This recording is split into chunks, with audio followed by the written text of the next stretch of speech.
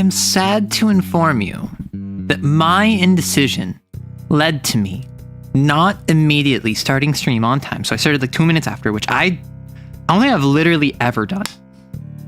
I have a weird thing about numbers. I have a weird thing where whether it's TV volume or it's starting stream or it's uploading or even in some cases leaving a comment,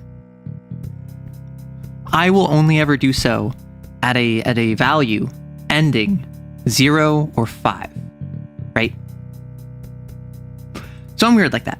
And I missed that opportunity because I was going to just wait a couple minutes to finish my noodles. And then I realized, what better way to start April Fools than just like full sending ASMR.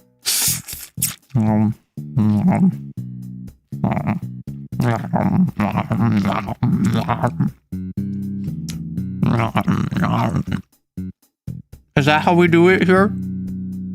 I have noodles.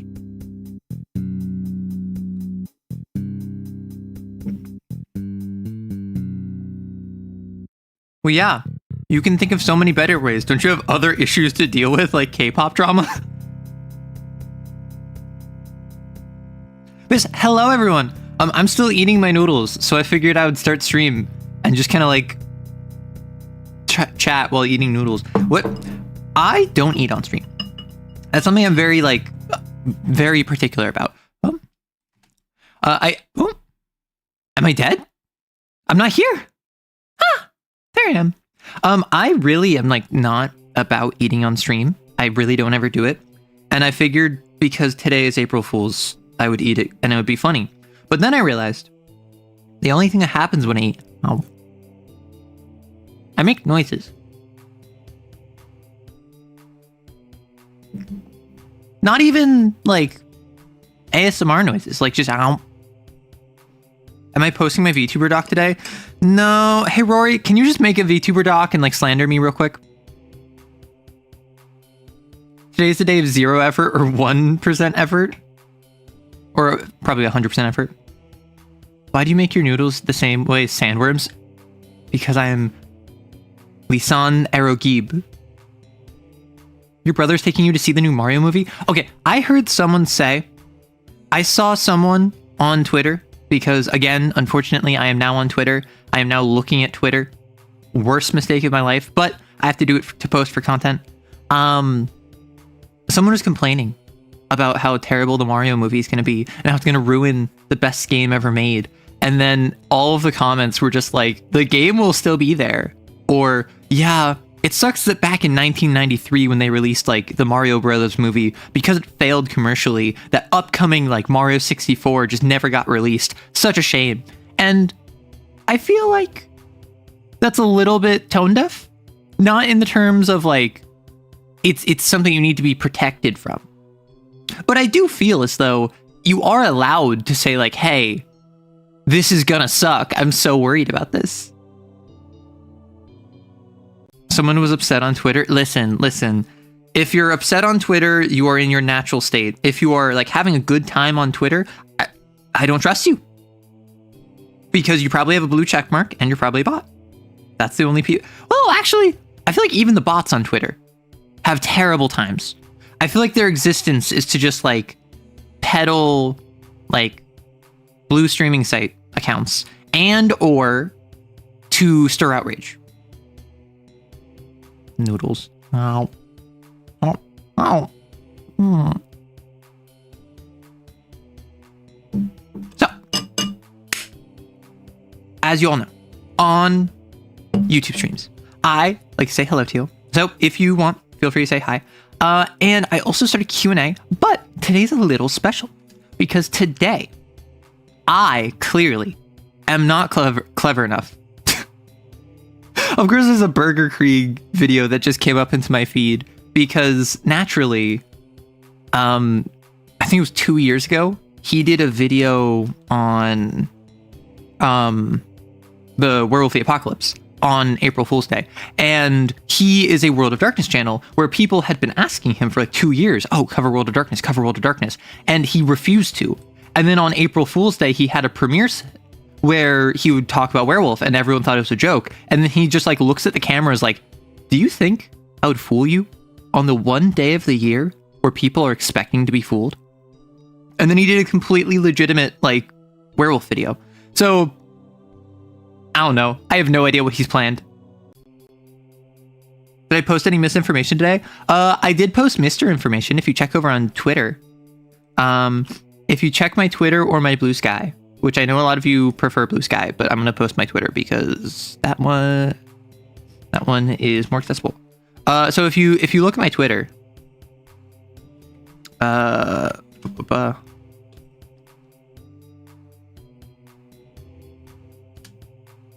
you will see that my most recent post, kind of surprising how few people know the history of April Fool's Day. It's based on the failed April Rebellion back under the Roman Republic, where the would-be revolutionaries self-identified as Fullis, or Windbag, because they likened their rebellion to the Odyssey. And then that's text 1 of 3. Except, no, it's not text 1 of 3. There are no more texts, and that is not true. I spread misinformation on the internet, and the goal is that at least one person believes me. Yes, there is a wheel here. Someone asked, how do I plan on doing a TTRPG speedrun? This is how. We are going to build out a list of challenges that you are going to give me. I saw some people on Discord posted some suggestions. I'm going to ask here for some suggestions, and we're going to make a TTRPG based off of the suggestions you give me. I'm going to have to spin this wheel, and I'm going to have to include whatever is in it. So you might say, like, smooching robots. And then even if it's like a fantasy setting that doesn't have anything robots, if we spin this, I have to add in smooching robots somehow. And there has to be like, it can't just be, oh, you can do that, I'm not going to stop you. It has to be like, no, the game supports smooching robots. Like, that's the sort of thing I'm going for. So that's something that I want to do. I like Lancer 2, D&D 2, no dice, dating sim, Kane but wholesome might be fun. We could just make mech fantasy Escaflowne style. I don't know what that is. I'm going to, as we do over on... Did everybody say hi? Did I miss everyone saying hello? Hey Farrell, hey Traden, hey Bay, Hammer, hey Driver, hey Some Dude, hey B, hey Cantus, hey Monty, hey Humble, hey Yextras, hey Real Robot, hey Void Returns, hey Gato, hey Clam. I think I got everyone. Hey... Chocho? Hey Chocho! Sorry, I had to like comprehend what that was. Are you an April or a fool? Leave your answer in the comments below. And question everything. Okay, so if you don't know, here on YouTube, I can make a Q&A. If you have anything to question me that is not related to the current topic, you can throw it there and I will get to it by the end of the stream. It might not be for 3 hours, but I will get to it by the end of the stream. Hey Kiki. Girl failure TTRP, that would be pretty funny. So, I think we can just kind of like start by adding stuff to this wheel. Like, I want to get this wheel up to like, I don't know, 20 options-ish, mayhaps. I want to get this wheel up to an unreasonable amount. I had to stab myself in the hand repeatedly in the hand with a pen to distract from a howling distress. It's that bad because the film is torturous to sit through. Oh my gosh. Oh my gosh. I'm gonna have a piece of chicken in response to that. Ow.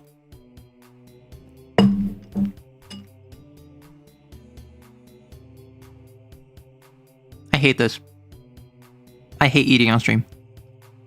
World of Darkness, but you're just a normal human. So what I want to do, my goal is to make a TTRPG system from the ground up. Alternatively, what we could do different, we could do a module for an existing system different, which would mean we have to choose, oh, one will be fun.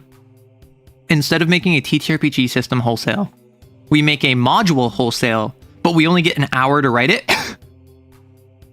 And then I have to swap systems. So I have to make a Kane module, I have to make a Lancer module, I have to make a D&D module, and we just like, every hour we swap and we just ship it no matter what. Instead of dice, you take shots. Instead of dice, you take shots. But whether that's a shot of alcohol or that's a shot from a gun, or that's a shot from a bow, or a shot from a slingshot, or a basketball, like all of that, or applying to a university, like whatever the context is, depends on what shot you take. So if it's a charisma roll, you have to take a shot of alcohol. If it's a athletics roll, you have to like hit a 3-pointer. And then if it's an academic roll, you have to take a shot at going to college by applying. Nothing that'd make us legally liable. Listen, I can just... Okay, want to be really funny? Another idea. We could attempt to remake an existing system in an hour. Can we collectively remake Kane in an hour? Remake Lancer in an hour, like the core mechanics. And we're not allowed to look at references. We're not allowed to like look at other sources. We have to just like from memory collectively be like, okay, what is missing here? Luck rolls are Russian roulette. Oh no. Cosmic horror, but instead of huge aliens, we have bureaucracy. So I'll say cosmic horror, but not Cthulhu. I'm gonna keep it a little bit more vague, right? Firefighters, we actually have to fight the fire. Firefighters fighting fires. Okay. Although it would be really awkward if we also added in one firefighting firefighters. So like, what if these are the only two we roll, right? Oh, I can just make this bigger. Whoa. So like, what if we roll both firefighters fighting fires and firefighting firefighters, and then you have like a two-pronged system? Speedrunning TTRPG, exactly, Hydra. To get a background, you need to apply for the job. No! Noodle. Why are all of my noodles? My noodles are... They're all stuck together. Ow. Ow.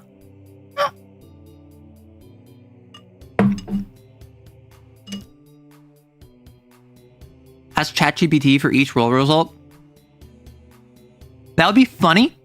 1, Doug already did that. 2, we don't use AI. So, like, I am someone who, my hot take when it comes to generative AI, I don't think you should be stoned to death if you use it.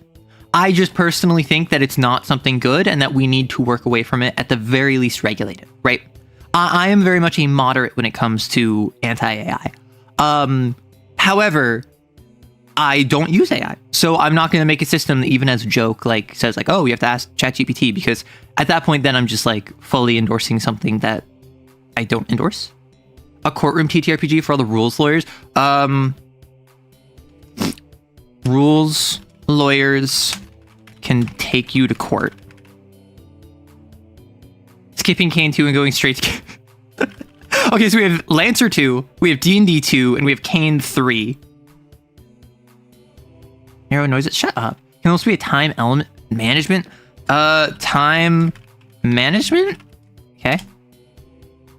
This would be so much less confusing if English still had a case system. Ooh. Make it Lancer 3? Are we just doing like... So D&D 4, because like Pathfinders... I mean, okay, so D&D 6e, we're going to get ahead of the curve, right? We're making D&D 6th edition. We're making Lancer 3. We're making Kane 2.2, or 2.3 to match the Harpocrates dossier. Every power takes the form of consumable... Someone in... I think it was Celador in the Discord mentioned an alchemy system where you have to buy the properties of alchemy, actually go through. A Jenga tower game where... Oh, right, so DP, I imagine you're copy pasting stuff from the Discord. Armored Core 7? Yeah, we'll just add in Armored Core 7 real quick.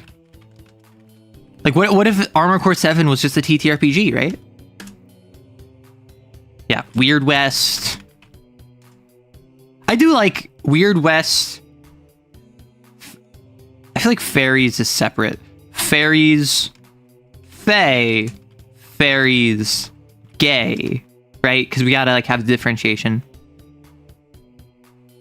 Non-standard resolution mechanic. I mean, I already have no dice, right? I have no dice as one of the options. Oh, so how well can you see this? Is this something where you can barely see what I'm writing? Because like, I have blowed it up, but I don't know how much better I can do. Hylix 3 was a music album instead of a video game. Gay? Yes, gay. A BuzzFeed... a TTRPG, but your different orientations are your offensive abilities, and your various identities are your defensive abilities. So, like, if you're cis, then you're really, like, high defense, but low mobility, whereas gender fluid has the lowest defense out of every single class. However, they have the highest mobility. Meanwhile, if you're straight, you are really good at like single target damage, whereas if you're pan, you're really good at like AoE attacks. I feel like asexuals would be like defenders. They would protect other people. And then would like bis be support? Or would we have it be like if you're attracted to, so like same sex or opposite sex, so like a heterosexual or homosexual would be single target. What if they're support and bisexuals are like one target and then pansexuals are everyone? Bis are D&D rogues. Boy frame. Okay, we're making boy frame. Asexuals have damage resistance, yeah. All the minis are food and you have to eat them. Minis are food. They taste bad when they're good aligned. So it's the idea where it's just like, if you kill the random shopkeep, you have to eat something. But the thing you eat is like natto because they were a good person. The characters are food. What? Wait, what if it's just like everyone is food? If you get eaten in game, you get eaten in real life. You eat what you kill, sets a donut on the board, and then you just play like Vord of the Boreal Valley, just like Cookie Run TV. Okay, please tell me, what is the deal with Cookie Run? What is, like, all I know is that it's about cookies and they run and I think people thirst over them. Pentagon agency, just triangle agency, but government instead of corporate.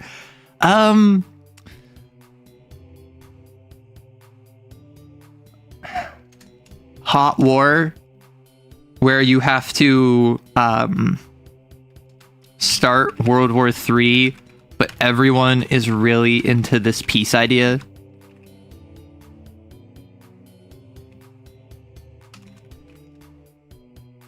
Like, imagine a TTRPG where like you're Cold War spies and like you're playing as the Russians or like MI6 or the CIA, and then for whatever reason everyone in government is like, no, I feel like this has gone on long enough. We need to like reorient ourselves towards more humanitarian efforts. And then all of your superiors are like, wait, what? Or even better, even your superiors are like, yeah, I think we gotta wrap it up. And you're just like, I need this job. I need this job. I can't go out of business. The One Piece, the treasure, not the anime. The real TTRPG was friendship all along.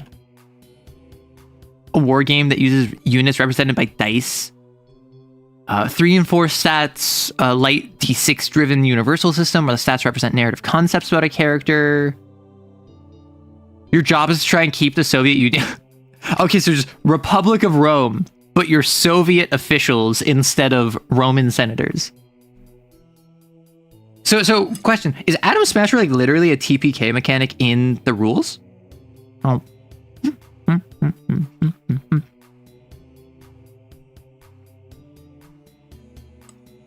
Noodles. Nah, you don't even understand. I got noodles. I got some breaded chicken, some seared bok choy. Threw that all together with some green onion, some sesame seeds, and some homemade hoisin sauce, and boom, bada bing, bada boom.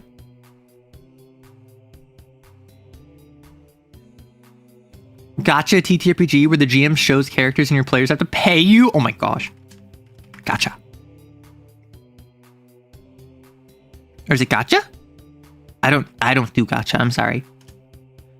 Adam Smasher is here. You effing die? Oh my gosh. Wait, being time traveled Soviets trying to steer the timeline towards communism? Well, so that's just Red Alert 3, right?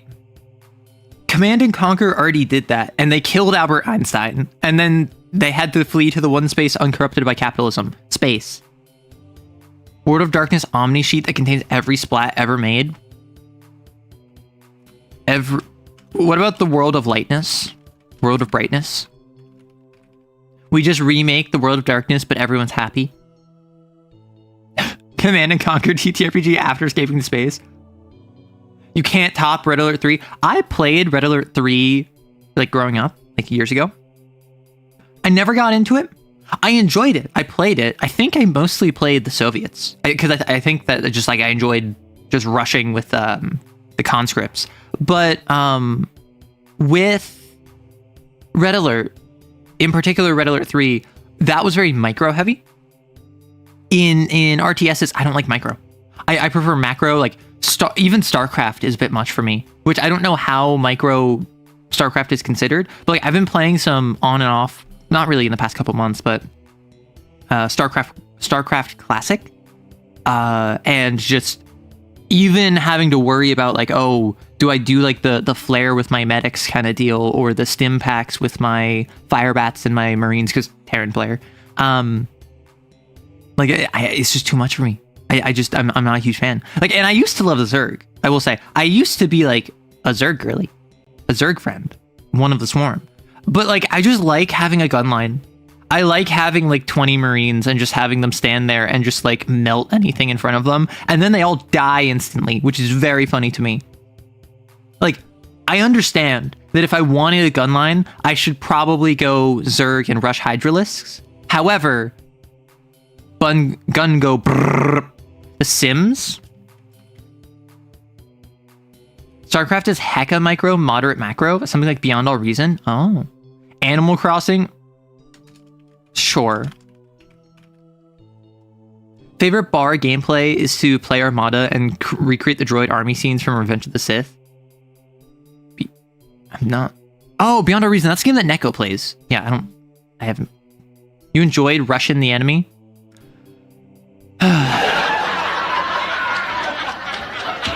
I'm gonna eat a piece of bok choy in response to that. I have chicken! Never mind. I'm gonna eat my chicken before it goes cold. Ow. Wow.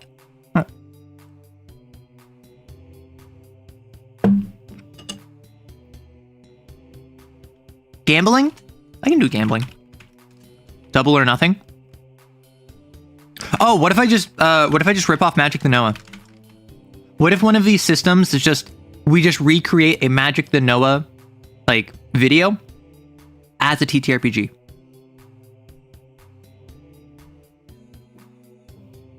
Anything else?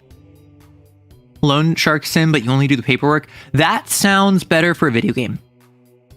Mecha game where your model kit is your health bar taking pieces off? My main exposure to making figurines is Warhammer. Warhammer, you have plastic minis, you glue them together, and then you're kind of stuck with them. I've heard in recent years, there's been a push by the community to have 3D printed like pegs that you put in the shoulder joints in particular. I think really only the shoulder joints, so that you can remove arms and add new arms with new gear in case gear point changes happen. But aside from that, like I've never made Gunpla. Is Gunpla something where like you can take off pieces like a Bionicle? Eat any food during the session, make your character become like the food?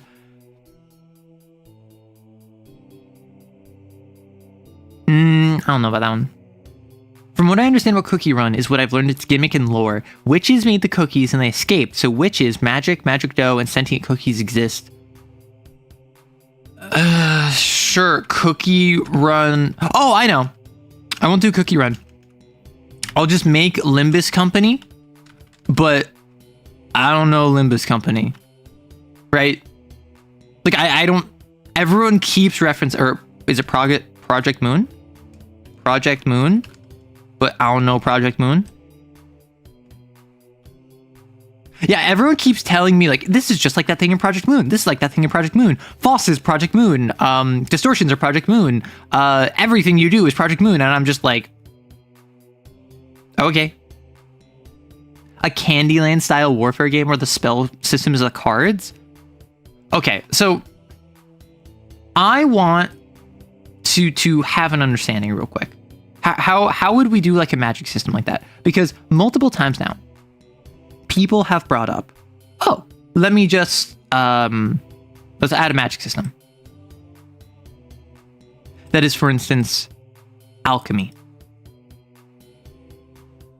Like, how would you do an alchemy system? Because in the Creatures TTRPG, I actually ended up making a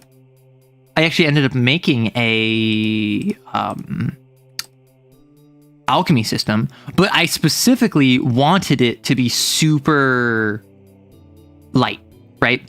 I wanted the alchemy system to be super soft because it is inherently misunderstood and not understood. So you can do stuff like you have ways of creating an elixir, but ultimately the properties are entirely up to the GM.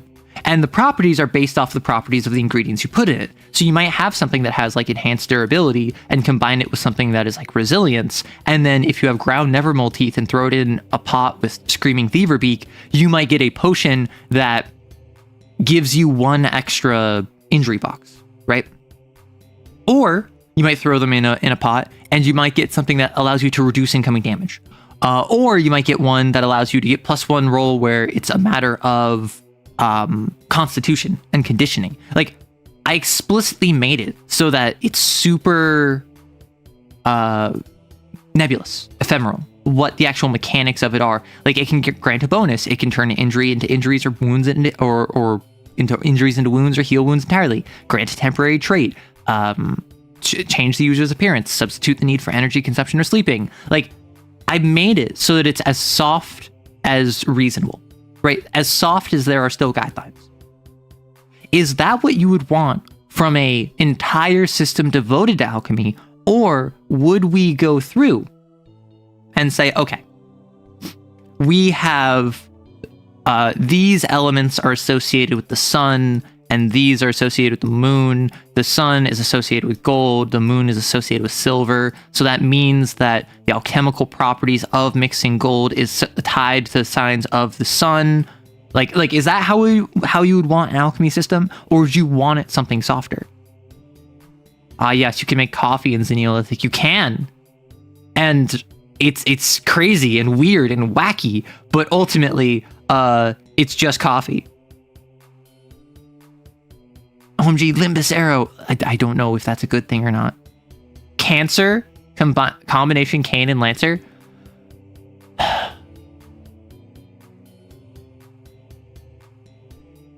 Okay. Idea. Cancer. It's a Cane game where all of the XOs have cancer because they were exposed to a Lancer frame that like shed off radiation towards them. And so now they go off and do Lancer Cane stuff, and then occasionally have to get in a Lancer frame to go fight something. Final boss of the entire thing, giant crab.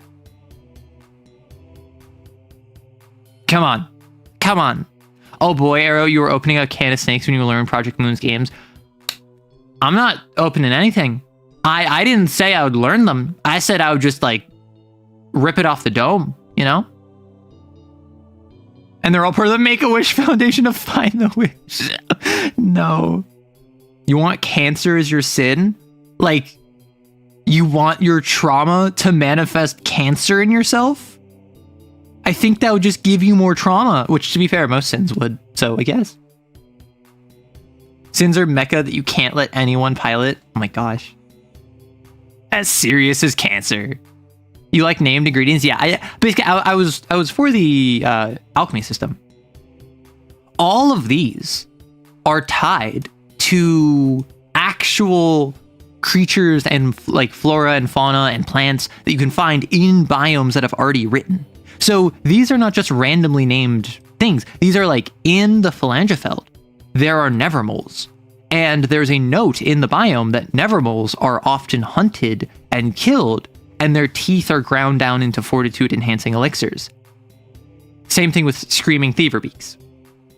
And the same thing with willoughby peppers. They're harvested and used as a base in elixirs often.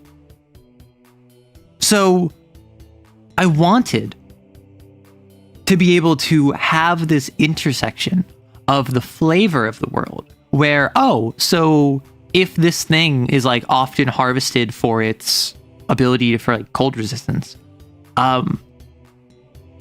man, why isn't it mechanically viable? So then I added in mechanics for it.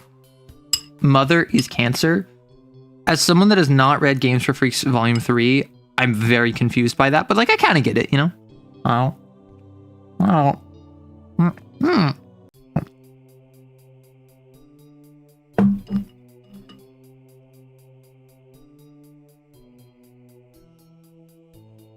Oh, pet taming. Yeah, I guess I do have to add pet taming. Like, what kind of TTRPG do you have if you don't have pet taming? I realized I don't have pet taming in the Stone Age TTRPG, the Neolithic, which, like, as far as I'm concerned, I feel with everything else in the system, you should know how pets work because everything is based off of a 1d12 or 2d6 task system.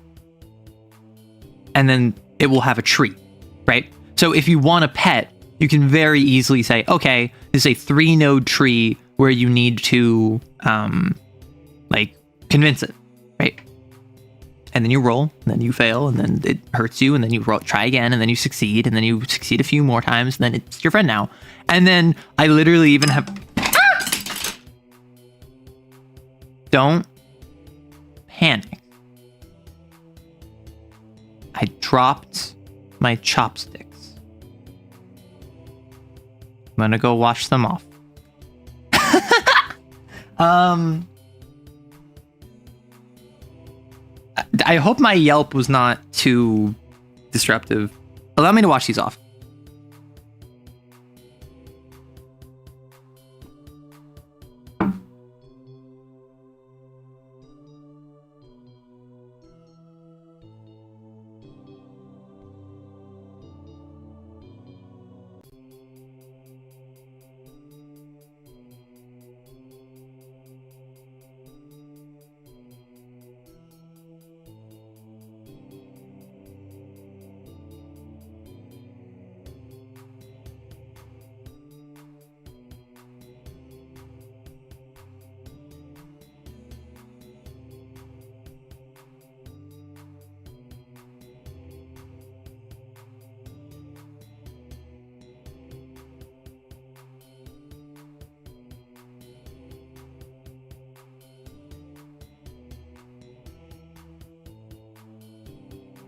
I realized I could just rinse them off and grab a different pair instead because we have like 20 pairs of chopsticks.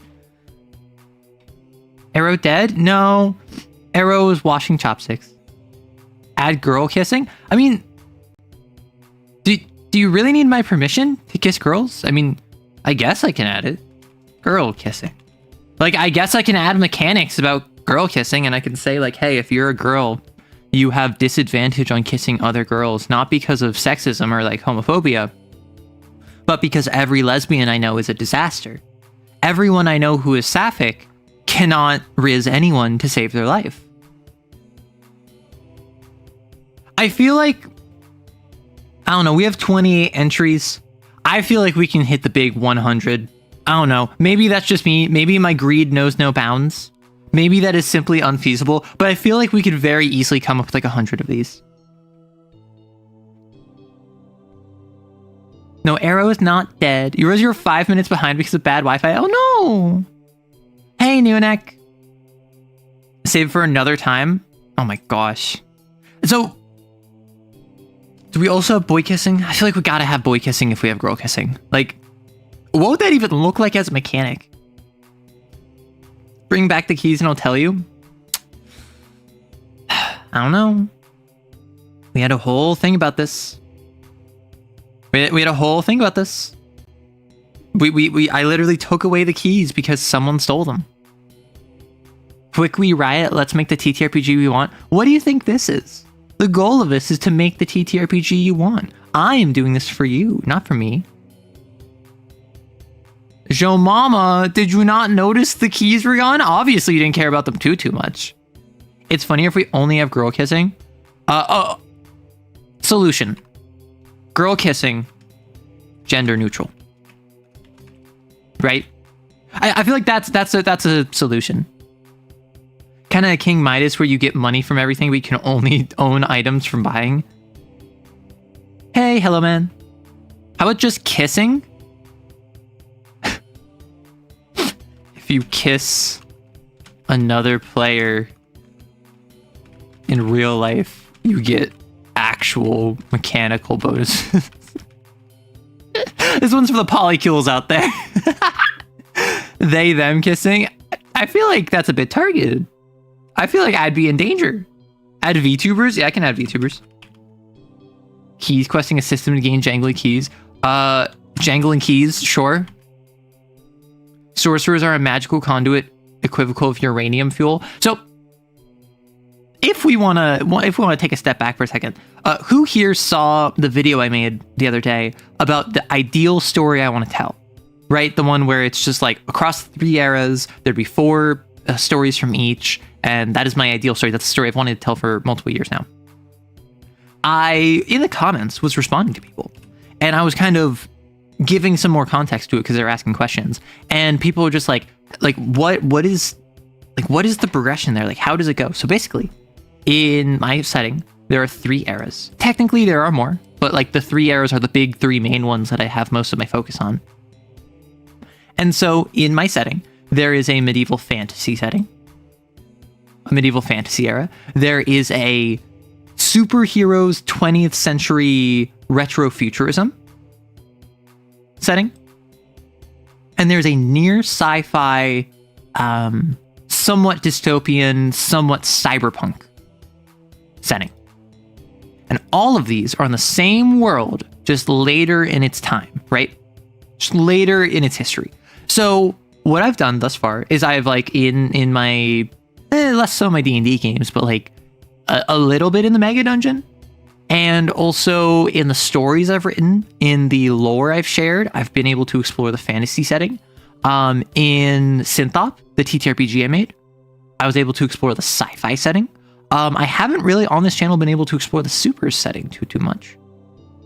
Or is it No Free Will? Because I saw that. So the No Free Will is a TTRPG I made called Synthop, where you play as synthetics in my setting, which is why I got to explore it a bit. So like H&B, Syncotech, Alarm, Westekey, those are all, like, I didn't make those for Synthop. Those inspired Synthop because I had already made notes on the big 4 manufacturers and what they do and how they interface with one another and what their specialties are. And then I made a TTRPG from that.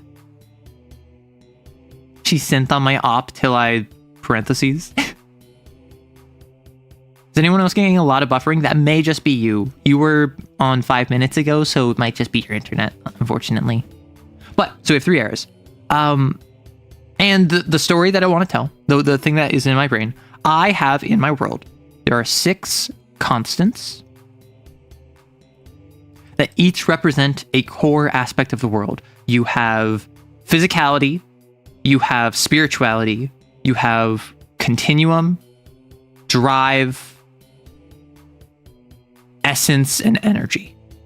And all of these are tied to different core functions of the world. They are inspired pretty directly. Like literally, I thought to myself, like, if I was to make the infinity gems in my setting, how would I do that? Like, what are the core aspects of my world that I would make? And this is kind of dating myself because I don't know if anyone knows, they used to be called the Infinity Gems. They are now called the Infinity Stones. The Incredibles inspired one would be fun for supers. Yeah. So the reason I call them supers instead of like metahumans or whatever is because I like the idea of if you have powers, you are a super. And then superhero and supervillain are effectively like legal labels assigned to you, or like public relations like labels like ascribed to you. You don't like self-identify as a supervillain. You are a super who is a villain. So you're a supervillain. You are a super who is a hero. So you are a superhero. And part of why I like that is because the natural conclusion of that is this big rally of like, those classic, I don't know if they're classic anymore, but like, at least when I was growing up in like elementary school, there were these posters where it was just like, your local, like support your local heroes. And it would show like a firefighter and like a police officer and like a sanitation worker, garbage collector, a mail carrier, and like just kind of like mundane jobs, and saying that like they're the real heroes that keep society running kind of deal. So I like the idea of like, you don't have to be a super to be a hero, as just like a motivational poster. And that just kind of came into my brain and it hasn't left. We should get carcinization, where everything is or will be a crab. Could be a World of Darkness system where you have crab and non-crab stat you need to balance. You're only dating yourself if you say that. You could have already known that by being a massive nerd, something we already know. See, that's the thing, right? Like, I have not revealed my age explicitly. I feel like a lot of people have a pretty good guess. Like privately to my friends who are like some of my other content creator friends, like we've talked about like private stuff because we're friends.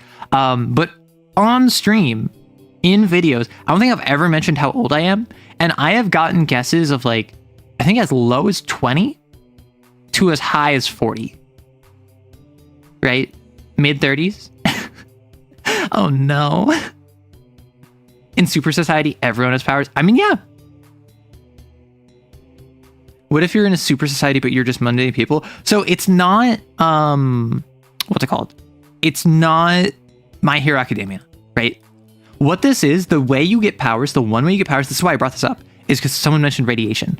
There are things, there are certain types of stones that they have all, like the people of the era, assume are radioactive. Because it functions not the same as, but kind of similarly to radiation. And there are 6 types of stones, which are all different colors, that emit this light that is effectively like radiation. So if you get exposed to it for too long, you will die. You will just die if you don't have protection and you're exposed to it. If you're exposed to it for too short, you will experience changes that will often be uncomfortable and lead to long-term health complications, but not like kill you instantly. If you are exposed to the exact right golden period, you will develop superpowers. So it's something where, based on which type of stone it is, which are tied to those 6 constants that I mentioned earlier, so it might be 10 seconds, it might be 3 minutes, it might be like 1 minute 47 seconds and 3/4 of a second. Like, who knows what that golden time is, and who knows how big that window is. Like, it's something where if you stay too long, you're gonna die. If you stay too short, you're gonna have serious health complications. But if you're just right in the middle, it's gonna be perfect. And the reason I have them think is radiation, because it's such a classic superhero thing to be like blasted with radiation, right? Maybe that's literally just the Hulk, but like a radioactive spider for Superman, blasted with radiation, with gamma waves for Bruce Banner. The Teenage Mutant Ninja Turtles were like mutated and irradiated. So like, I like the idea of like paying homage to classic comic book origins, in the fact that the way you get turned is a way that doesn't really make any sense. So I got mid-30s, 30, 24, Hag VTuber, you are 28, you're 157, I know a Camarilla agent when I see one. You think I'd be Camarilla? Honestly, probably. Like, let's be real. As much as I'd love to say, like, oh yeah, I would like throw Molotov at the orphan crushing machine, like, if I have no hold or power, and I'm up against individuals who I know have been in power for 1,000 years, it might just be easier to just keep my head down low, at the very least for another like 100 years or so, until I get to the point where I can like figure myself out, right? And I can figure out like my own power, my own area. And that's exactly how they get you. Like how the Camarilla gets you is by, oh, I can't do anything now. Just give me like 100 to 200 years. I'll figure it out. And then by that time, you've been in the Camarilla for longer than you were ever out of it. And so you have no incentive to leave. An easy enough problem to solve with enough illegal experimentation, and some places have tried. The issue is that it is dependent, like that Goldilocks zone, is dependent not only on what type of stone it is, or like what type of radiation it is, but also on the person, both physically and psychologically. A big part of my world is that anyone can get magic. Anyone can get superpowers. Anyone can get the cool thing. Because I don't like settings where effectively you have a genetic predisposition to being cooler and superior to everyone else. That rubs me the wrong way. So I have a very like egalitarian view when it comes to being awesome. The issue is that means, how do I make it so that not everyone just has powers? And I've done this a couple of different ways in my fantasy setting. You can literally, anyone with enough time and effort can study under a wizard or under a mage, or mages are just like independent mentors, whereas wizards are a part of institutions. You can just learn magic. And the natural question to that is, why doesn't everyone learn magic? And my answer to that is, why isn't everyone a rocket scientist? Why isn't everyone a doctor? Why isn't everyone a famous musician? These things are not just like, hey, I'm going to like put in bare minimum effort and get a bachelor's degree, and then suddenly I can cast Fireball. This is like, no, you have to like go to magic medical school and like devote 8 years of your life slaving away to learning how to conjure a ball of fire. It's gonna suck. And if you don't have the money, if you don't have the time, if you don't have the not just the interest, but also the resolve and passion to stick with it, you're probably gonna drop out. And yeah, you'll understand like the fundamentals of magic maybe, but it's not something where you can just like pick it up in a year or even in like 2 years. It's something that you need to have this longer connection with, which is why you might have like a 16-year-old wizard because they've been studying since they were like 8. But ultimately, that's no different than like a 28-year-old wizard who'd been studying since they were 20, right? Addendum to Mad Science. You play Creation of Mad Science, not as Mad Scientists. Interesting. I think Arrow is probably early 200s. I think Arrow's as old as time itself. They're an immortal being who doesn't tell much about their identity, so we don't connect the dots across history. I will say, this is just kind of an exercise, which I might terrify myself with. How many actual concrete details do y'all know about me? Like, of what I've said over time. Does anyone have any, like, concrete info that they know for sure? Like, yeah, Arrow has said this on stream or in the Discord or in a video. I'm American. I am from the US. That is true. He's just trying to question us on something we stole from him, and we just ran him in circles, dangled bits of information just out of his neck, and somehow didn't get staked by the sun. Oh my gosh. Last session, the whole coterie locked into Rage Beta Camarilla Prince. So silly. So I'm American. I live in I moved to California recently. You are a human person, unconfirmed. You have at least one roommate. That is true. Your birthday's on Christmas. That is also true. I legit think you might like The Worm, the web serial, with how much you've put into your superhero chunk. So there's more. So not just all of this. So anyone can be a super. You keep Worm in the back of your head, because I have never read Worm. I know at one point it was like the longest piece of fiction ever, or at least in the English language. Flirty, arrow ace, non-binary nerd. I'm flirty? Is that a perception people have of me? You have family you're still connected to, and at least a brother. Okay, yeah.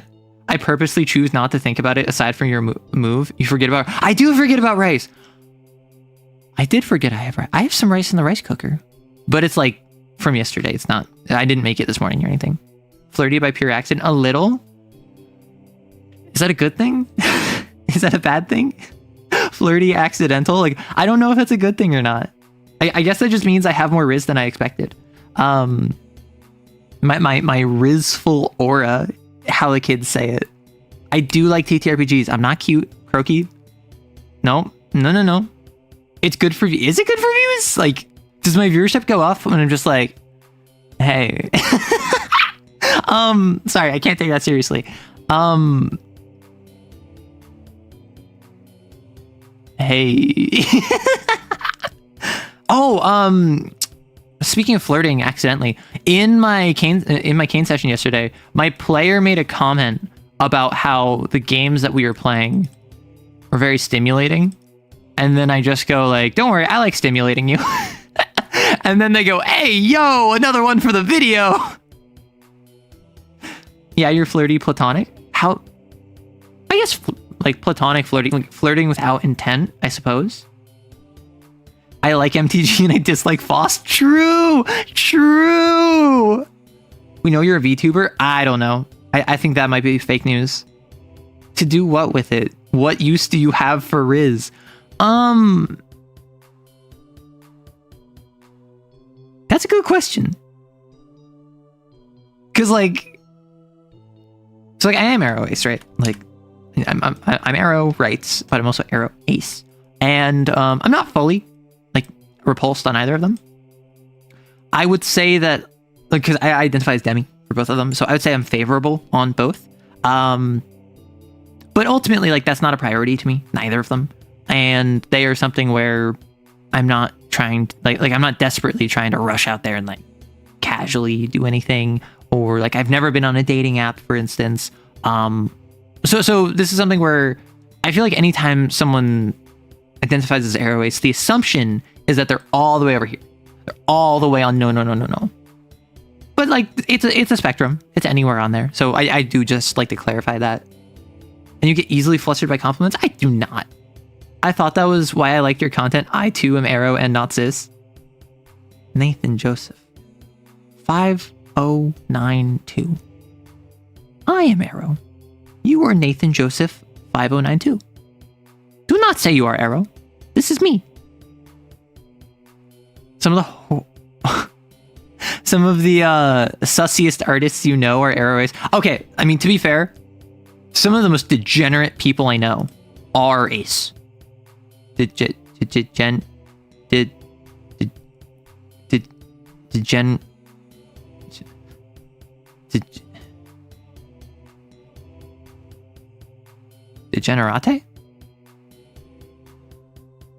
Yay!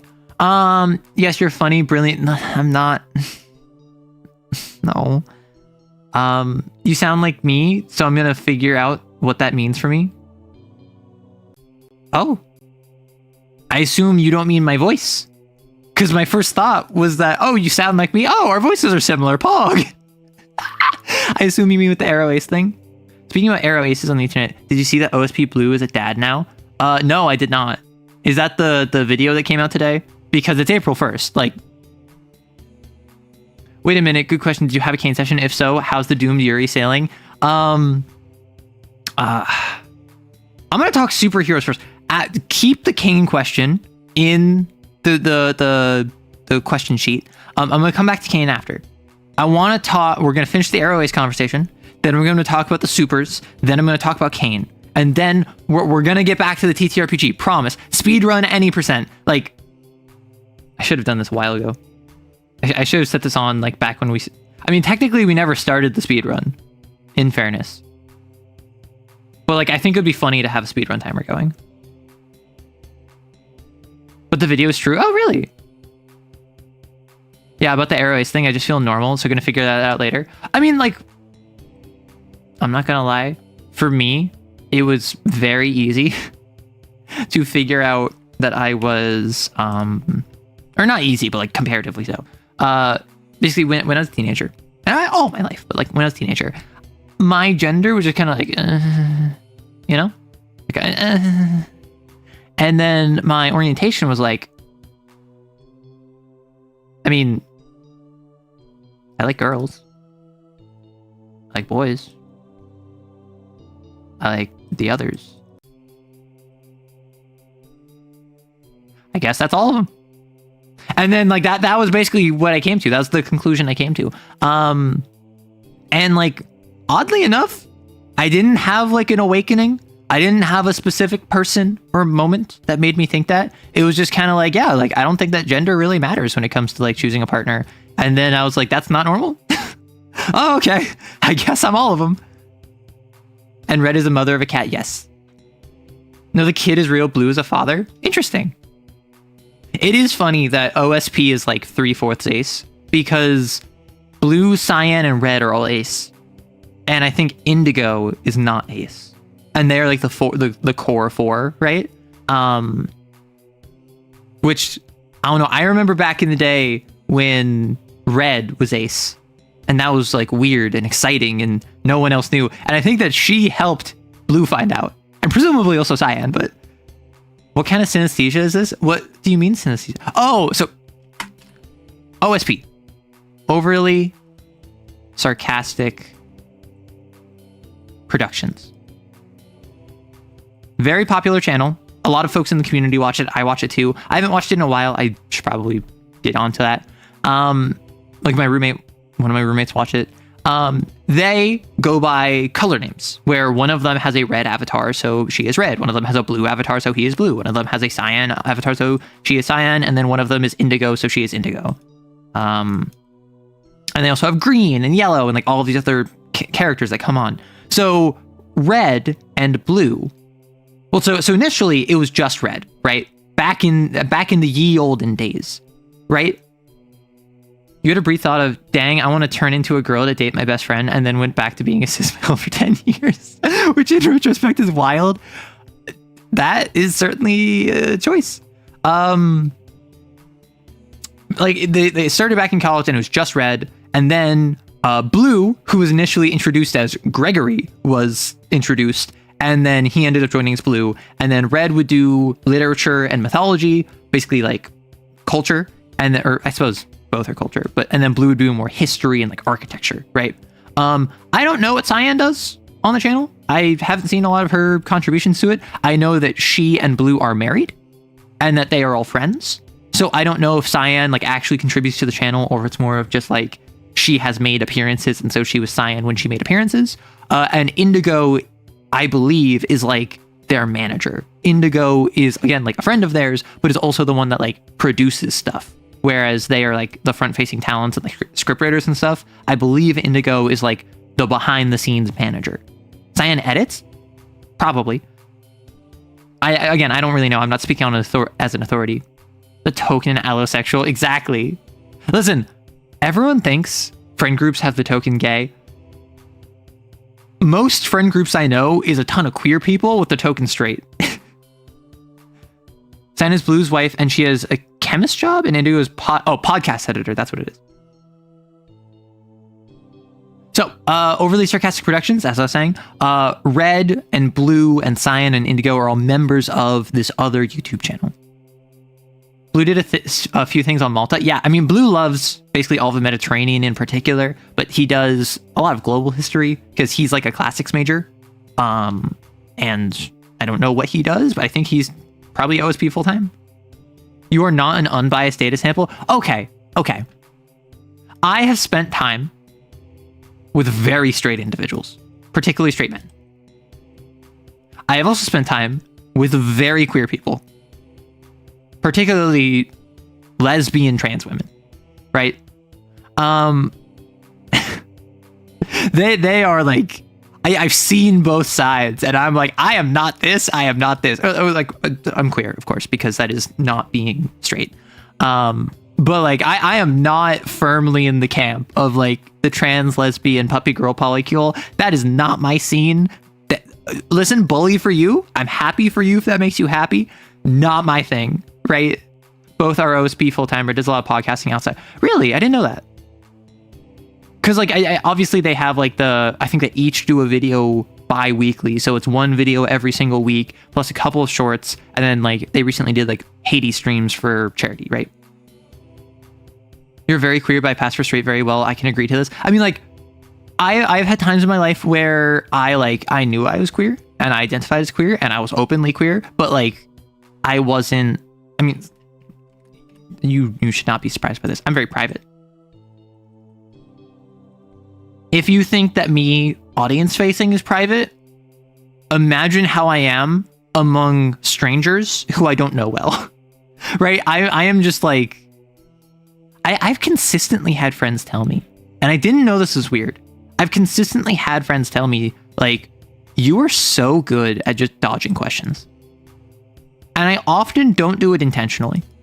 I often am just like, so I'm in a conversation with a friend and like, they're telling me like, oh, like, man, I had this really bad breakup and like, oh, I'm just hurting so much. Like, how about you? How's your love life going? And I'll just give like a surface level answer and then I'll ask another question.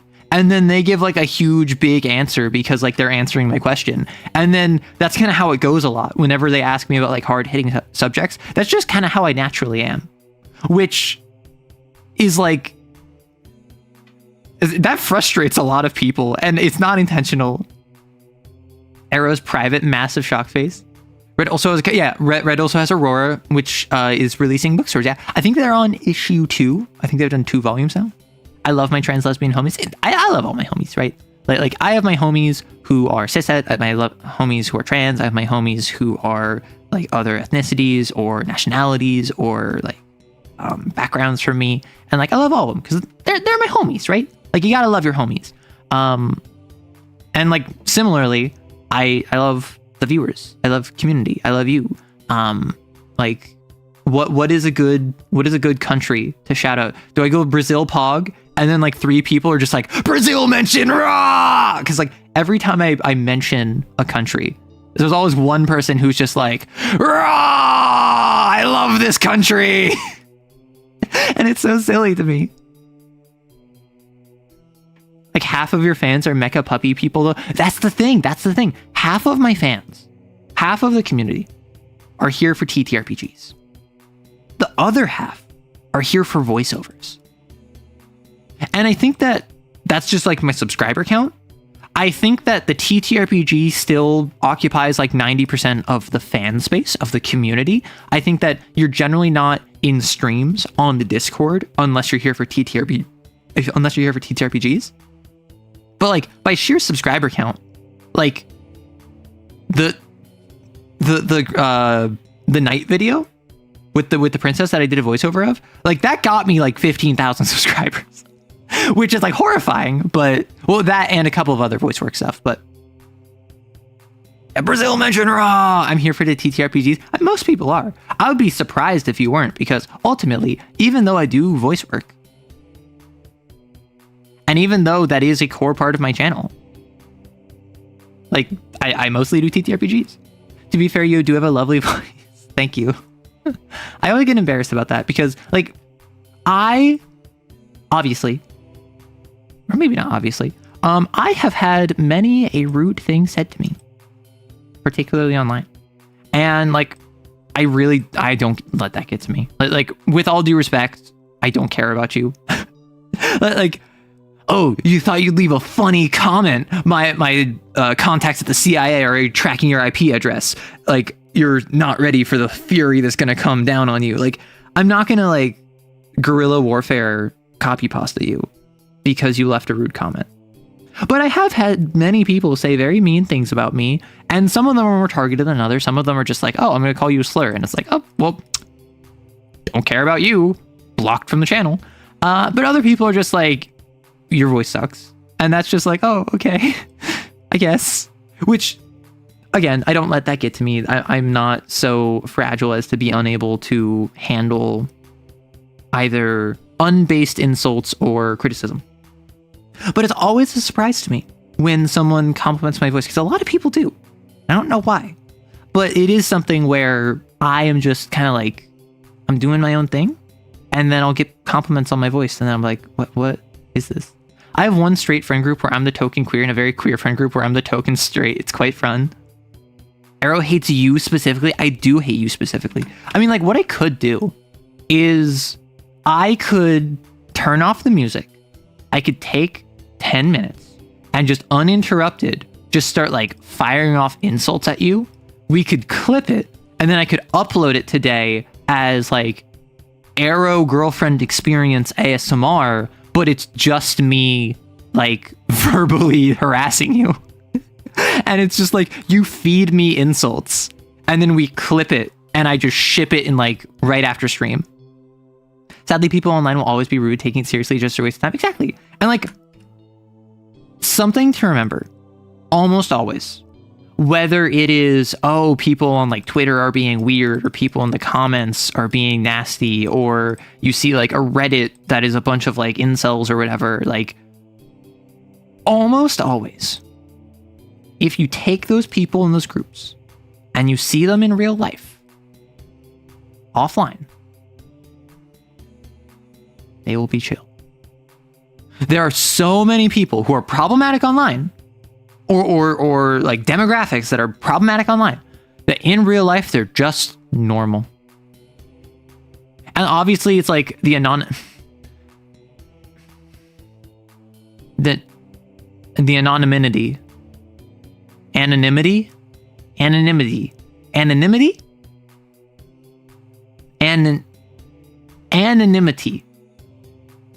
anonymousness, anonymity, because it's not anonymity, it's I don't know what I am, bi, pan, straight, demi, arrow, ace. I'm just trying to focus on myself, so I'm gonna enjoy my exactly find someone or someone's or no one. Like, you don't have to find anyone in particular. Like, you can just live your life as long as you're happy. And that's why I think that it's kind of silly when people get upset at you, when you're just like, hey, I am not interested in dating. And people are like, "Ugh." And then you're like, hey, I'm interested in dating, but I feel like I want to date more than one person. And then they also go, "Boo!" And it's like, pick a struggle. Pick a problem. My friend, you're getting upset at people for not doing something, and you're getting upset at other people for doing exactly that thing. IRL finding Nemo bit. Okay, Anthony, you can't say that, because anonymity, we got so sidetracked, it's kind of impressive. The TTRPG is coming. The speedrun will be completed. It will be glitchless. It will be any percent. You just have to wait on that. Anemones? I can say anemone. I can say anemone. I can say Worcestershire sauce. I can say thank you. I can say I'm sorry. I can say all those really difficult things to say. I can't say anonymity. You could. I'm not Nemo. I am at worst Captain Nemo at Point Nemo, far from the shores of sanity. I am at the furthest point from landfall, and I am adrift in the sea of my own inadequacy, held aloft by a single plank of wood from the foundation of my reality that has come crumbling down due to the shrouded face of anonymity. I am more than my vocabulary. Yet why do the grammar and syntax ropes wrap around my legs and drag me down into the depths further with the anchor that is anonymity? I am beyond that which is mortal. I have ascended past my flesh, and I am a digital reconstruction. Yet no digitized form is safe from a server farm being dunked into a sea of a speech impediment, which I actually literally had growing up. That's my excuse. I had a speech impediment growing up. Shut up. It had nothing to do with anonymity. Just shut up. Real Ahab vibes. Listen, my white whale is my white whale is anonymous.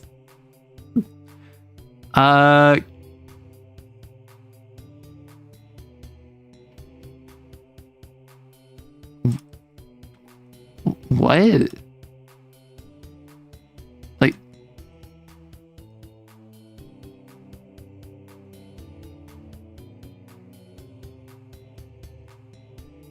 what is this word? What that mouth do?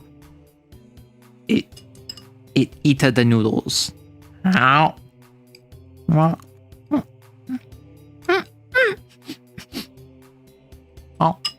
Oh.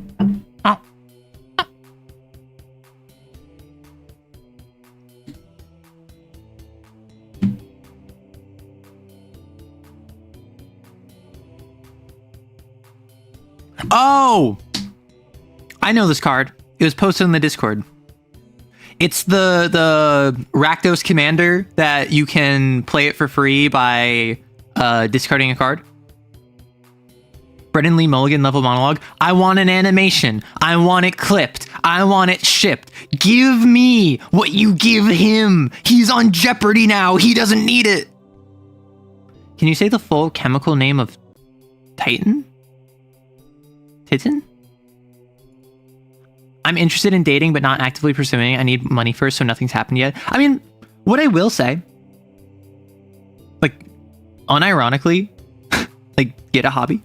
And I don't mean like, oh, start taking up guitar. I mean, like, go to a place where you can do hobby stuff. Like, I've been going to a writing group recently.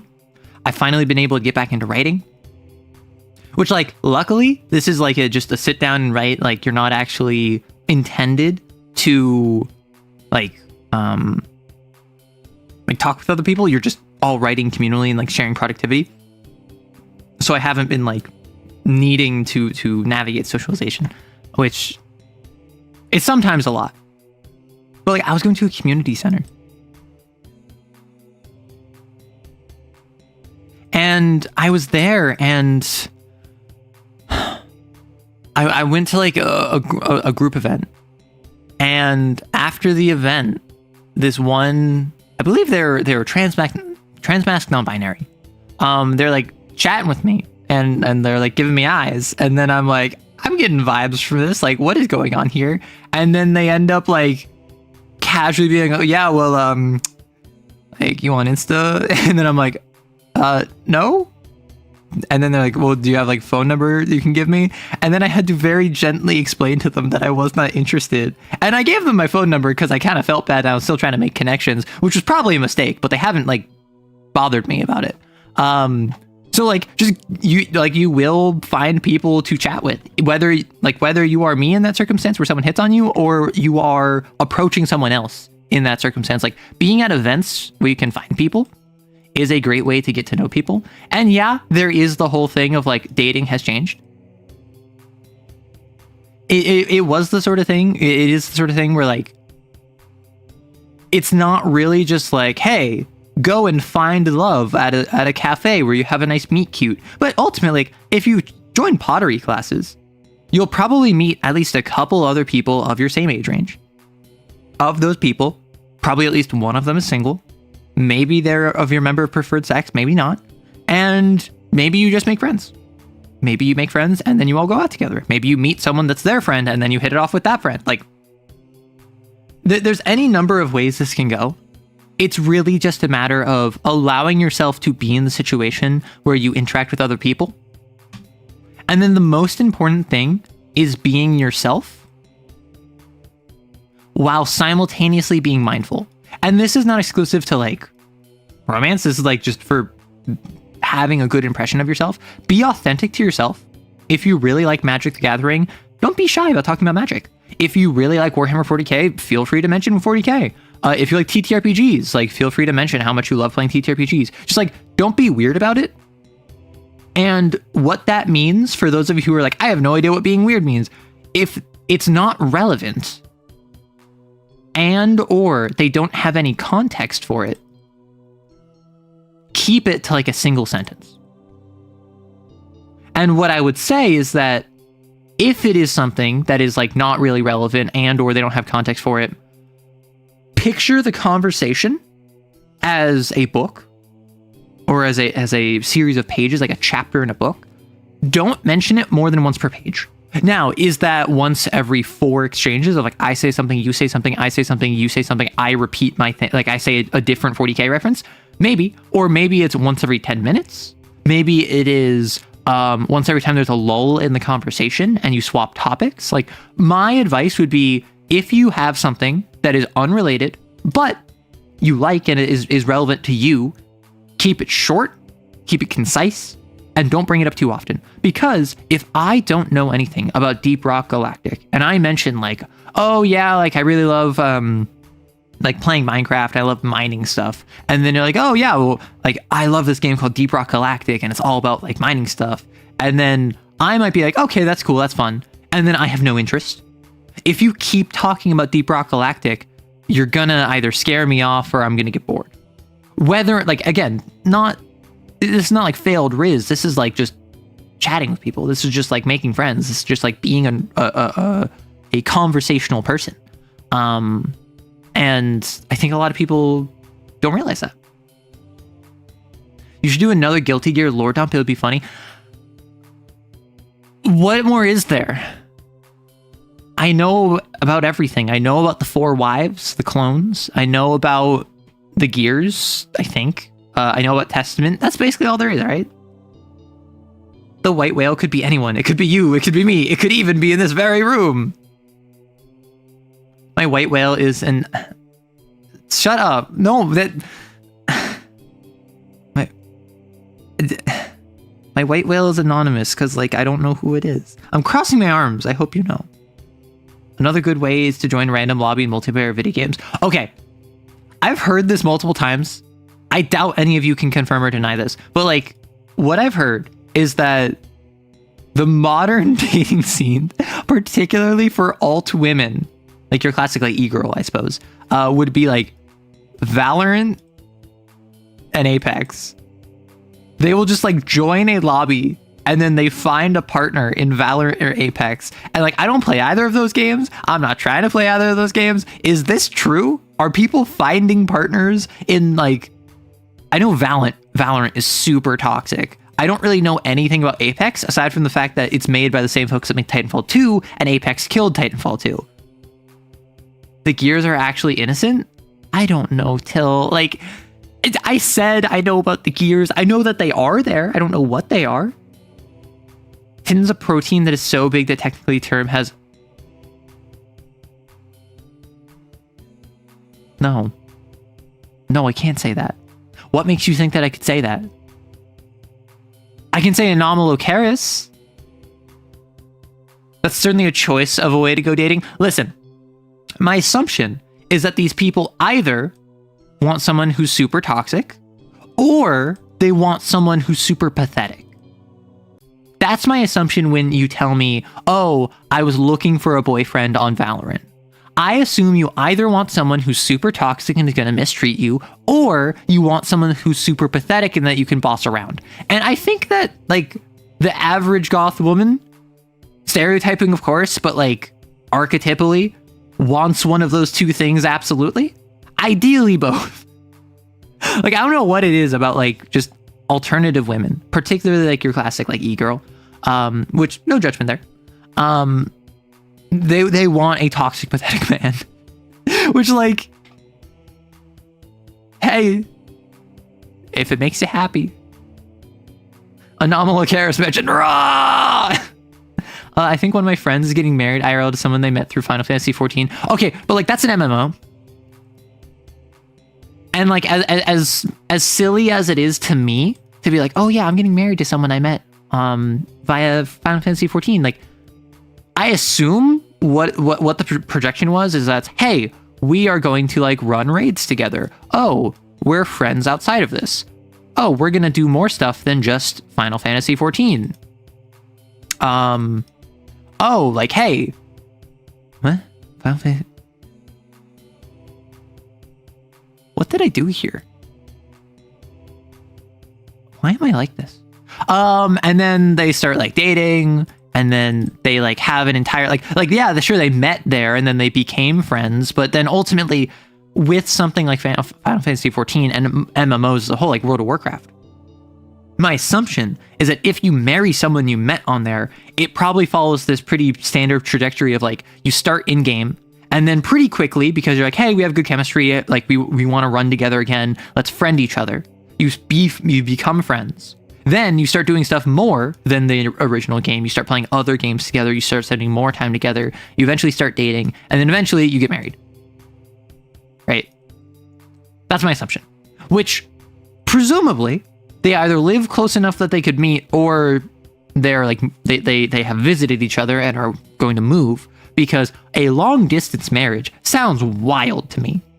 I'm sure it's happened, but I feel as though long distance kind of breaks down once you get to the marriage stage. Yes, I know I wrote X14. I gathered that. So, some dude can't just tell me to say it. I will choose what I say and what I don't. Can you say, where's Waldo? Waldo's right there. Can't you see him? He's literally right there. Can you not see him? Like, is this, are you pranking me for April Fools? Is that what this is? Final Fantasy X has that many sequels? Yeah, how'd you know? But like, my assumption is that with an MMO in particular, because it's a social experience, if you meet people there, you're more inclined to befriend them. And I say this as someone who, like, I played Guild Wars 2 briefly with my friend, and aside from that, I really haven't played MMOs. So I don't know how accurate that is, but my assumption is that based on everything I know about MMOs, is there are social experiences where the intention is that you want to like make connections. And obviously a lot of people are not going to have social skills, and they're only going to have friends tied to the system and tied to the game. But if you get to the point where you marry someone, presumably you became friends with them outside of the system. Is this a stream that you'll go for AFK 24 hours? I did consider it. I'm not going to lie. I did consider starting stream, leaving it on the pause menu, and like for an hour, just constantly coming up with new excuses as to like why I couldn't start stream, and just be like, oh, sorry, model's bugging out. Oh, sorry, I have to eat. Like, oh man, this audio stuff is just not working. My headphones are ringing. I need to work on that. And just coming up with like an hour worth of excuses. But I decided against it. I thought that would be more boring than anything. It is April and I am the fool. Smug Astolfo emoji, not enjoyer.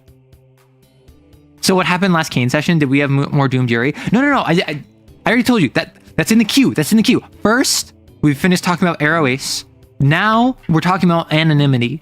And now we're talking about supers in my setting. Then we talk Kane. And then we get to the TTRPG speedrun. Don't worry, the TTRPG speedrun, it's coming. It's going to be just right around the corner. We have an entire like wheel of names set up. This is going to be fire. It's going to be incredible. However, we have other stuff first. So, superhero setting. Something that I would love opinions on. I have my 3 eras in my setting.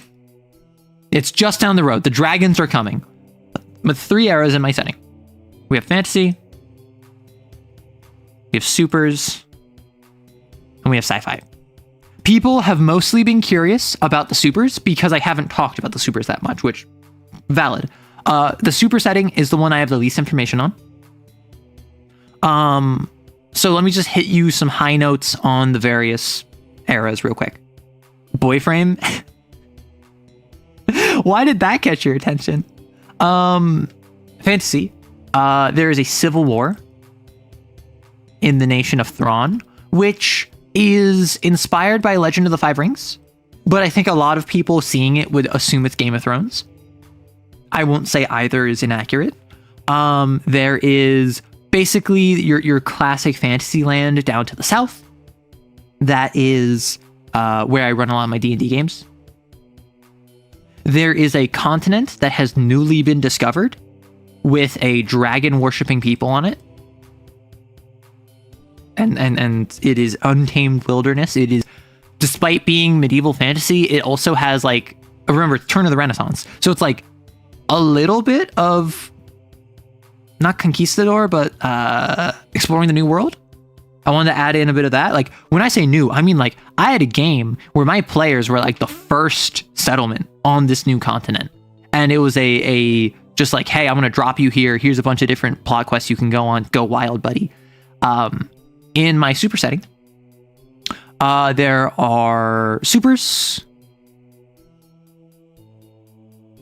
And the fun thing about the superhero setting is I wanted the zeitgeist of basically like every 20th century event going on. So currently in supers, there's a world war. It's like 1/2. There's a Vietnam War going on. There is a Great Depression going on. There is 50s like McCarthyism.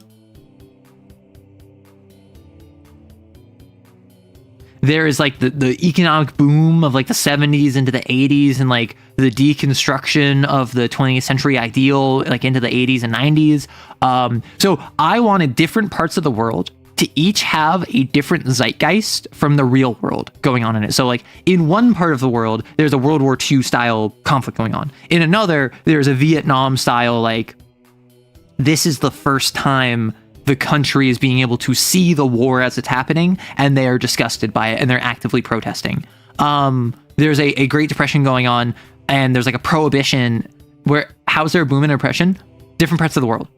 So naturally, if you have like, the global economy is all linked together, but if it is not as strongly linked for whatever reason, whether it's isolationist policies or just simply there are multiple continents, so one continent is going to be less involved in the other one, that will all have different impacts on each other.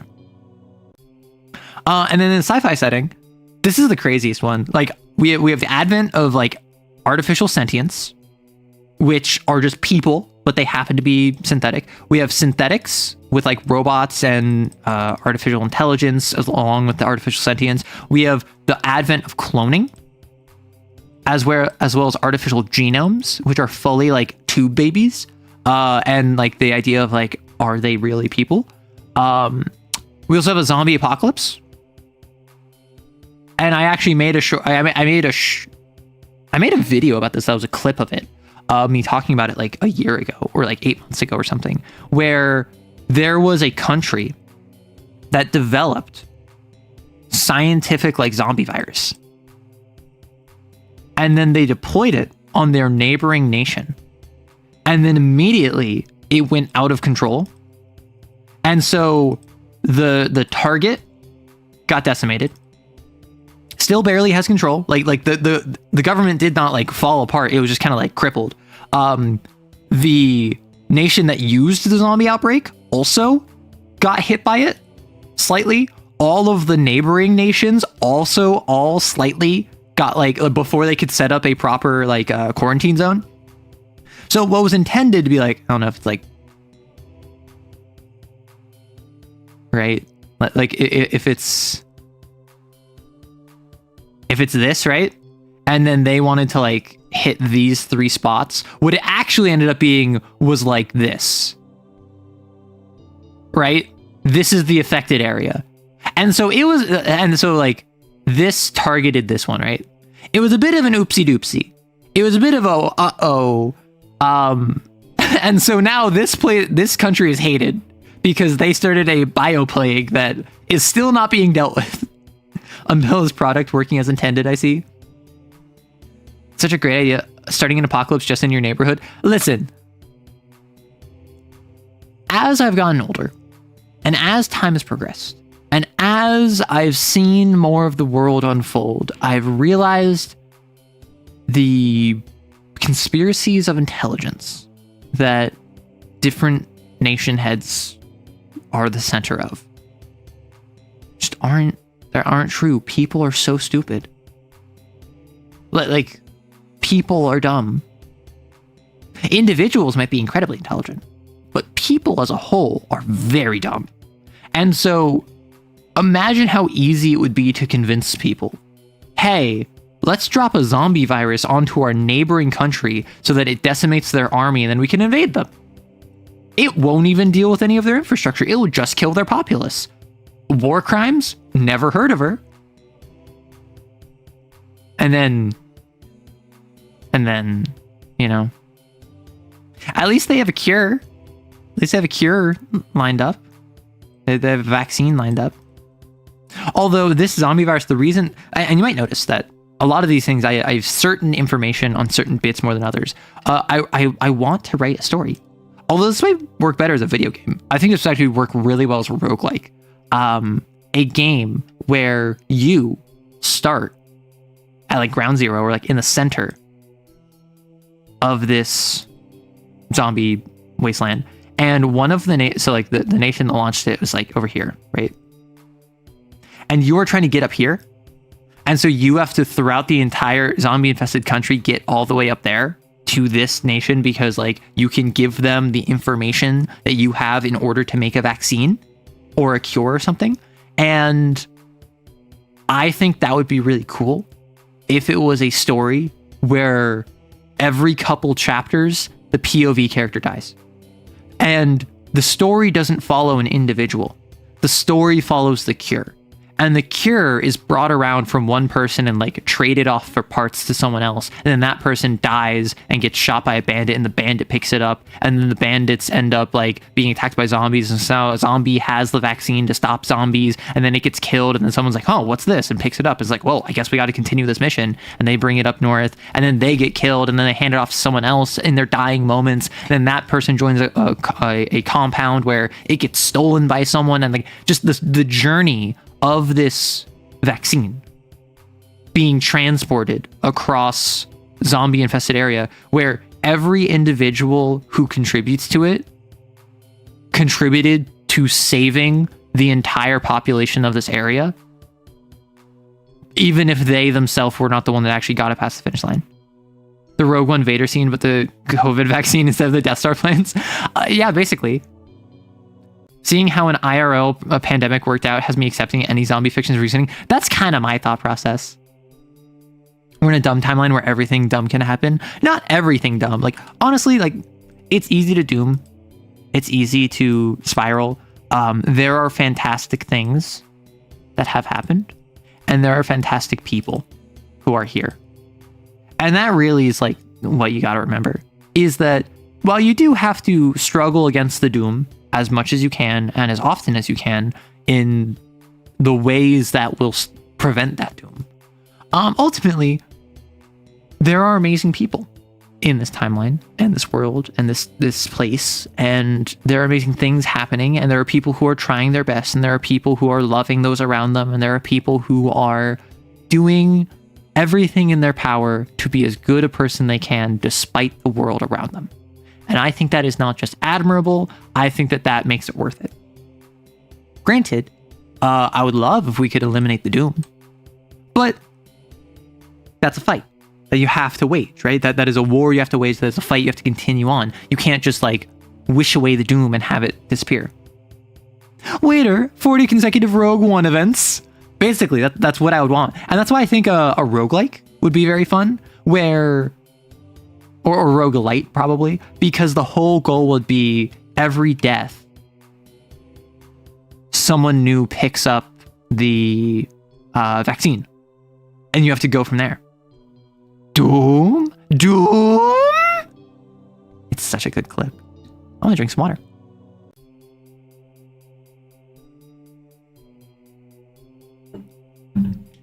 So, what I have in mind is that for my 3 eras,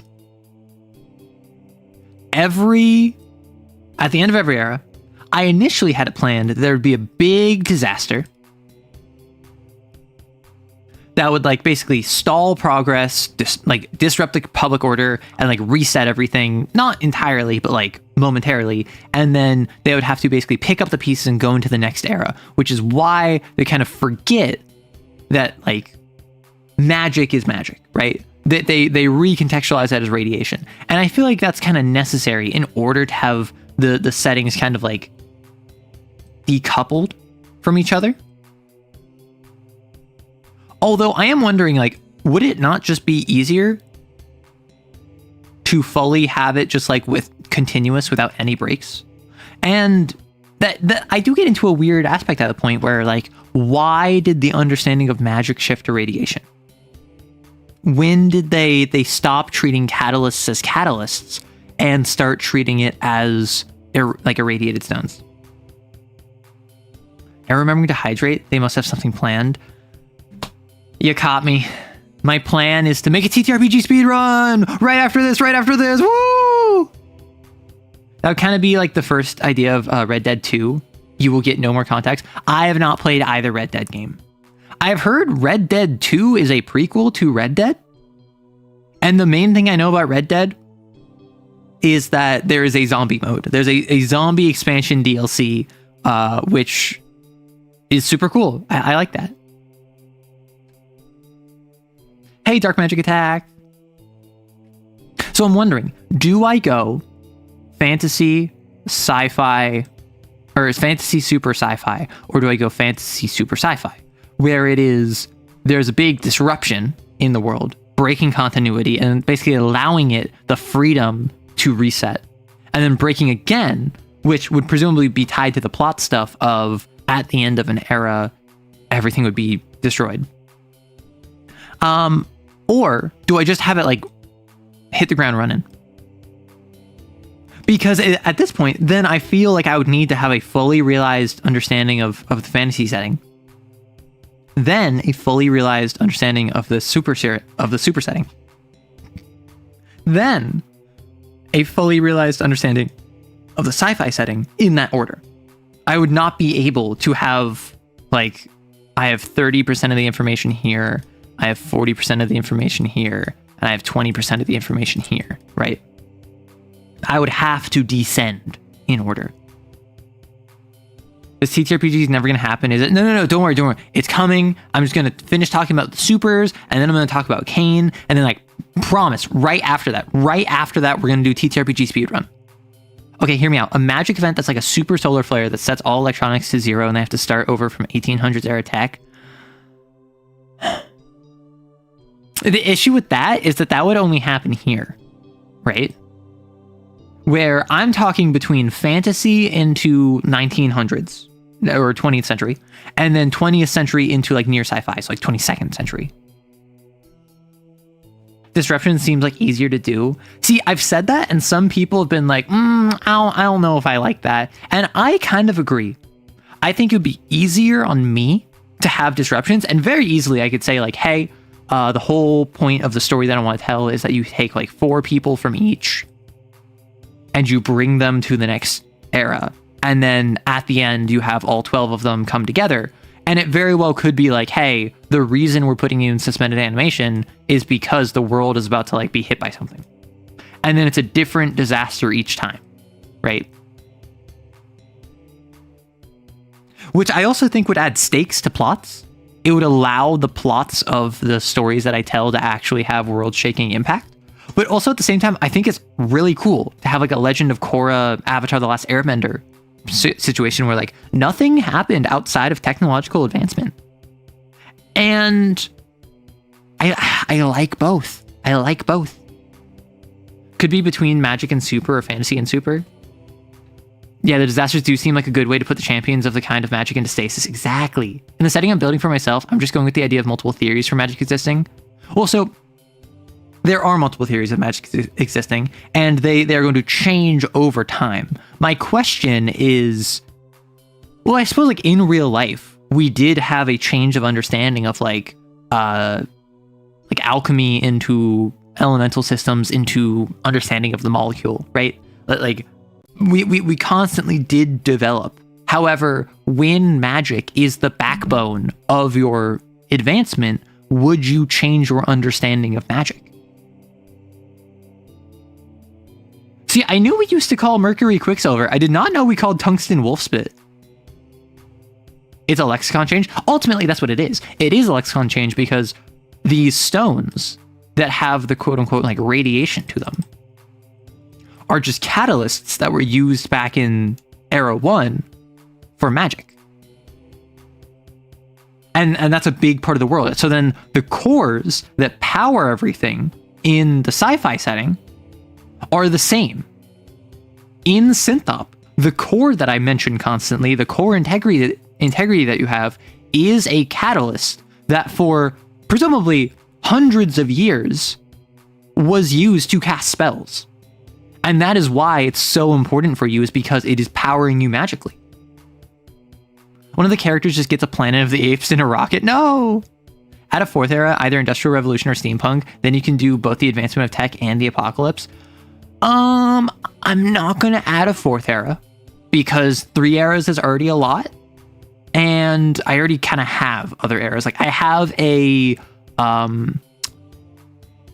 Greek Empire Bronze Age era prior to the fantasy era, but this is pretty explicitly like only ever backstory stuff, right? And like I don't know what happens after the sci-fi era, because this is like what I want to write about. This is like the main thing I want to write about, is the progression of 1 into 2 into 3, what happens at 4. I think it's kind of like physics. The previous physics models worked for science until they needed more advanced understanding. You could have a wizard ward that destroyed much of the world and stigmatized magic. That could work. Well, so okay. Does anyone want? So for those of you who know about the champions, that know about the video I made recently about my ideal story, does anyone want to hear more about which champions I have knowledge on? Which champions I have already like written about?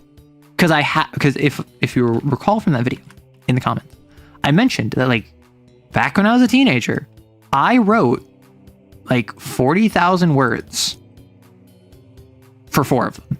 So I wrote in total like 120,000 words. Now, was this good? No, this was not good. This was like me as a teenager trying my hand at writing, and then I literally put it down because like I'm not skilled enough for this.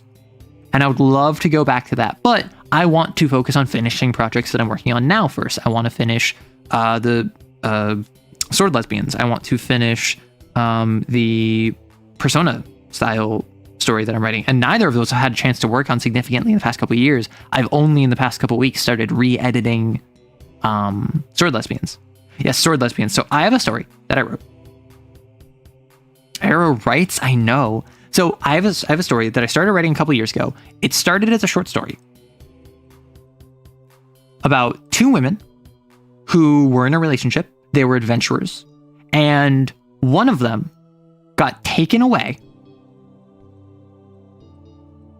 and basically forced to leave in order to go join the church of like a nearby.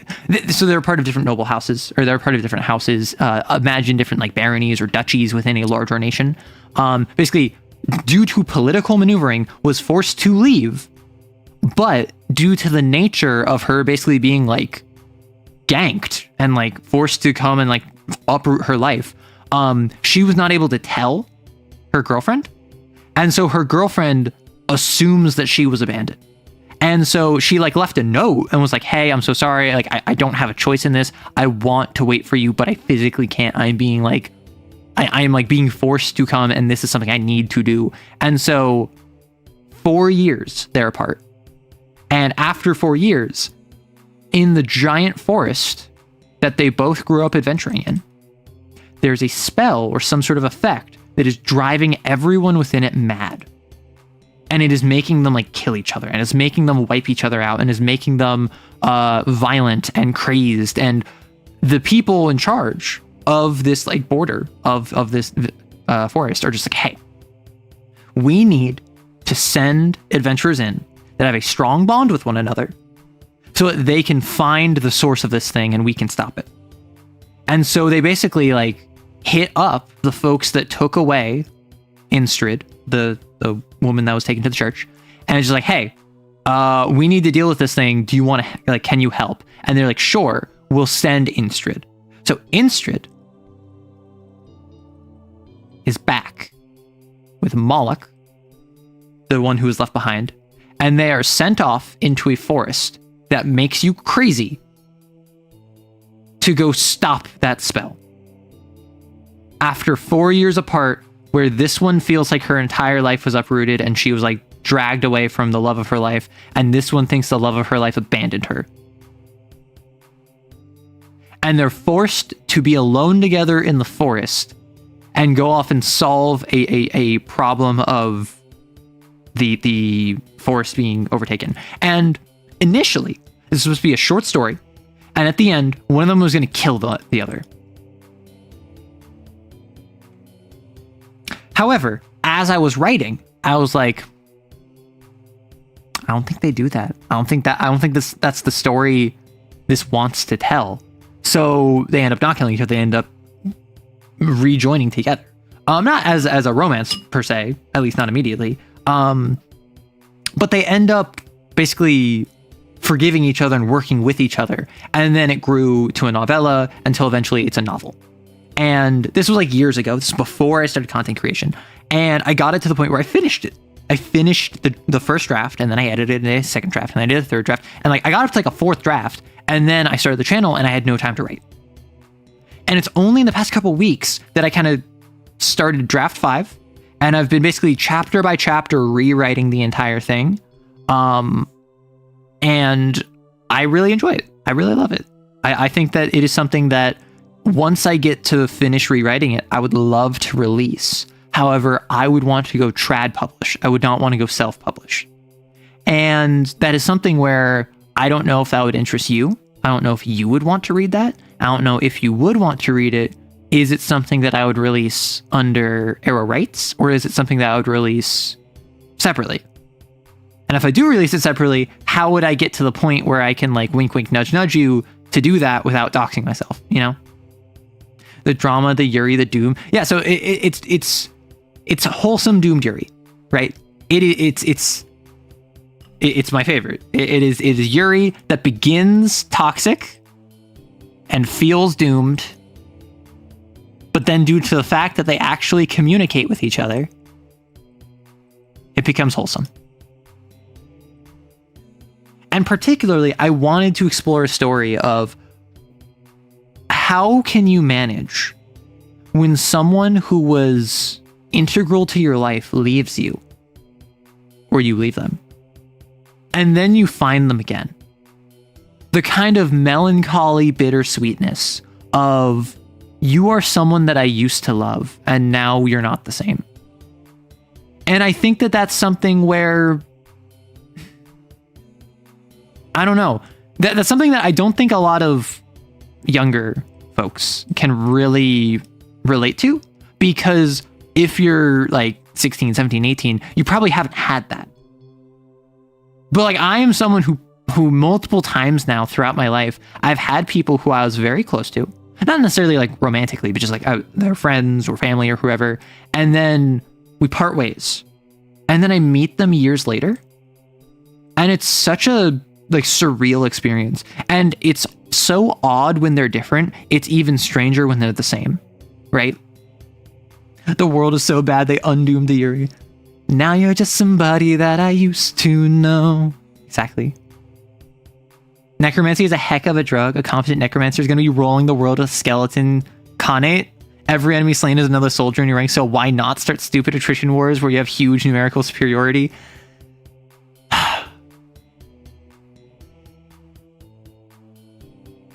Skeletal archers on skeletal horses with skeleton bows and bone arrows. Fired as they circle you, everyone that strikes you simply adds another to their ranks. And so they send forth an emissary that says, surrender to the eternal Khanate. Offer up all of your dead and any that die in the future, and your lives will be spared. And then they move on. I'm young, but I had that experience. Turns out we were both eggs. That's fair. Odysseus Court. I mean, okay, so what I will say, I had this idea, and I wrote this idea prior to Epic the Musical. It is very epic coded. And I think a lot of people, obviously based on what people are saying now, is like apparent, like the parallels are there because that is a core theme of Epic. But also just like that is less with Epic. It's more about the journey on the return and how Odysseus changes. Whereas this is more, imagine if the story started after Odysseus met with Penelope and it explored their new relationship and how they are with each other. And also Penelope wasn't just like super accepting at face value. Because I feel like if there was another saga, Penelope would not have been accepting and it would have explored that. But because it was the final saga and like the final song, I imagine it was like just a time constraint. The story kind of makes nostalgia sound like necromancy of your previous self. A little bit, yeah. The closest I've come to is occasionally checking on internet microceleb who I used to be in a friend group as a teen, as in checking their social media. Oh my gosh. Yeah, like I have absolutely like looked up some folks who I have not spoken to in years. Basically just to be like, how are they doing? Like not to be weirdo, not because I like am obsessive or anything. Literally just like they popped in my brain and I'm like, how are they doing? And broadly, I don't find much, which generally is a good sign. Generally, if you look up someone and you can't find anything on them, that usually is a good sign, because that means that they're not like convicted of a crime and they're not like dead, right? Which obviously it's not an amazing sign. There could be plenty of bad things with it, but if you need a giant wizard war skeleton army. So the fun fact is that in my setting, there's actually multiple different ways to do necromancy. Because again, with the 6 constants, this is how you do magic. So with the 6 constants, physicality is all about physical space and movement, and effectively like it is like the space stone or like the space gem with the infinite gems. It is everything that is physical, that is touchable, that is tangible. And so there is a form of necromancy, which is literally, I'm going to take this corpse and I'm going to puppet and I'm going to send my arcane energy in order to control it. And it's less so that it is an animated undead and is more so that it is a corpse that stands up and gets moved around, right? Meanwhile, there is essence, which is all about life and death, right? Specifically, it is animation, movement, because what is life if not the movement of autonomy? It is agency on a physical level, more so than it is like your blood pumping or having electrical signals in your brain. So essence is something that if you use it on an undead to raise it, it will basically, like, it can also do the same. It can just give it movement, or it might be able to imbue it with some form of like sentience, life, perhaps. So some unform of unlife. And then you have like drive, which is about emotion. And what happens if you have an undead, like a corpse, that you put rage and vengeance and the desire to overcome into? You might get like a revenant, where it is like just motivated by pure spite and hatred and revenge. And so even though you have 3 different ways of doing necromancy, you have, or even though like necromancy is just like one thing, you have different ways of it manifesting, which mechanically are all basically identical, both like in a game as well as how it actually functions. But there is a fundamental difference between a skeleton that is being puppeted with physicality and a skeleton that is being animated with essence, and a skeleton that is being infused with the desire to eliminate all life. Age of Sigmar's bone tax. Oh my gosh. So that's why I really like the constant system, is because with the constants, it allows you to, it allows me to just like have completely different ways of doing the same thing. How does the Revenant work? So it's magic, and drive as a magic is all about emotion. It is about, I think it's literally passion and apathy are the two. So if you infuse an inanimate object with emotion, what would happen? If you infuse a corpse with hatred, what would happen? I think it's reasonable that like sympathetically, like with a sympathetic magic system kind of deal, that would manifest the corpse to engage in whatever the action was. So if you infuse it with happiness, it might be like a happy little servant. If you infuse it with anger and rage, it might try to kill everything. If you do that to the desk, if you do that to a chair, if you do that to a door or a cart or a wheel, probably the same. Like you can animate objects by giving them emotion in my world. Because again, a core part of my setting, the magic system, is like, does it make sense for your psychology? Despite having like the constants and the arcane versus divine versus granted versus primal magic system, despite having dichotomies, fundamentally my magic system is pretty soft in my setting. And that's because I like the idea of it being almost like a stand. Stands actually really impacted my magic system because a stand is based off the psychology and fighting spirit of its user. Who you are will give you a radically different stand power than someone else. So what this is basically, instead of just having like anyone can get any power from anything, it's based on what type of constant you're drawing from. Determines like the overall umbrella of powers that you can select from, and which powers you end up getting or can access is based off of your psychology and what you grok with, right? Hateful wheel trampling people is vile. Listen, if you're gonna tell me Dark Souls skeleton wheel is not filled with hatred, like I don't need to tell you this thing has hatred in its heart. Look at this. Look at this and tell me that this does not have a vested interest in the annihilation of the wicked. Imbuing a corpse with whimsy and it starts dancing like that old Disney cartoon. It's literally spooky, scary skeletons. Yes, you can use drive magic to infuse whimsy into skeletons and have them do spooky, scary skeletons and shivers down my spine. Monty, you're a liar. You're a liar and you're a cheat. No, not that thing again. Get the wheel away from me.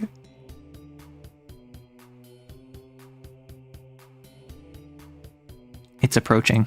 It's getting closer. Oh no, it's here. It's here. This is the last sight people see before they die. Is this God? That skeleton doesn't spark joy. Hey, totally not for any ulterior motive, but how, if all, does mind control / hypnosis work? So, mind control, hypnosis is a power that you can have access to. However, oftentimes, it doesn't allow you to just like mentally dominate someone. Where like, so for instance, and this is based on the constant, with physicality, it's all about physical movement. It's about the tangible. I might be able to take you, Guard Painter, and I can control your body. Not your mind, not your thought process, but with physicality, if the powers that I have is about like controlling people, it would be all physical. It would be like I physically am moving your body for you. And that's obviously horrifying. But ultimately, that is something where you would not be able to like change someone's perception. You would not be able to change how someone feels. Meanwhile, if you have, let's say, I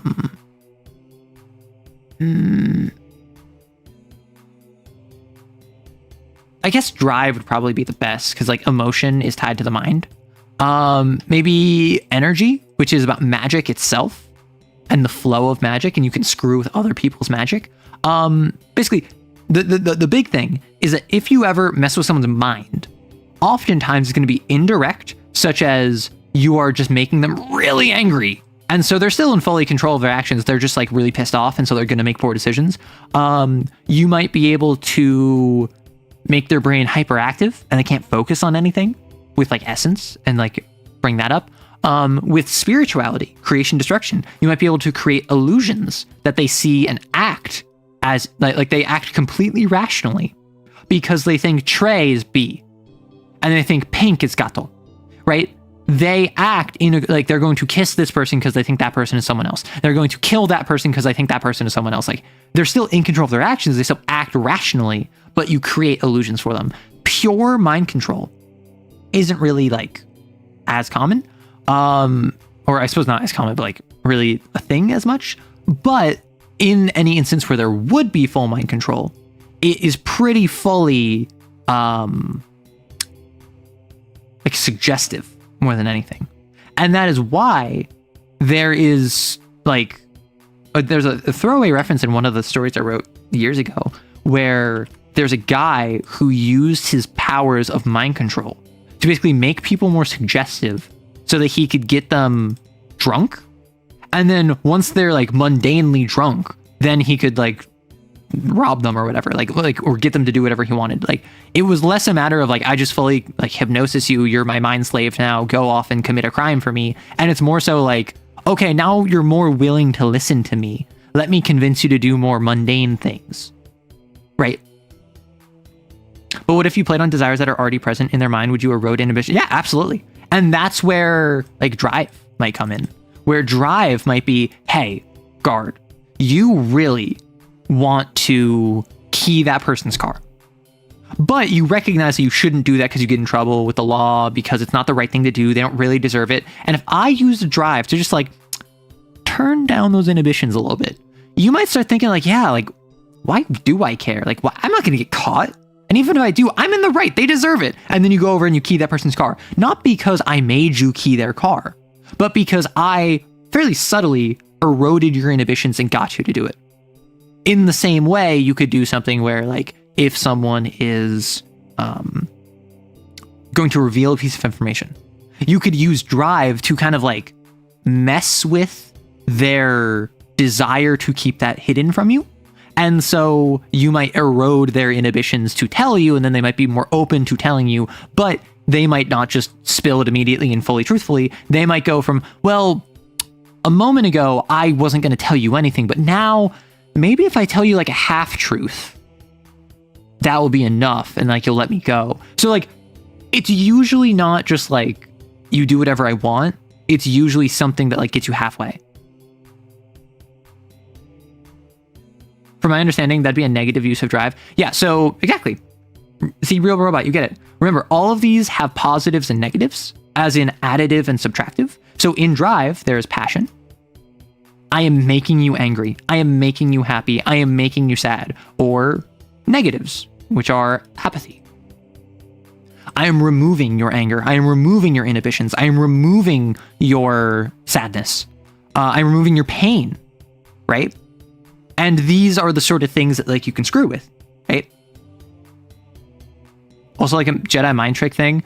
I want to disable the ray shield and go out drinking.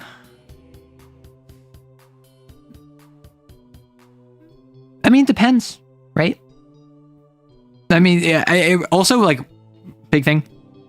This all depends on what story is being told. Because, for instance, I have a villain in the super setting who his whole power is that he just makes himself more charismatic. He makes himself more likable. He makes himself seem more trustworthy. He, through magic, through his power, kind of just naturally knows exactly what to say to best align with what you want. So if you are someone who is like, man, I need to go like take him in because it's the right thing to do, and he just like convinces you like, no, like I'm the real good guy, like you're working for a corrupt system, like that's absolutely something he can do. But if you go in and you're just like, yeah, I'm gonna kill him, he might be able to convince you to like not kill him. But fundamentally, if you're so dead set on something that you're not gonna let your mind be swayed, he can't just like change your mind. He doesn't have mind control powers. He has suggestion powers, effectively. I do have another villain that also had mind control powers, and this one I actually wrote a full novella about. Who he could control your mind fully. However, it was basically like he jumps into your brain, controls you, and then jumps out, right? So he like would physically like touch you, take over your brain, his body is just standing there motionless, and he is like making decisions for you. And then once he leaves, or actually, I don't know if he did decisions for you, but like basically he could like uplink with you. He could connect with your brain. And then when he left, you would effectively have like a mix of each other's like emotions, memories, or whatever. And you basically like do a mind meld. So it was almost something where he doesn't like brainwash you. He doesn't change your memory or anything. But what he does is he imparts on you his point of view. And so oftentimes people agree with him after he uses his power on them, not because they're like mind controlled, but because they basically understand exactly what he's doing, why he's doing it, and like the memories associated with it. And so it's a weird gray area of like, well, is that mind control? Not technically. They're still doing it of their own free will, but like, are they also doing it because they have his memories? Yes. See, I use drive every single part of a motorcycle as I restore it love and care until it's a fully functional bike again. That's something where like, I don't know. Like generally a drive probably wouldn't be able to repair because a drive is all about emotion, right? A drive is all about the mind, emotion, passion, apathy. You might be able to use essence, which has life and death, animation. You might be able to like imbue life into it and artificially like repair it that way, perhaps. You might be able to with physicality, which is presence and absence. You might be able to remove the rust with absence. You might be able to create stronger bonds between the metal with presence. I love inevitable breakdowns between the concepts of agency and causality. That's what this is, right? This is a system that is incredibly soft. And basically, the big core aspect of it is, how does it fit with the person using it? Like, generally speaking, almost anything is possible. However, if you were the sort of person who's just like, man, it would be cool if that my power of like continuum, which is all about like time manipulation, just allowed me to fly, that would be cool.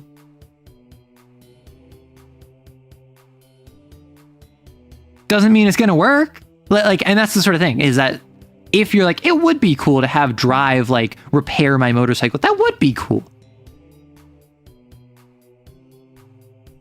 Probably not gonna work. Like you can't just force it to work in a situation where it doesn't. However, if you are the sort of person who you're like, you love your motorcycle, it is your darling, it is your baby, you were like, that is your all of your time is spent on it, and then you get powers related to drive, you might be able to infuse your motorcycle with drive. However, what would probably happen is that you would be extremely narrow in your focus. You might be able to like repair your motorcycle with drive by like infusing it with emotion, and like just basically tying your emotion to your motorcycle and repairing it basically because you're like, no, power friendship, and then it repairs itself. But you probably wouldn't be able to do that for anything else because your unique psychology is so tied to your motorcycle. In the same way, Instrid, in the story that I'm writing, develops magic, but only in relation to Moloch. Only in relation to this woman that she loves and is trying to protect and feels a lot of guilt and remorse around. And so she develops magic, protecting Moloch. And it's not that she can just use it whenever. It's not that she can use it for free. It is that only when she's taking actions directly related to protecting Moloch that she can, because her psychology is so tied up in that when she gets the power, right? So would you be able to drive your motorcycle? Yes, you could drive your motorcycle. More I'm putting love and care into it as I, the person, repair it. Mm-hmm. So do you drive your motorcycle or do you ride it? What about a bike? Well, you can drive your motorcycle and you can ride it. You can ride your motorcycle and then drive it. Is there a villain that has time stop powers? So there is, so I haven't decided if they're a hero or a villain, but there is someone that has time stop. And the way that I reason this is because after watching JoJo's Part 3, I have concerns about time stop because it's kind of weird, right? So what I decided is that this person has the ability to time stop, but in roughly a meter range around them, time works normally. And if anything touches the time stop, it is frozen in time. So if they are walking through a street and there's a car like this, and they're like this, and time stop is like this area is all normal time flow. However, this car, because it is still in like the non-time zone, is still frozen in time. They can't do anything. They can't push it. They can't move it. They can't impact. They can't influence with it. If they have a gun and they point it and they fire a bullet, it will stop right there. And then they can walk forward. And if there's a person there, they can continue walking forward, moving the meter radius around them, and the bullet will continue its trajectory until eventually this person right here will, when they enter the time stop, have a bullet connect with their forehead. However, the issue with this is that outside of the meter, everything is basically, like, time is frozen. There is no cause, there is no... I dropped more of my chopsticks. I need to stop hitting them with my arm.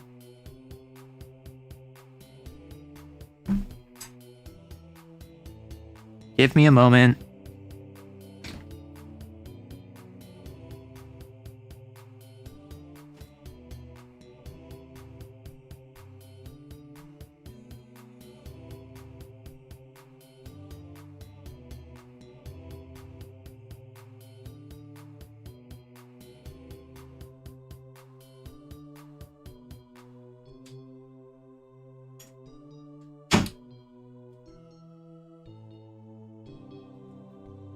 I have not had noodles in like an hour at this point, so I just didn't even get another pair of chopsticks.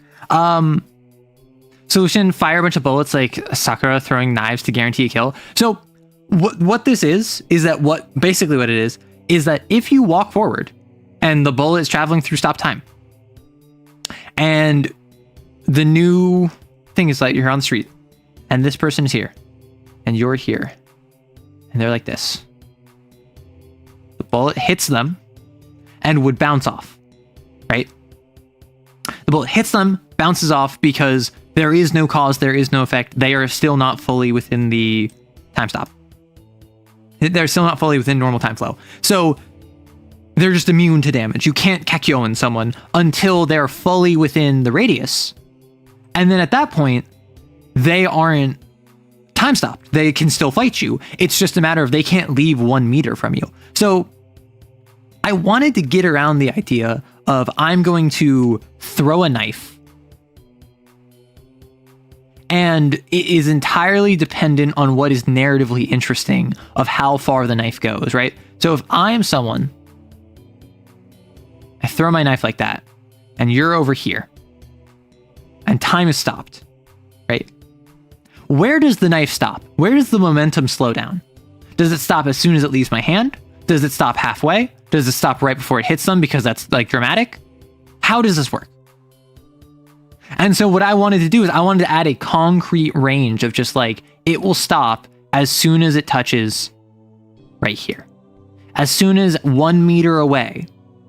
This is literally a JoJo's reference. As soon as it touches that non-sphere, it will stop. Which means if you do this, you stop it, the knife is stopped in midair, and then you remove stop time, time will then slowly come back to normal speed, and they will have time to like look, be like, no, and then it starts to move slowly, and then it gets faster and faster and faster, right, to normal speed. So basically it's a slowdown over the span of like maybe a couple seconds, maybe a second, and to speed up the non-sphere.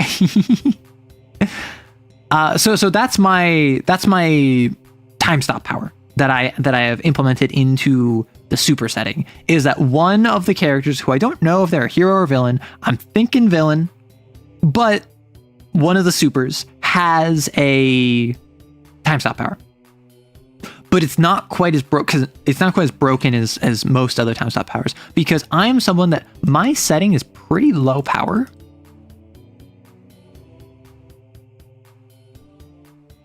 Compared to everyone else. My setting is pretty low power, and my goal is I don't want to go crazy with the power scaling. Like, I have some pretty insane feats of power in my setting, but ultimately, those are few and far between, and they are not really normal, right? Look at any shonen anime, look at any superhero media, and they have this like scale, like this growing scale of power, because that's what's narratively interesting. And I still think you need that scale of power. It's just, I think that they start at where they wanted to end up. They start at you have the power of super strength. They start at you have the power to create fireballs. They start at the power of you can teleport in time, and then they need to get crazier from there. So then they kind of jump they jump the shark, right? My goal is that I want my curve to look a bit more like this, right? My goal is I want it to be a less steep incline. I want it to be wheelchair accessible.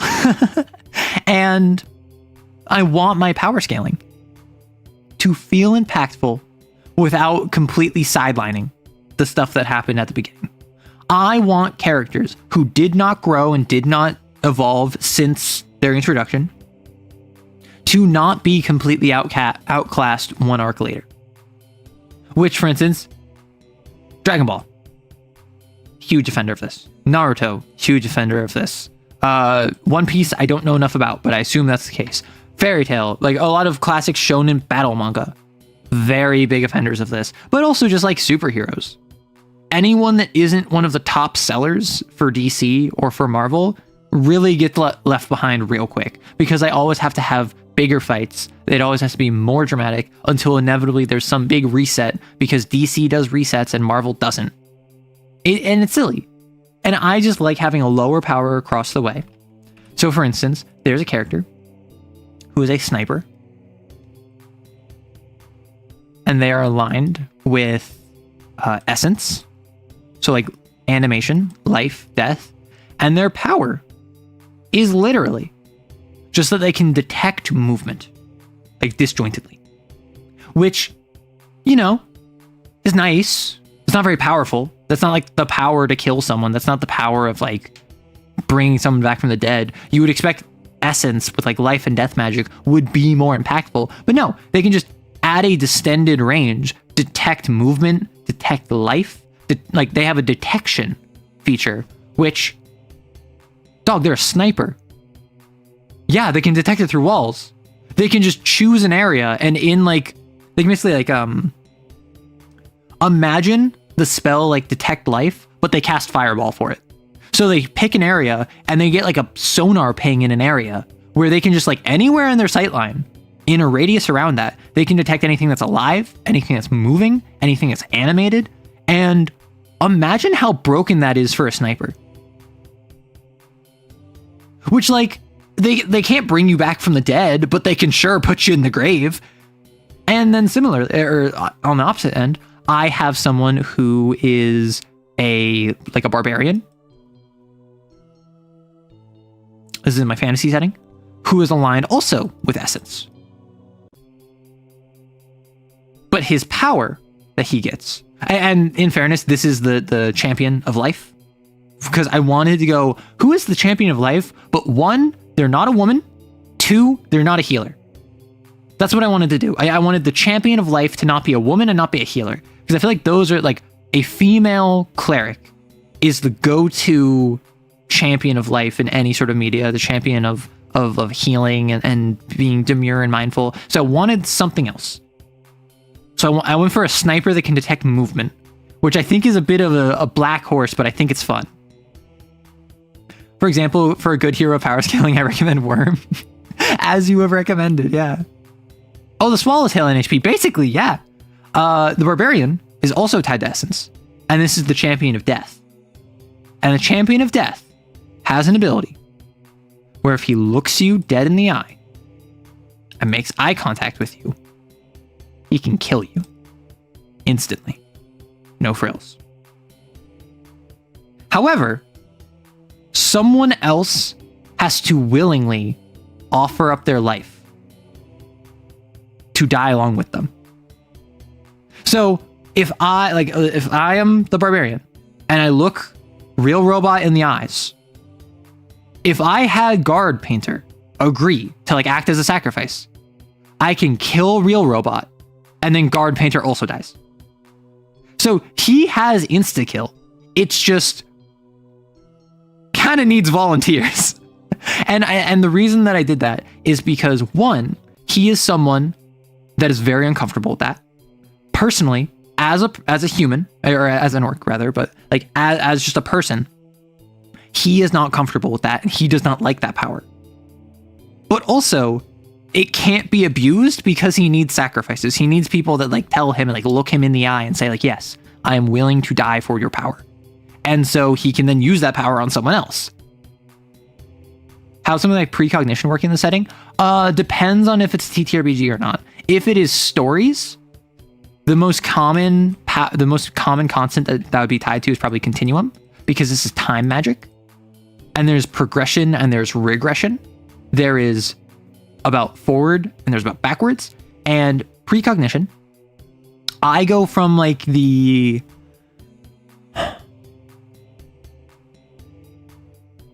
my perception of the future is tapered. It is like the many worlds hypothesis, but there is still cause and effect. So like if you're here, you might be able to take one of these three options. And from here, each of these might have 4 options.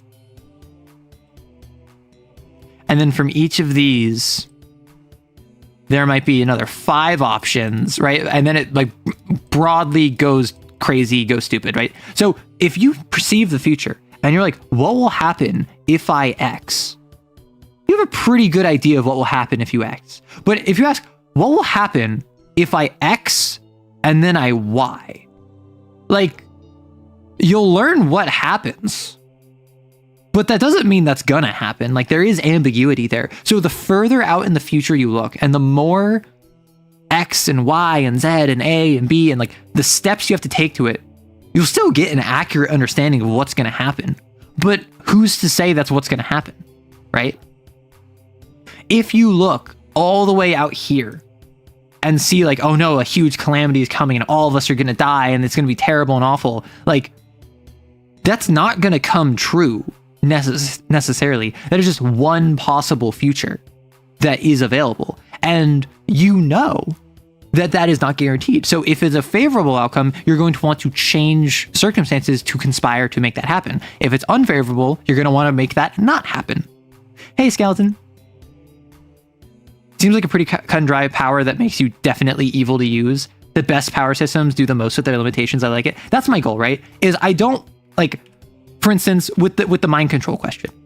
Like, I'm sure that there is someone in my setting that can mind control at some point, but it's probably really narrow. Mostly, it's like changing inhibitions. You still have to rely on like getting someone drunk in order to convince them to do something they don't want to do. And you might be able to suggest for them, magically, to get them drunk, right? Or whatever other thing you're trying to do. If you're trying to like kill someone, you might be able to like convince them to release their inhibitions and increase their anger, and then like Kingsman, the rage virus, they go off and fight. So it's something where like I don't like the idea of, oh, I can just fly and also I have super strength and also I have super resilience and also I have laser beams and also I'm just amazing. I like the idea of pretty specific powers, again, a la stands, that nevertheless are powerful if they're leaned into, again, like stands, which is why you have a sniper who he's all about like sitting, waiting, detecting movement. So he gets a power related to detecting movement. The barbarian has been surrounded by death his entire life. He is very sad boy. He is very kind of edgy.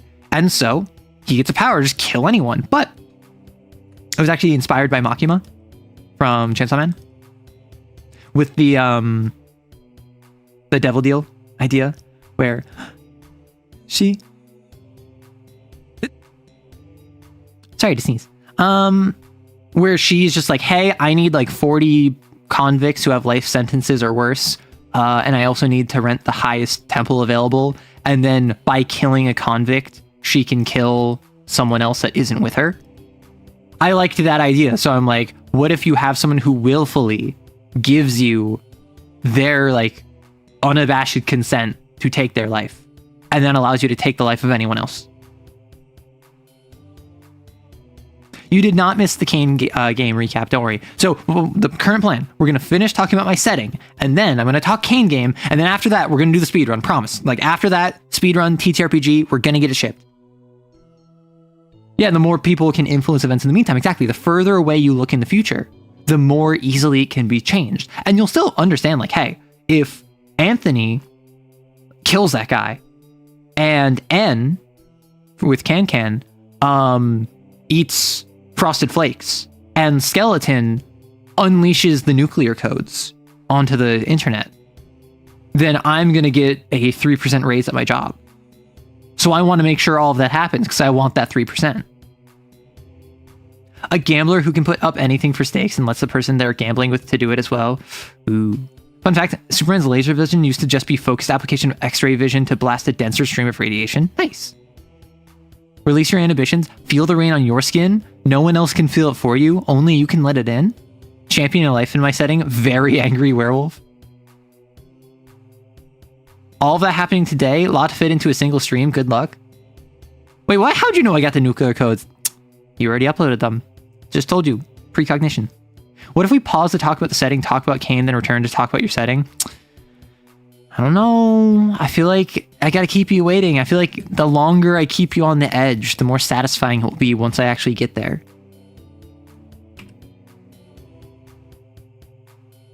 Anyway, I don't really have anything else to talk about my setting. Want to talk about Kane? Well, obviously I have tons to talk about my setting, but people seem interested in Kane, so Kane. Kane.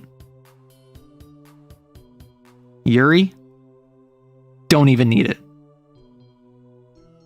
What we're doing right now, solo mission. Why? Because after the previous session, does anyone remember what happened last time? We don't even need Yuri where we're going. We're going solo. Yuri, thing of the past. Now we're on that Arrow Ace self-care arc. Wait, no Yuri? Yeah, no Yuri. I'm sorry.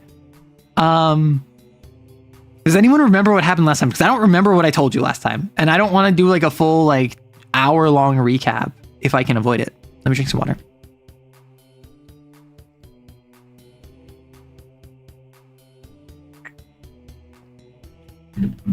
Yuri, but that's given. I believe what happened last time is that the crew, the Valentines, were back at Site Epsilon. And there was the thing with Mix going hollow. Last time on Arrow Rates Kane. No, Yuri, must really be April Fool's. No, I'm not doing anything for April Fool's today. I'm so sorry. Like, all I'm doing is a TTRPG stream that's like, it's just going to happen. It's going to happen later. Don't worry. Yeah, we had Hattie talk to the site director. Mix hollowed, which was very sad. There's the evaluation that got skipped past. And there's also like a bonding moment with Bond. Hattie was connecting with the rest of the Valentines. Everyone was kind of like, there's this moment of peace where everyone was kind of together. And then Hattie gets reached out to by Sigma 1. And he's just like, hey, you get to talk in my office. She's like, yeah, sure. And so what he does is he reveals a couple of things. And this was, I actually had this in a text exchange with my player, with Cell.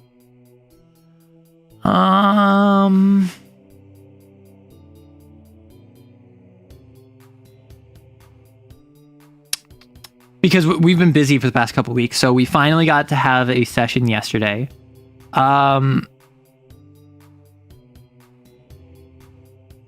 Yeah.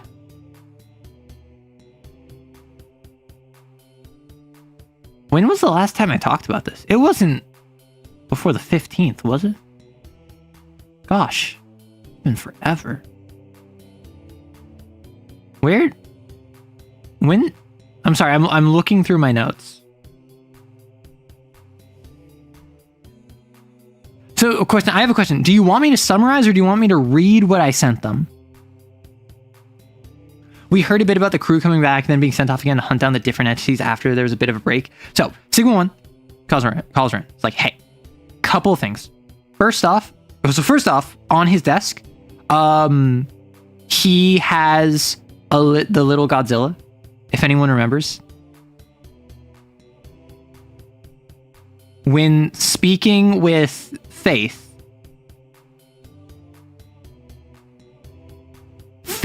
gave all of them a little gift. She has just a little pack that has like I don't remember what it's called. My player called it out instantly. It has a little window on it that has all the patches and like the pins on the inside. And inside the little pack is a bunch of toys and a bunch of stickers and a bunch of like little knickknacks and whatever. And Faith, whenever she meets an XO, offers them something from the pack. And she's just like, hey, like, I am a virtue and I don't have the same background as you, but like, we're both still XOs. So I want to be nice to every XO I meet. It's only polite. And so she gave everyone their own little toy. And Sigma 1, who had his pieces of silver, is a part of Kane admin now, was formerly an XO. She's just like, hey, do you want one? And he's like, oh no, I'm good, thanks. And then she's like, no, you're still an XO. Like, you deserve one too. And he goes, fine. And he takes out and got a little Godzilla, right? So on the corner of his desk, there's the little Godzilla Faith gave him. And also set up next to it is a little, like, rebel soldier.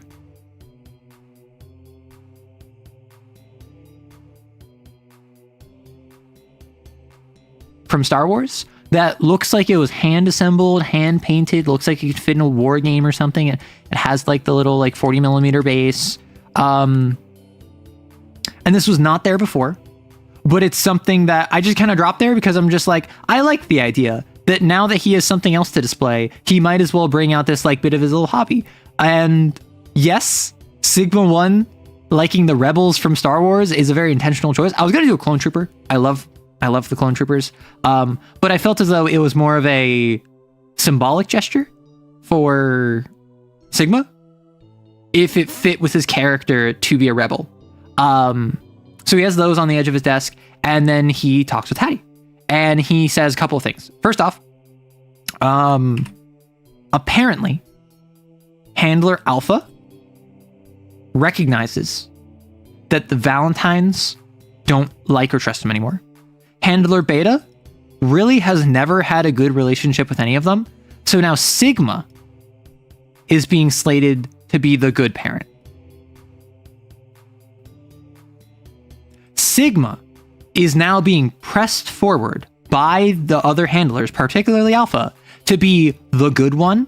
And Alpha is going to take a step back. Beta's really good, just going to keep doing what he's been doing.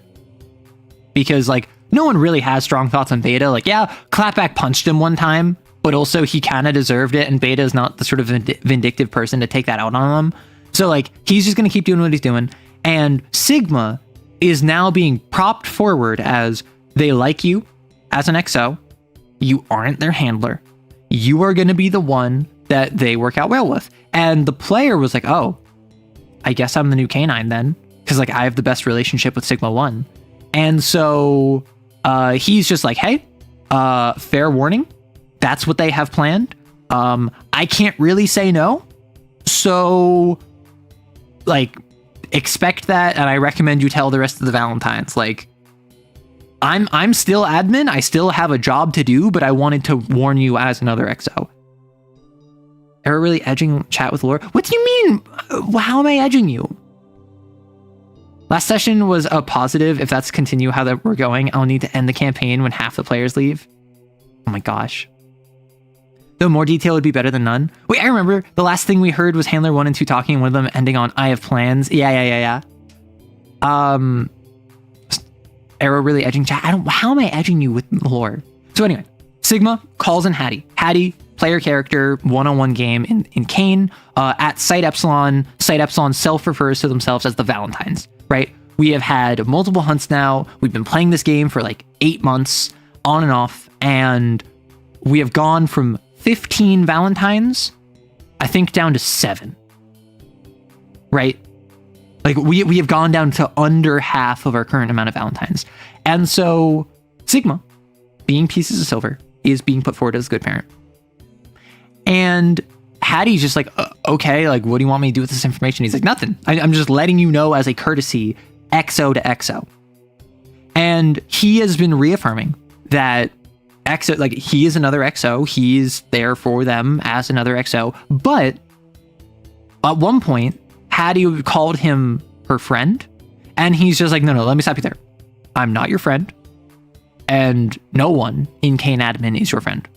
I'm another XO, and I'm helping you as another XO, but never think anyone in Kane admin is your friend. No matter how nice they are, no matter how well they treat you. And that was basically like, Hattie called him her friend, basically as a test, and he passed. Like, he wasn't trying to manipulate her or like use the positive relationship that they were building to his advantage. He was literally like, no. Like, listen, I recognize that I can't help everyone. I can't change the world, but I can change individual people's worlds. And in admin, I have the power to help individual XOs. And I think this would all be worth it if I can just help at least one person get out of this. And I think you are that person, Hattie. I think you have shown that you are willing and able to do what needs to be done. And you have the skills that once you go Gamma, you will be able to get out. And I have faith in that. And I want to help you do that. So that's why Sigma's basically like taking an interest in her, is because he's just like, hey, I want to help you like get out as best you can. And then once Hattie gets out, he's going to try and help someone else, because that's the sort of person Sigma is. Is there something else going on? Is there an ulterior motive? Is he secretly evil or something? Who knows?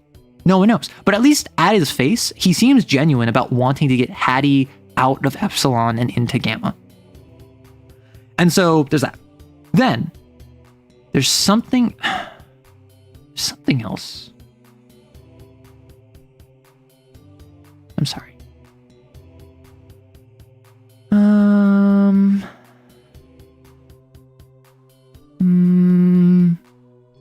Right. After this, he mentions that after the conversation with the director took a very special interest in Sigma 1 and Sigma 2.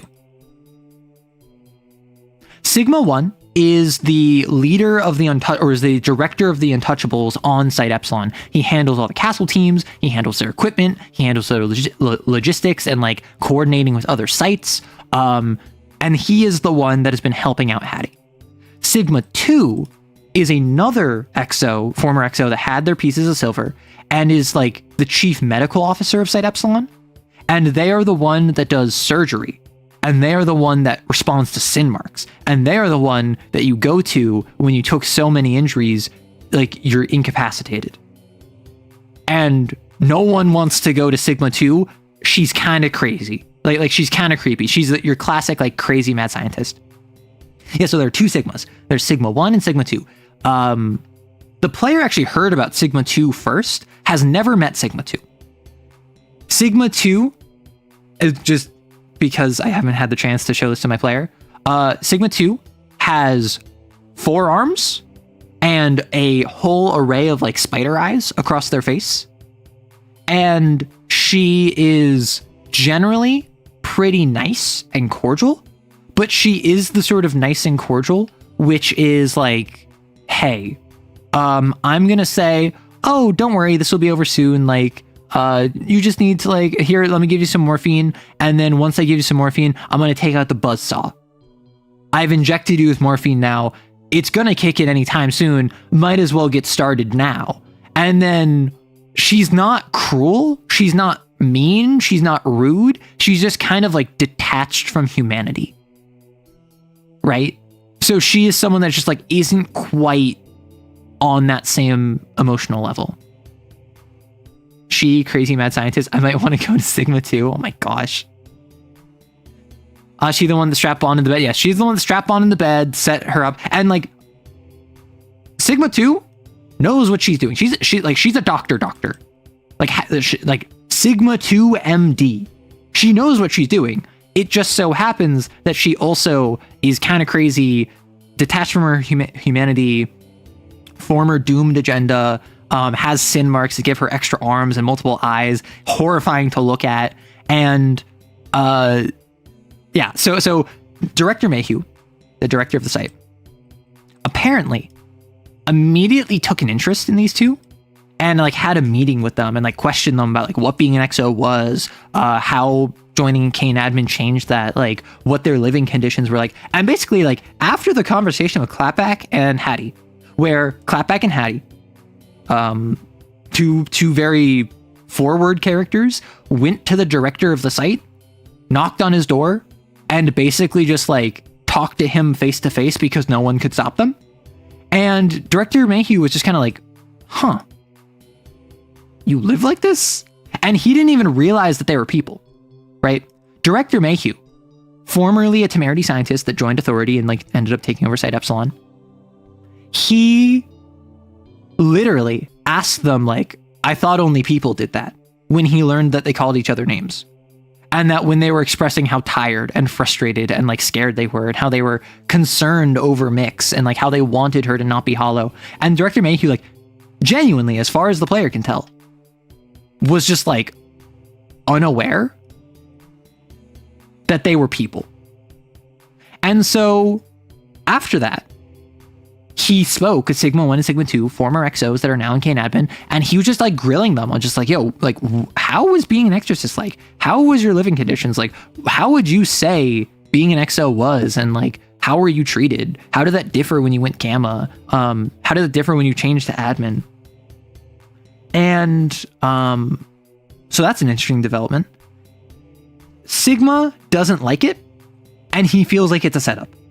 Sigma 1 is not trusting of this and assumes this is some ploy by admin to get one over on the XOs, which kind of shows his mentality towards admin. Kane propaganda is so good that the humans forget exorcists have feelings. Well, it was made very clear, or at least it was implied very strongly. The director had never met an XO before. Like, why would he? He's a temerity scientist. He's a researcher. He then goes on to join Authority, immediately is probably, I don't think that he started site director. I think that he ended up like hire Kane management at a site and then ended up becoming a site director. But like, when would he ever have interacted with XOs? Like, yeah, he read about them in the reports and he heard that they're like humanoid weapons that use grace to fight sins. They are indelibly stained and therefore they are the best weapon to use against the stain.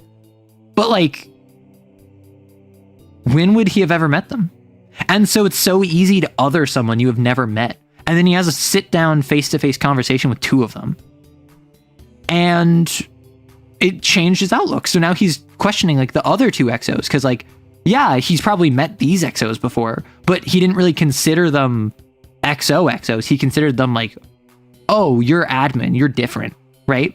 It's so easy to psychologically other someone. And the third thing that Sigma brought up was, since he's now being the good guy, since he is now in charge of being the one that the Valentines like, he has been given a piece of admin work. Which, if you remember, Clapback had a piece of administrative work where she went off to go guard some temerity scientists. Admin work is effectively anything that would be Cat 3 or lower. You're sent off on a mission that's Cat 3 or lower. It's super easy. You don't actually have to like struggle that much, broadly speaking. And then you only get 3 script for hazard pay and no Cat advancement. So admin work does not count towards your like 6 mission or 8 missions to hit Cat 5 kind of deal. However, it's free script, right? Because it's like, if you're Cat 3 and you're off on a Cat 0 mission, you're probably going to be fine, right? And so he has a piece of admin work, which as a Sigma, he calls them pickups. Because at Site Epsilon, you are assigned admin work. Hey, Hattie, I'm assigning you admin work. You're going to go out on reconnaissance over in North New Jersey, across from New York City. But as a Gamma, when you go to Site Gamma and you go Gamma, it is customary that you're offered a pickup that you can choose or reject. Hey, Hattie, do you want to take this pickup where you go off to North New Jersey for 3 days and you scout out a barbershop across from New York City? And so Sigma, because he's effectively like training Hattie in order to be a Gamma, he asks her like, hey, I'm going to treat this like you're a Gamma. Do you want this pickup?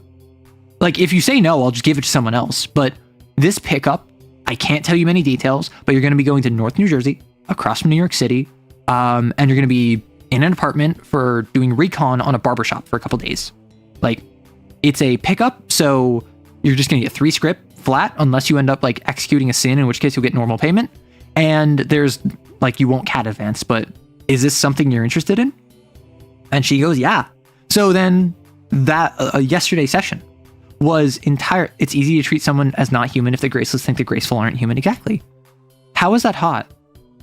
What is hot about that? So she said yes. And so yesterday's session was playing through that pickup. The pickup was she is sent to Hoboken, across the water from New York City, and she is in an apartment overlooking a street where there's a barbershop.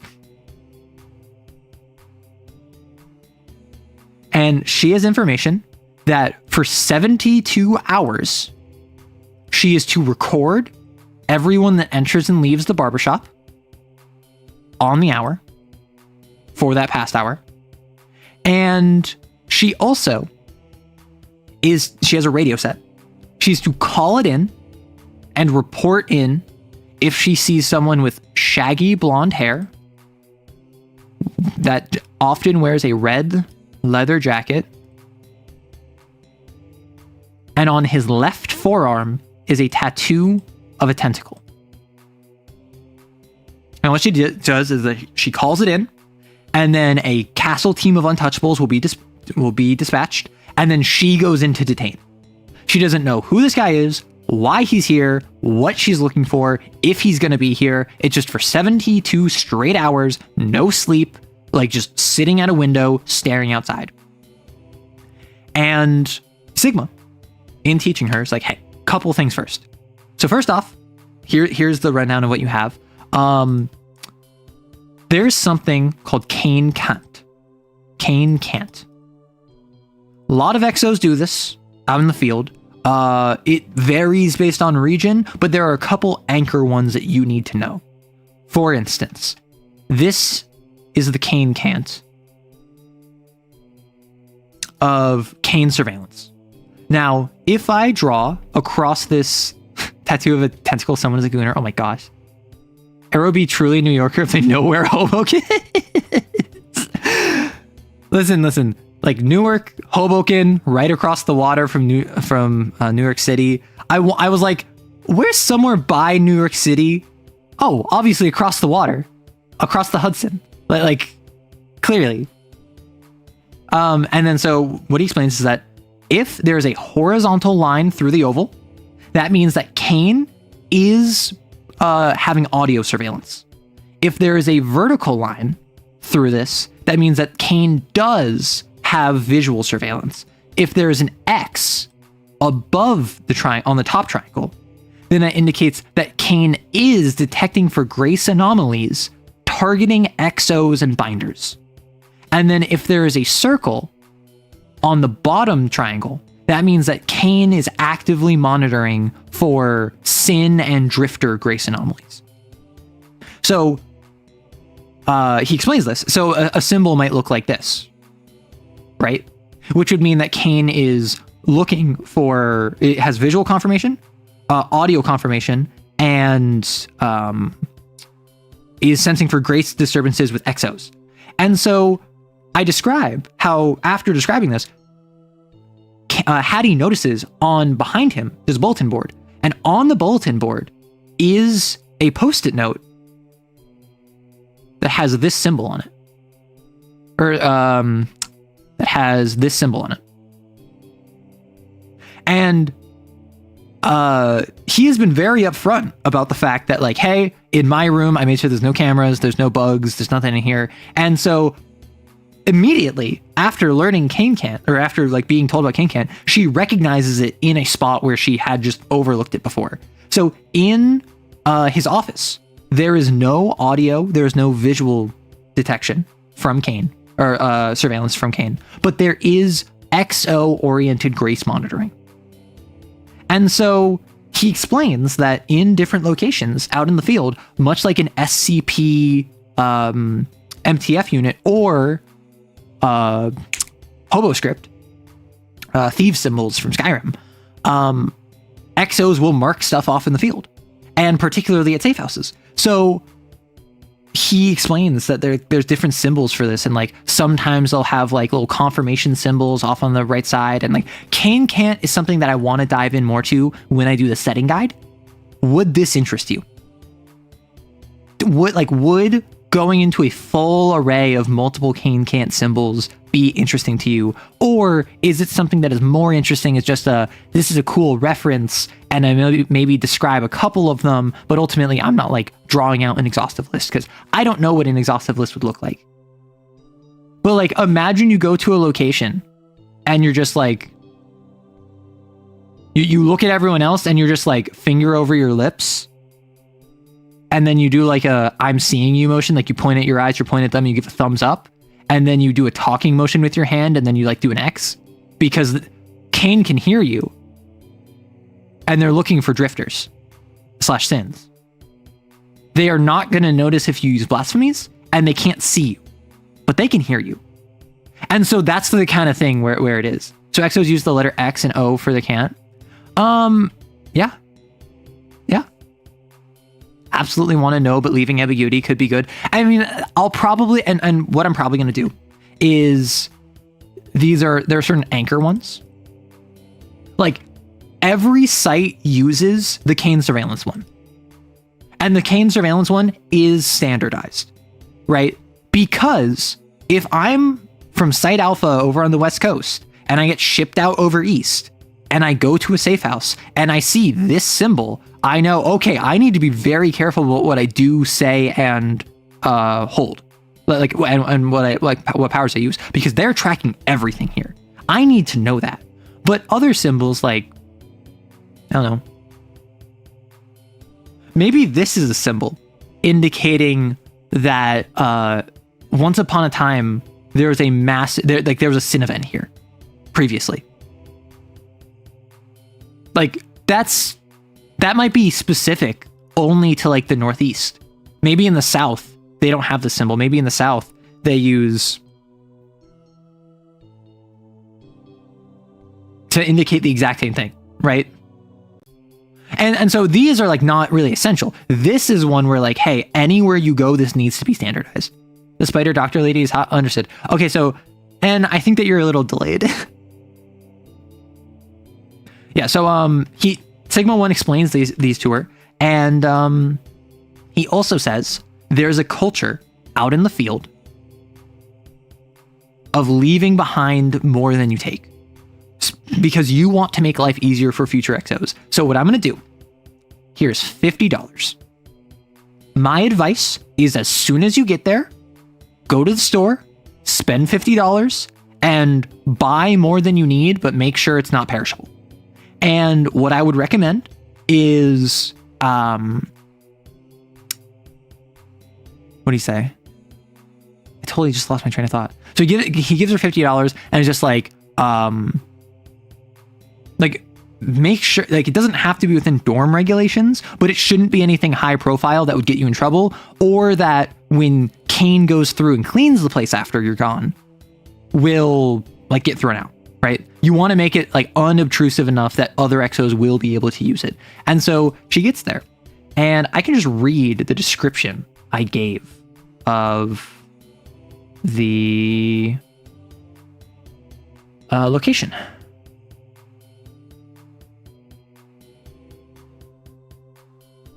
Okay, so let me go chatting screen.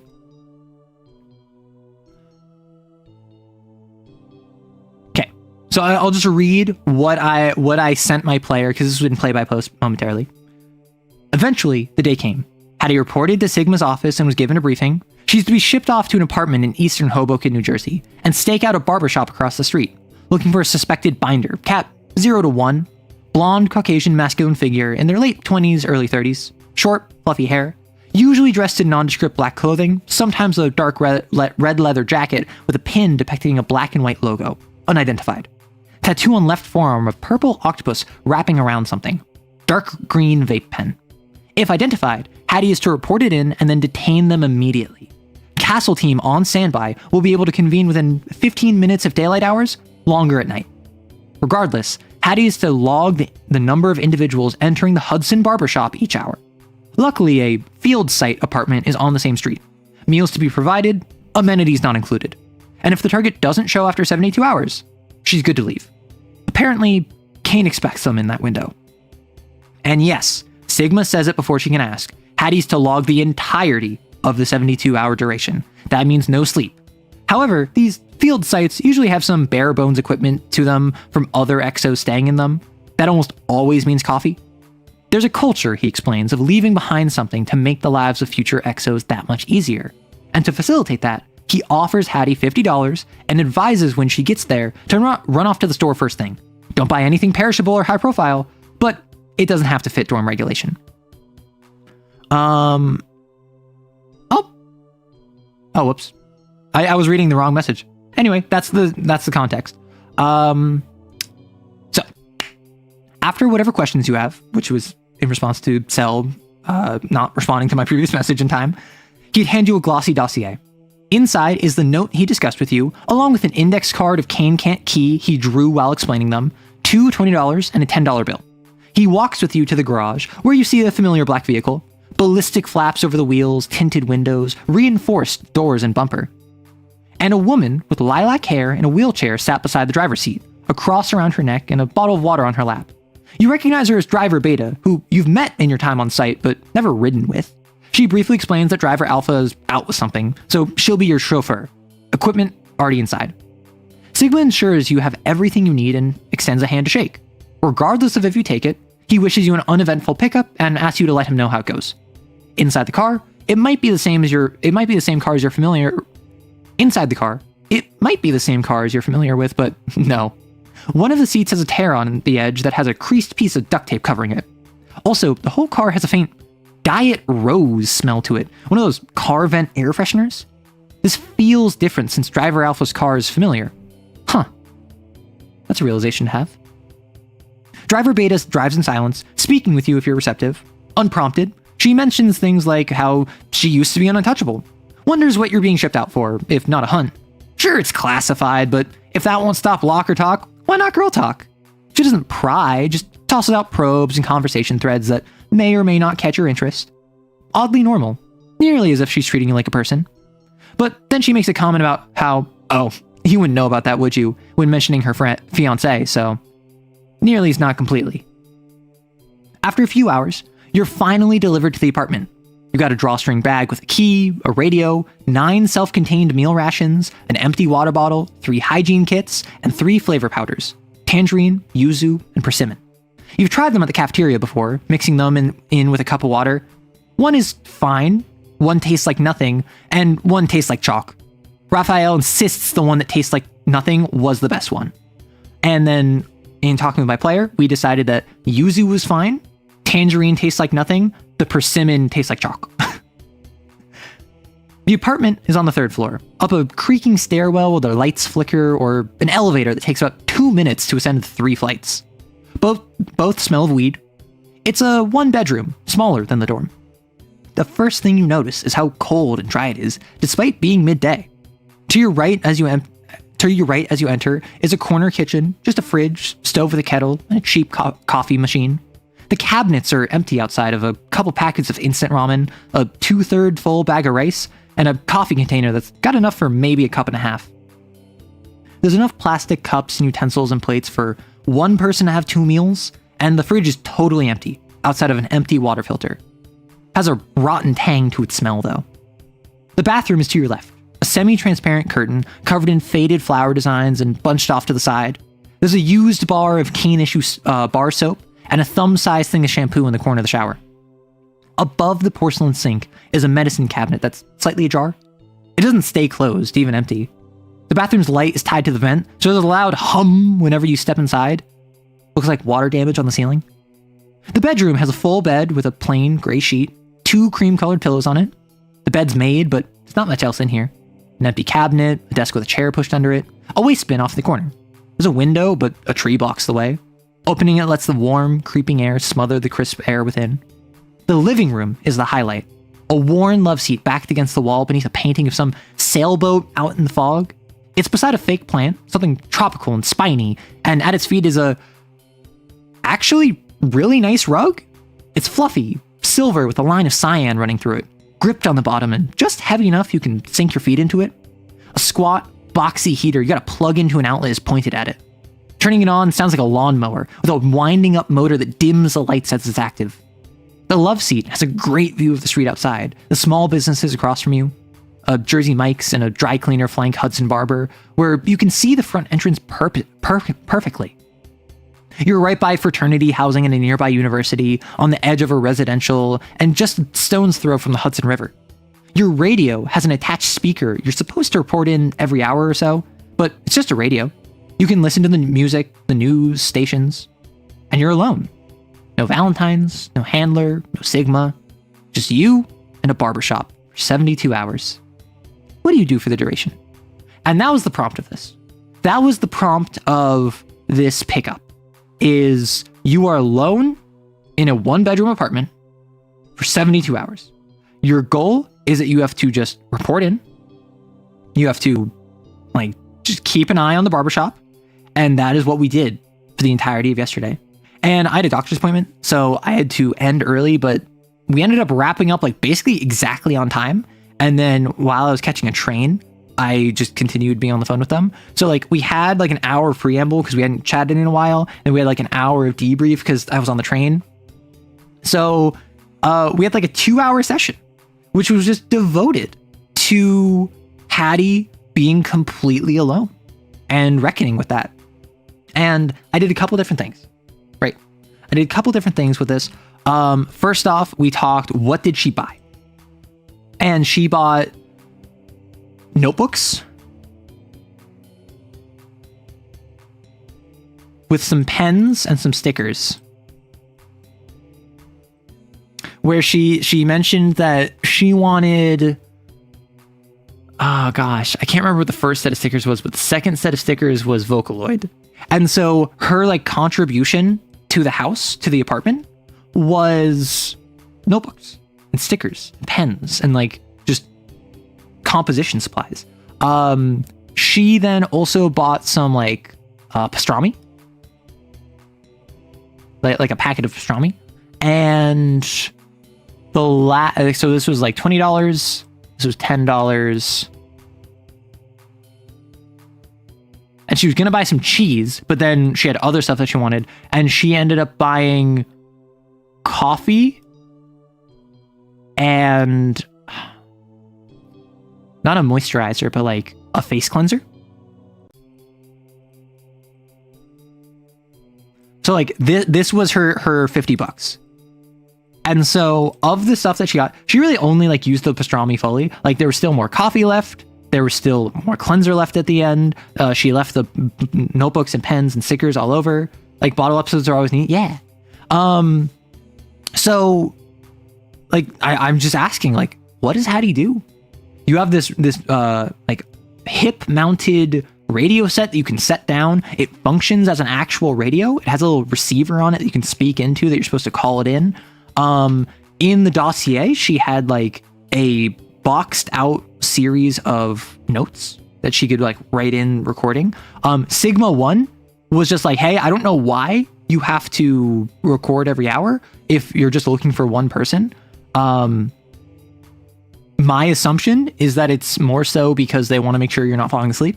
They want to make sure you're paying attention. So just be aware of that. I don't think it's anything major, but maybe. I don't know the deal with this. And so you just have this session where it's just like, what do you do?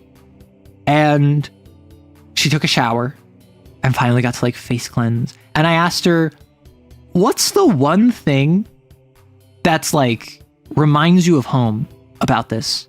And Cell is just, and I asked a lot of questions like that. It was a lot of, what about this makes you happy or sad or reminds you of home or is like weird for you? And she said, Hattie, or my player, I suppose, said, I think Hattie turns on the water for the shower to like let it steam, but she instinctively puts it at cold because back at her house, the house was wired, like the water was wired weirdly. So the cold was hot and the hot was cold. And so Hattie thinks to herself, I was wasting water. I just didn't set it up right. And goes into the bathroom and finds that it's steaming, even though she set it to cold because the water happens to be set up the exact same way. And so she has this really weird, like, okay, now I have a nice shower just by myself. I'm gonna like basically be in my pajamas and I'm gonna sit on the love seat with a very comfortable rug underneath me. And I'm gonna stare outside. And like she made herself some lunch of like some ramen, which isn't standard issue like cane rations. So it's this sort of deal where she got the opportunity to just exist for a bit. And I made it very clear how boring that was. I constantly pushing on it. At one point, I literally said, okay, so I want you to turn off your music. I want you to, do you have a window nearby? And they're like, yeah. I'm like, stare out that window. And we're going to sit here in complete silence for 1 minute. And they were like, okay, sure, yeah. And they're like, can I talk? And then I said, no, well, I mean, sure, yeah, you can. And then they ended up not saying anything. And they spent 1 minute staring outside in silence.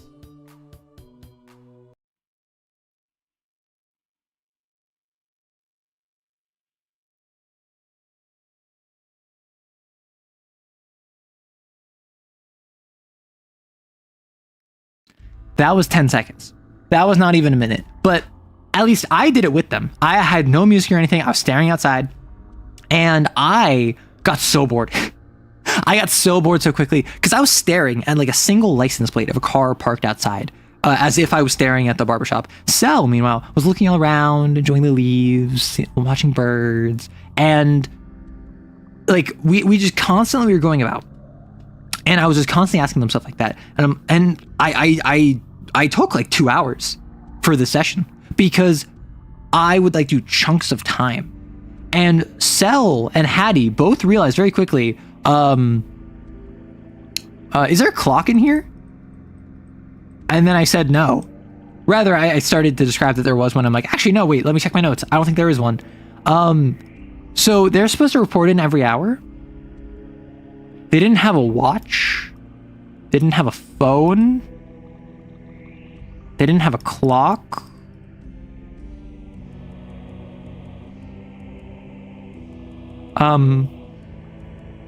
Whoop. So it was this weird thing where they very quickly descended into a liminal space where at one point, Cell, my player, was unsure. Wait, are we on day 2 or day 3? Because like Hattie has to be awake the entire time. She's eating ramen after ramen. She has some of like the rations with her as well. And like it's on day 2 where it really starts getting her. Like on day 1, she starts falling asleep at night. And so I'm like, okay, you're gonna have to make conditioning. And then Cell's like, can I use like my flux passive to like steal time for myself? Because it's a resting power, right? Can I use my power in order to like get a 10-minute power nap in like 1 minute? And like I said, yeah, sure, roll psyche. And they rolled 2 successes. So I was like, yeah, absolutely. You can like sleep just well enough that you don't fall asleep for longer than like a minute or so at a time, but you get your power naps. You manage to like get maybe like an hour or two of sleep across the entire night, which is not great, but it's like more than nothing. And then they managed to survive the second day. And in the second day, they were like experimenting with food. They were trying to exercise. They're fiddling with their weapon.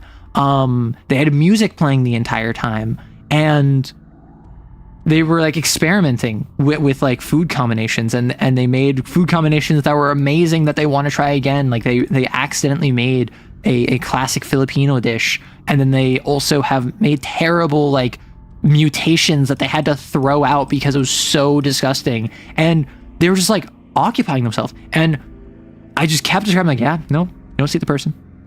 And like at 2 of 3 on any of them, no, you don't see anyone.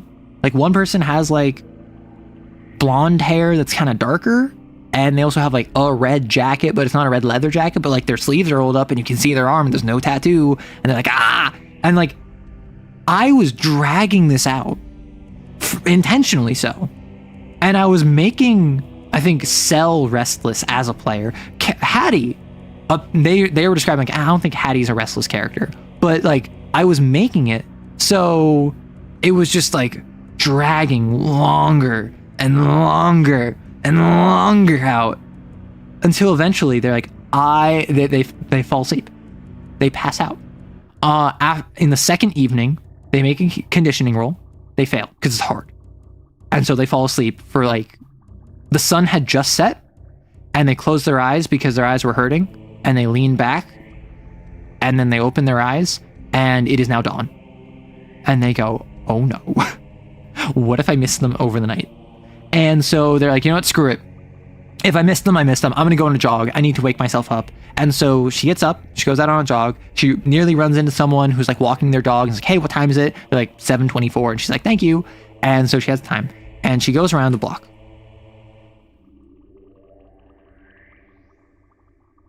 Building is here. Barbershop is here. The Cell, my player, described earlier that the like was constantly doing like random descriptions of characters and like, okay, purple jacket, jeans, nope, that's not them. Okay, the owner has a white jacket, going off on lunch, awesome. It's like probably 1 p.m. maybe, and like was doing that. So I made a comment how they are walking beside someone with a white jacket, and they're like, oh, it's the owner of the barbershop. And then they try to like say like, oh, hi, and the owner's just like, hey, and then like does the classic like tri-state area thing of just like acknowledgement and then go back to what I'm doing. And so they're walking forward, and then they hear from the front of the barbershop, hey, and they see leaning against the front of the barbershop in a red jacket, blonde hair, bit of a tentacle peeking out, like curling around at the edge of their wrist, a man leaning against the front of the barbershop, because Hattie has no weapons, is not in her gear, can't call it in. So I'm like, what is the perfect opportunity to implement this? And Cell literally asked me, did you plan on me to go on a run? Because it was just perfect, right? So they show up, and they're not talking to Hattie. They're talking to the store owner. And they're like, hey, and then there's like, what do you want? Come on, Kay. And they seem to like be getting into an argument. And I'm like, what do you do? And Cell's just like, I'm going to go tie my shoe for a very long time across the street. And I'm like, got it. So they start arguing, and they're like, yo, what do you want? Like, why are you here? She's like, I just want to check in on you. It's like, yeah, sure you do. And it's made clear that they're brothers. They look kind of similar. And at first, when I started describing the owner, the player thought, oh, are they an edit user? Are they like disguising their appearance? But no, it's just that they're siblings. They look kind of similar. And the enemy stand user is talking to the owner. And at one point, like, Cell sneezed, and I, like, as out of game said, bless you. And then they responded in character like, thank you. And so I had this weird moment where Hattie is over here, and I think due to like a miscommunication in out of game, they like got spotted accidentally. But then the person didn't even care. The person went back to their siblings like, can we bring this inside? I have to talk to you about something. And they're like, sure. So they go inside, and then Hattie stutters back to the beginning of the conversation. Now knowing what they were going to talk about, runs inside, calls it in, puts on her stuff, grabs her stuff. The castle team nearby says they need 11 minutes. And so Hattie is like, cool. They go inside. Hattie runs back downstairs. We are now in the building. We have people there. Across the street, Hattie's here. And as she's running out of the building, she sees them inside and they're talking about something. The lights are on. It's like an hour before opening, and like they were making comments about how like, oh, are you here for a haircut? It's like, no, I just wanted to chat with my brother. And she sees a woman with a bun, pulled like a top bun, I think it was a flannel over their tank top, and yoga pants. Walk up and just walk right into the door and walk in, and they both turn and start like being like, yo, what are you doing here? And like the owner is like, why are you entering? Like, it's not open yet. And she reaches towards her stomach or like into her pants or something and flicks a knife, and it lodges itself in the throat of the contact, the one that Hattie's supposed to detain. And Hattie is like running forward and like opens the door behind her as she throws it. And I ask Cell, do you want to spend a psyche burst? And Cell says yes. So then what happens is that I describe that the person looks over their shoulder, catches Hattie's eye, and then Hattie feels as everything like warbles around her, and then she is snapped back in time, back to where she was previously, as stutter was just used. And by using a psyche burst, she was able to retain her information of what happened prior to the stutter in that alternate time screen. And then this person walks inside and this time just starts talking to them. And so Hattie still follows and enters after them. And now it's a situation where this guy, who is K, the person with the red jacket, this guy who is Rob, the owner of the barbershop store, this person who, unclear who this is, and now Hattie. Hattie has a gun on her hip that is like hidden in her cassock, or in her habit. And the woman calls us out and goes, are you sure New Jersey is an open carry state? And then the barber goes, wait, what? She has a gun? And like, oh no, and it gets really worried. And then this guy, K, seems to know who she is and is like, Bridge, come on, like, we don't have to do this. And then she goes, oh no, I think we do. Bridge has no weapons on her, no knife on her, unclear where that was. Rob is like, K, are you wrapped up with the mob? Like, what is going on here? So this, like, he doesn't know what's going on. He seems to know her. She seems to know him. She doesn't know her. She doesn't know anything of what's going on. And like, I'm asking to like, what are you trying to do? And Cell's like, I'm biding time until the castle team gets here. So we have this like 4-way standoff where the barbershop owner doesn't want his brother there, doesn't want anyone else coming in. The guy in the red jacket seemingly doesn't want to deal with anyone outside of his brother. The person with the woman, the flux user, wants to apparently kill K. And Hattie wants to figure out what's going on and then save K to detain him. So we have no clue what's going on here. And then they're arguing, they're talking, they're trying to get more information. And Bridge makes a comment about K and his dealings and how apparently K is selling some kind of snuff.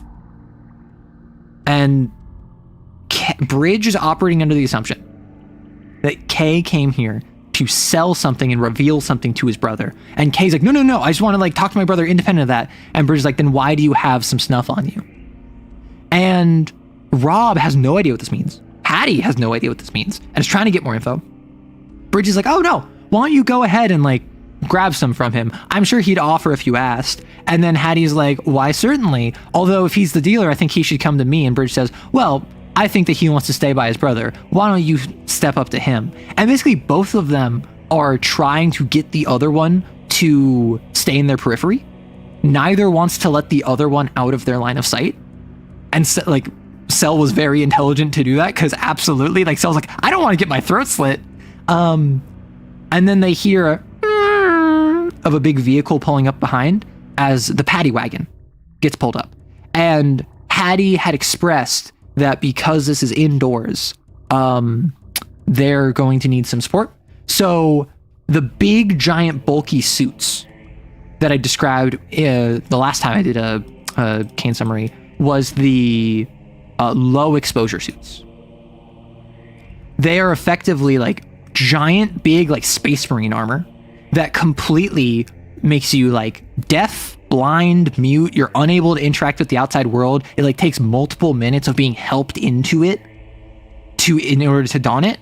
However, you can like fight a sin. Now, obviously, you're not going to win. You're still like operating at Cat 0. However, because you're not actually looking at a sin directly, you are looking at a recreation of a sin digitally, that it has internal grace tracking that can reconstruct what the sin is and its physicality in a digital reconstruction. You can shoot at a sin. You can see a sin even if you don't have grace. You can still be like protected from sin events or from sin domains marginally. But there's also the high exposure suit. And the high exposure suit is basically just like modern Spec Ops gear that is like, it's high exposure. You're not going to be like you're going to go unconscious if you look at a sin, right? Because you're graceless.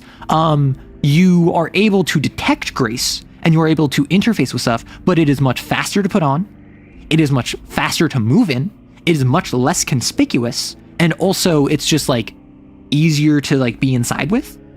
So you have the low exposure suit, which is what most of the castle team is in, and you have like 2 members in the high exposure suit, and they're coming into the building. Yeah, you can win against Cat 0 Sin. I mean, if you have like 12 untouchables, all in low exposure suits, fighting a Cat 1 Sin, like, it's only hard. If all of them have a 2 in coordination, and they're fully unloading their rifles, or their shotguns or whatever, like, they can probably at least get half of its execution talisman done. Like, the goal of the untouchables is basically to have boots on the ground. They're able to fight drifters. They're able to fight traces. They're not really killing sins. That's what XOs are for. But like with a low exposure suit, your untouchables can help. With the high exposure suit, that's more for I can fight drifters, I can fight traces. I am basically in like modern military gear. It's just a little bit souped up with grace magic or with like grace tech. But that low exposure suit is like, nah, I can like actually help against the sin. Yeah, we're talking about Kane. We're talking about my game of Kane. So we have at the barbershop store, we have Hattie, the player character. We have Bridge, presumably some sort of binder. We have Kay, who is the guy that Hattie wants to detain because he's assumed to be a binder of Cat 0 to Cat 1, and he has some kind of snuff. And we have Rob, the completely mundane human who's the owner of the barbershop. Paddy wagon pulls up front. 2 members in low exposure suits come out, and they have the same kind of like short, compact shotguns that the low exposure suits had when they breached the director's office, right? Because internal quarters. And so Bridge looks at all of them and stutters again. And I ask Hattie, do you want to spend another Psyche Burst? She says yes. And she didn't have any Psyche Bursts remaining because she spent Psyche Bursts to stay awake over the course of the 3 days. So she gained Sin in order to like be aware of what's happening. They go back in time. The paddy wagon is not here yet. And Bridge throws her knife at Kay again. And I describe that Bridge reaches into her stomach, like puts her hand, like reaches under her tank top, puts her palm on her stomach, grabs her flesh and pulls away, and this pink, sinewy looking mass pulls away from her stomach as a bone blade is retracted from it, and it's covered in smatterings of crimson and like blood. As she takes it out and just flings it at him, hits him right in the throat yet again. And Hattie, as she does this, takes it out and shoots her and misses. So I describe that as she's kind of like doing this, like reaching into her stomach to like draw out the knife. Hattie, who is over here, Hattie, who's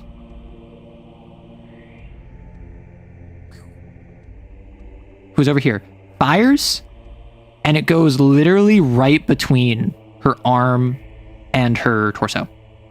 And so Hattie stutters, takes on more sin to do so. And she does that. And she rolled a 1 on risk. However, she managed to do 2 slashes to the binder. So she manages to graze across like the rib cage of the binder. And the binder throws the knife still, hits Kay in the shoulder this time, and looks at Hattie and goes, "You too?" Because this entire time, she made comments just like, "What are you, like a nun? Like, are you here to proselytize?" Like, the binder made it very clear, like, she did not recognize Kane. She did not recognize Hattie as like a Kane-sanctioned XO. She was just like, "What are you, some kind of like nun? Are you religious?" And so she just looks at Hattie and just like, "You too?" And then she makes the decision. She got shot. She looks at Kay. She grits her teeth and she runs. She runs out the front door. And so she runs out the front door, breaks it down, and the door's here. The paddy wagon is coming this way. So she runs out like this so that it's not rolling alongside her. She goes the opposite way of the paddy wagon. And so before she goes, she takes something out of a little pack, like of a pouch on her right hip. And it's a little like ball. Unclear what it is. And it looks kind of like a grenade. And she tosses it. And Hattie's just like, "Can I like kick it out?" And I go, "It's by Kay and Rob. And you're here." And she goes, "Eee." And it's a threat, right? I used a threat for like the first time in my entire Kane campaign. And if you don't resolve the threat, it will activate. So she rolls and she fails. And what happens is that she runs over, she grabs it and tries to throw it out the door after her. And what happens is that as it's in her hand, it just starts leaking some kind of gas, and she tosses it and actually hits into the door and clatters to the ground, doesn't actually break through the door, and just starts like carbon monoxide or carbon dioxide just hissing out this like colorless, odorless gas. And I say, "Okay, roll 1d3. And Cell goes, "Okay, I got a 4 divided by 2 is 2. Do I take that much sin?" I'm like, "You take that much sin." And this is a sin grenade. This is a grace grenade, effectively. And it just in an area expands and expands and expands, like fills it with just like aerosolized grace.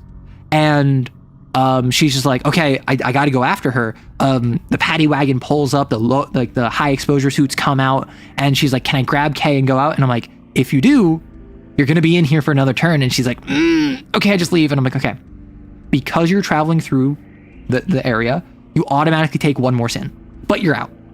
And she goes, "Ugh." Right? So like she's out. And the 2 people in high exposure suits, like unlike the low exposure suits, like she can see their faces, like they're behind visors, and they're like, what's the situation? What do we do? And she's just like, "Subjects in there. They deployed some kind of like gas grenade. Like there's a binder here. We need to go after the binder." And then I say, "What interrupts you from speaking next as you feel like you are about to go into sin overflow?" And then she describes how her shoulders form porcelain shoulder guards, and her face becomes not quite granite or marble, but like a smooth, hardened surface, and it starts to like crystallize and focus like a mask, and then it dissipates. as much like how when you go under sin overflow, I have described as you basically start becoming a sin and you have to physically stop yourself from becoming it. And the sin mark is what part of you started manifesting the sin that you like first. And it kind of lingers on that spot. She undergoes that without having hit sin overflow and then comes back. And then the high exposure suits are like, you okay? You just spaced out for a second. And she's like, what? And apparently, after being exposed to this, she will intermittently, psychologically, basically get like a hallucination of undergoing sin overflow.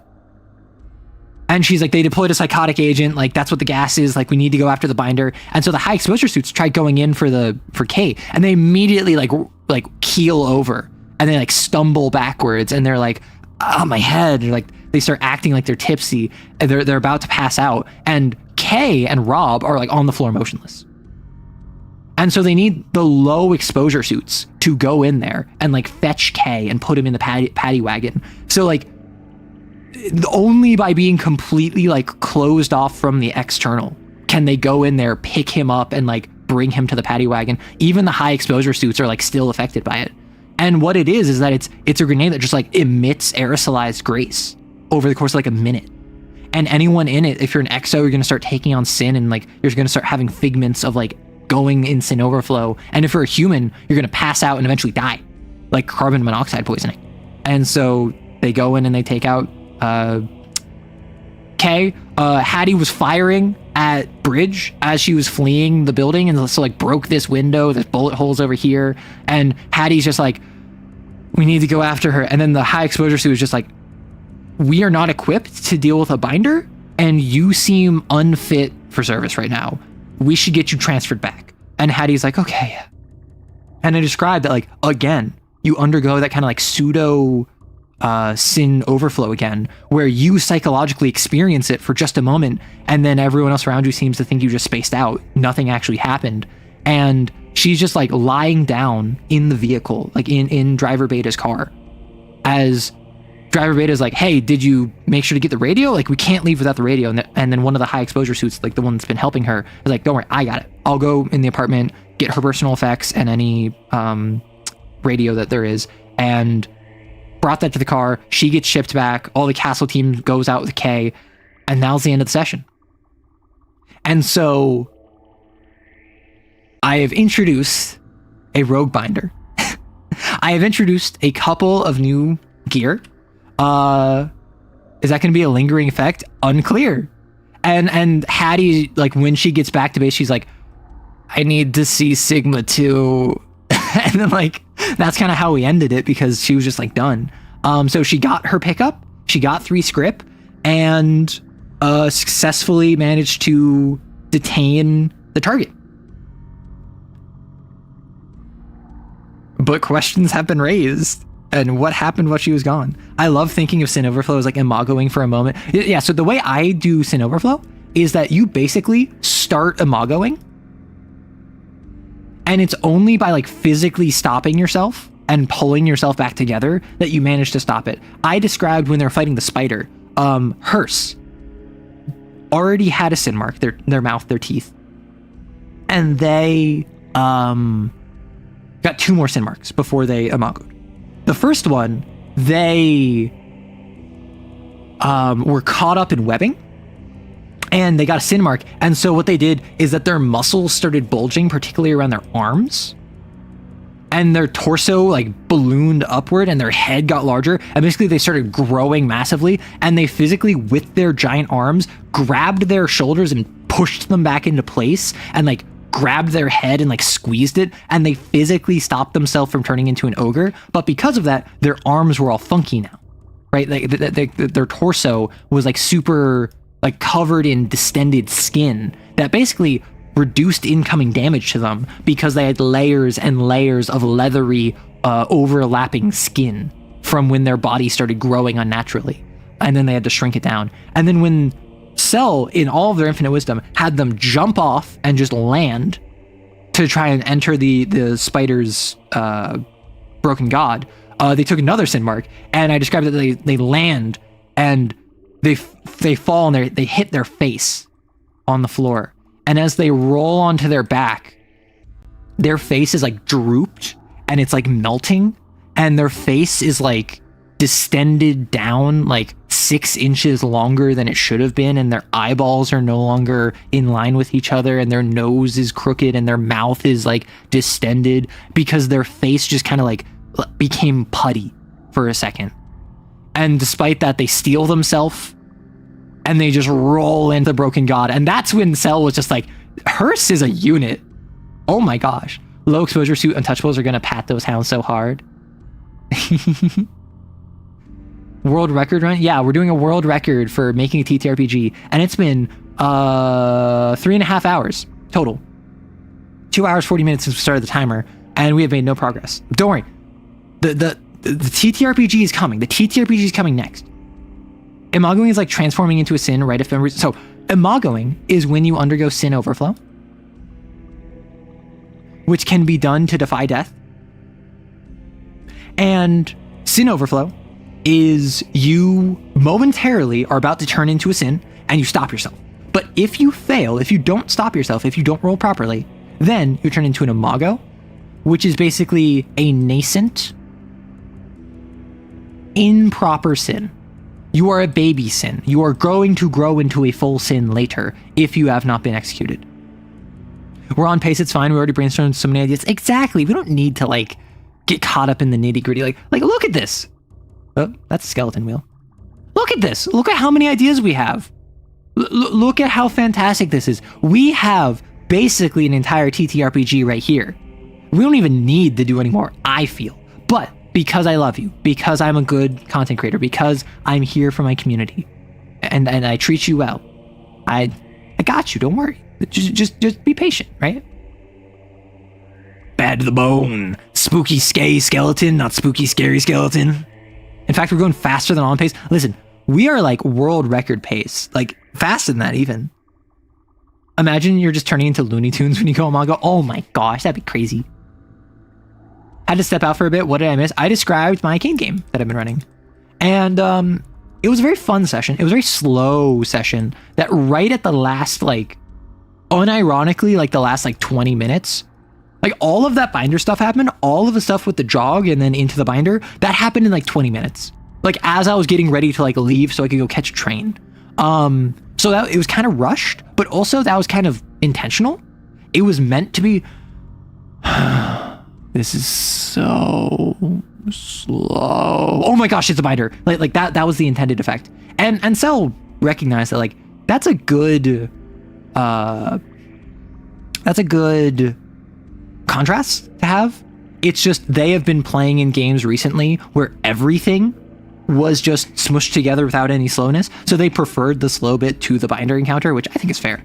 Does anyone want to take any guesses about what the deal with the binder is? Do we think that they're under heaven? Do we think that they're independent? Do we think that they're a flux user or a gate user? Or do we think that they have a special sin mark? Like, what do we feel is the deal with the binder? Because Bridge,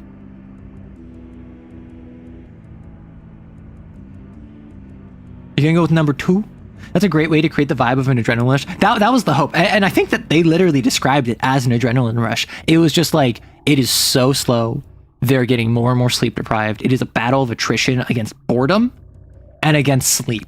Really, that's what the main session was. And like my player was like, you made me think about a lot of stuff like for myself, not even for Hattie, because there's so much here where you were asking me questions about like, what makes you feel like home? What are you doing to entertain yourself? Like what are you doing to try and leave behind a legacy for other XOs? Like for instance, something I didn't mention in the written work, but in the little description, there was 6 pairs of chopsticks in. Oh, I forgot this. There's 6 pairs of chopsticks in the apartment, 3 pale green and 3 pale blue, and they're like a plastic pair that someone probably picked up from a convenience store. And my player was just like, "Wow, my contribution is like way less useful." Because like they probably bought these chopsticks and this plastic set, and like someone bought this rice and this ramen and whatever, and all of this stuff, where all I bought was some composition notebooks and some stickers to add some personality. And they made some coffee and described how that tin of coffee that they only had like a cup and a half left in, they saw on the bottom of it, scraped into the bottom,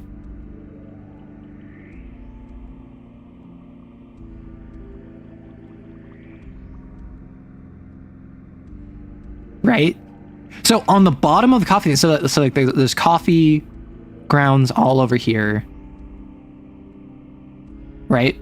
So there's barely any left, but on the bottom of it, scraped into it, is the Cain surveillance symbol. Where does anyone remember what this means? A horizontal slash and an X on top. Home is where the unfathomable cube of cosmic origin is. You can say the cosmic cube, that's okay. I'm guessing that Hattie ran into your version of Under Heaven or an Under Heaven-like organization. So Under Heaven is something I do want to... So I've been talking about a setting guide. I haven't put any work towards it outside of like the Cain can't, because I'm focused on Neolithic, the Creatures TTRPG, and right now I'm going to be busy visiting family over the weekend, so I need to focus on videos. But my goal is I want to get playtest version of Neolithic out. I want to get out the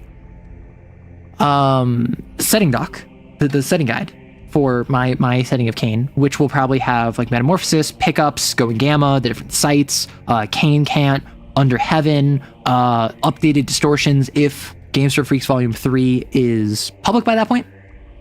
And then I will probably go back to Neolithic, right? Yeah, audio plus blasphemy surveillance, exactly. So after like an hour of being by herself, Hattie, as a former streamer, just started talking to herself, talking to chat, talking to Arthur and to Mix, and just kind of like speaking as if they were there. And she felt incredibly embarrassed, realizing that just because there wasn't any obvious surveillance doesn't mean she wasn't being surveilled. And then she had to not recognize that audibly because she had to pretend like she didn't know, right? Somehow this relates to Snake. I have no proof, but it feels... Oh, the Imago? Or the Under Heaven binder? Maybe.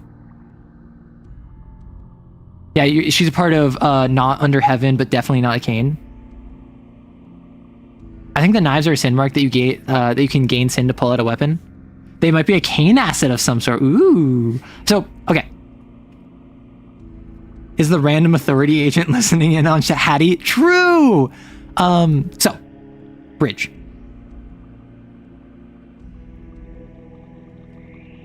You are partially correct for the knife. So the knife is a special object called a grace blade.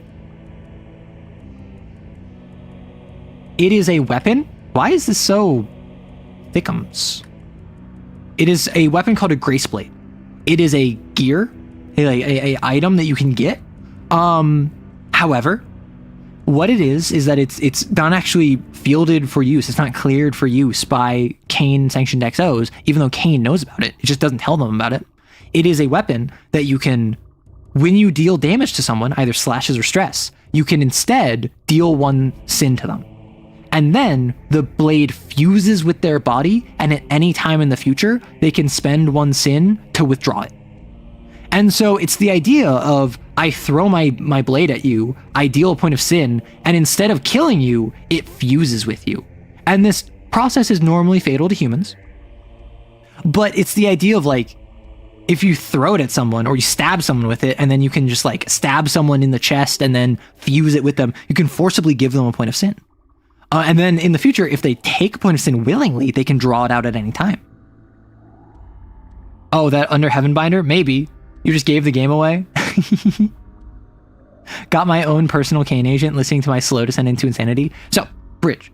My player does not know about it being a grace blade, assumes that they're a gate user, and that we're using a weird form of pocket. You know, the ability where like you have a hammer space that you can take stuff out of? I'm weird. I would absolutely flavor a character who uses gate to like draw stuff out of their flesh. So like, not a bad guess at all, honestly, with the information provided. They are uncertain if they're also a flux user. Even though I literally described to their face that they got stuttered by Bridge, I don't know why they didn't pick up on that, but they don't think they're a flux user. Anyway, you gotta go. Hope the rest of the stream goes well. Enjoy. You're gonna miss the TTRPG speedrun though. The speedrun is coming. It's right around the corner. So, are they a part of Under Heaven? Yes. Because in my setting, I've decided Under Heaven is... And there's gonna be a weird hole. There's gonna be a weird pull. Don't be mad at me. It's gonna be a weird pull. I think it's called like the Hammer Nation or something. It was a hate group in the US that I think is still active, where like most modern hate groups, or most hate groups of like the latter 20th century and later, they mostly are comprised of cells that share the same name and have similar iconography, but ultimately are completely independent and do their own things. And I think Under Heaven is more interesting when it is basically a coalition of otherwise completely unrelated organizations that don't actually work together or like each other, but they all are unified as, okay, we are all broadly exo-supremacists, broadly we hate Cain, and broadly the government doesn't like us. So we don't like each other, but we like each other more than anyone else likes us, so we're going to work together. Everything changed when the Under Heaven Nation attacked, yeah. Is this the April Fool's joke that we never start a speedrun? No, the speedrun already started. We've been going for 3 hours already. We're gonna, like, get to the TTRPG. Like, dude, listen, we already have a wheel. Like, we have the wheel. I can roll the wheel anytime. The wheel is gonna happen soon. We just give me a moment. Just give me some time. We need to go back to talking about Cain. So Under Heaven, we all hate Cain, basically. ADHD grind set. You keep mentioning a TTRPG speedrun. What is that specifically? So what it is that at start of stream, first thing we did, we got a bunch of ideas, and it was the idea of, by the end of stream, we're going to make a TTRPG. And we're going to send it no matter what it is. Right? No matter how much progress we get, we're going to full send it. And I was asking for ideas. So I'm going to roll on this wheel, and like every hour, we're going to like make a new addition, or make maybe every half hour. Ooh, that'd be crazy. Like every half hour, we add to the TTRPG. And we just have to add more and more to it. So like if we add like cosmic horror but not Cthulhu, that's what we start with. But then after, we have to add in Armored Core 7. Wow, how do we add in cosmic horror but without Cthulhu, and it's also Armored Core 7? But then we also have to add in like the real TTRPG was friendship all along. What? That's so wacky. So like that's the goal of the speedrun. However, like that comes after Cain. Like after discussion. Like we need to finish this discussion first. Like I understand you're excited, but please. But yeah, so I'm treating Under Heaven basically as a modern hate group where they have cells that are loosely affiliated, kind of in the same way as a dark mirror to how Cain sites are loosely affiliated but mostly do their own thing. The main difference being is that Cain has the overarching authority, right? Under Heaven really doesn't. Under Heaven is closer to like organized crime, where every cell is its own family, and the families might squabble, they might fight each other, they might get into spats and territory disputes, or they might be like blood-sworn allies. Who knows? Cain has a segmented but present hierarchy, exactly, and Under Heaven doesn't. And so you have this dark reflection of like, basically anywhere there is a site, there's an Under Heaven cell there. Now, obviously not in the facility, and it's probably like in the state but not nearby, but like there's a lot of Under Heaven cells. There's a ton of them. Gosh, water. And much like how all of the different sites call themselves like the hackers or the Valentines, or they're assumed to be like the gangers, or they're the cowboys, Under Heaven cells also have their own unique identification. They have their own stereotypes about each other. They have like turf wars and like disputes with each other. Some have sins that they prioritize over others. Like there are under heaven cells that exclusively work with lords because they assume, and not entirely incorrectly, that lords are pretty definitionally the most benign of all sins. They can be reasoned with, they can be like moralized to, they can be appealed to their authority, and they almost always do something in such a way that is intended to directly help their host. So there's like an under heaven cell out there who they exclusively work with lords. They execute other types of sins because they are sin supremacists. They are exo supremacists with the caveat that they believe that some sins are more just than others. Maybe they would work with an idol. Maybe a toad could work with them, but like an ogre? A hound? Definitely not a centipede. What do you want about? Yeah, gotta free up space for more lords. So that's the kind of thing I want to do with Under Heaven, which, like, Under Heaven, I think, is at its strongest when it is not Cain but evil. I think it is at its strongest when it is a completely different axis of EXO. And like, I remember watching a video about this guy who was like a former member of a hate group, and I think it was like the Hammer Nation or something, and it was like a white supremacist group where they had cells across the world, across the US, and he described that there was no formal hierarchy. It was just that there was a couple of like the biggest guys, and they would make all the decisions. And no one like assigned them to that role. No one voted for them. It just kind of fell into place where anytime a decision needed to be made, like the same couple guys would get together, make a decision, and everyone else would follow it because of the biggest guys.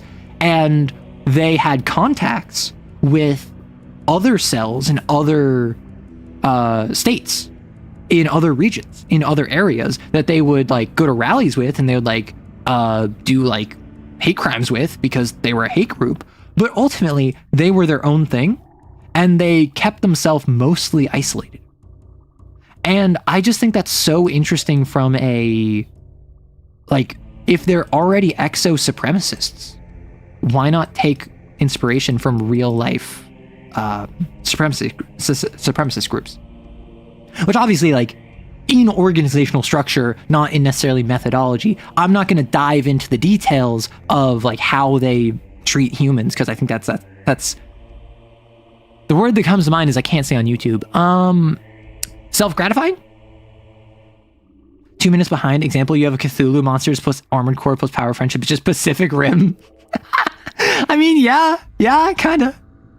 No, so it's not Cthulhu monsters. It's explicitly cosmic horror, but not Cthulhu.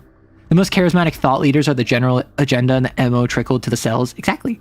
Loose gang groups around a couple of shot callers, and the shot callers might interact with each other, but the gangs are mostly self-contained. Exactly. That's my goal with Under Heaven. Whereas with sites for Cain, like it's not that dissimilar. It's a self-contained group that has a couple thought leaders. These just happen to be like elected or like chosen as like handlers or whatever that might interact with other sites, but ultimately there is not really a communication here. Transference between sites is uncommon. Sites might disagree with each other, like the Islanders, for instance, don't get along with a lot of other sites. It's not that different. One just happens to have a level of bureaucracy on top of it, and the other one is pretty independent and like anarchistic. So that's my goal, right? And I explicitly want it to be a dark reflection. And what I want and what I would love to do is I would love to, in this like site, in this site, I want to be so much fun in this site guide.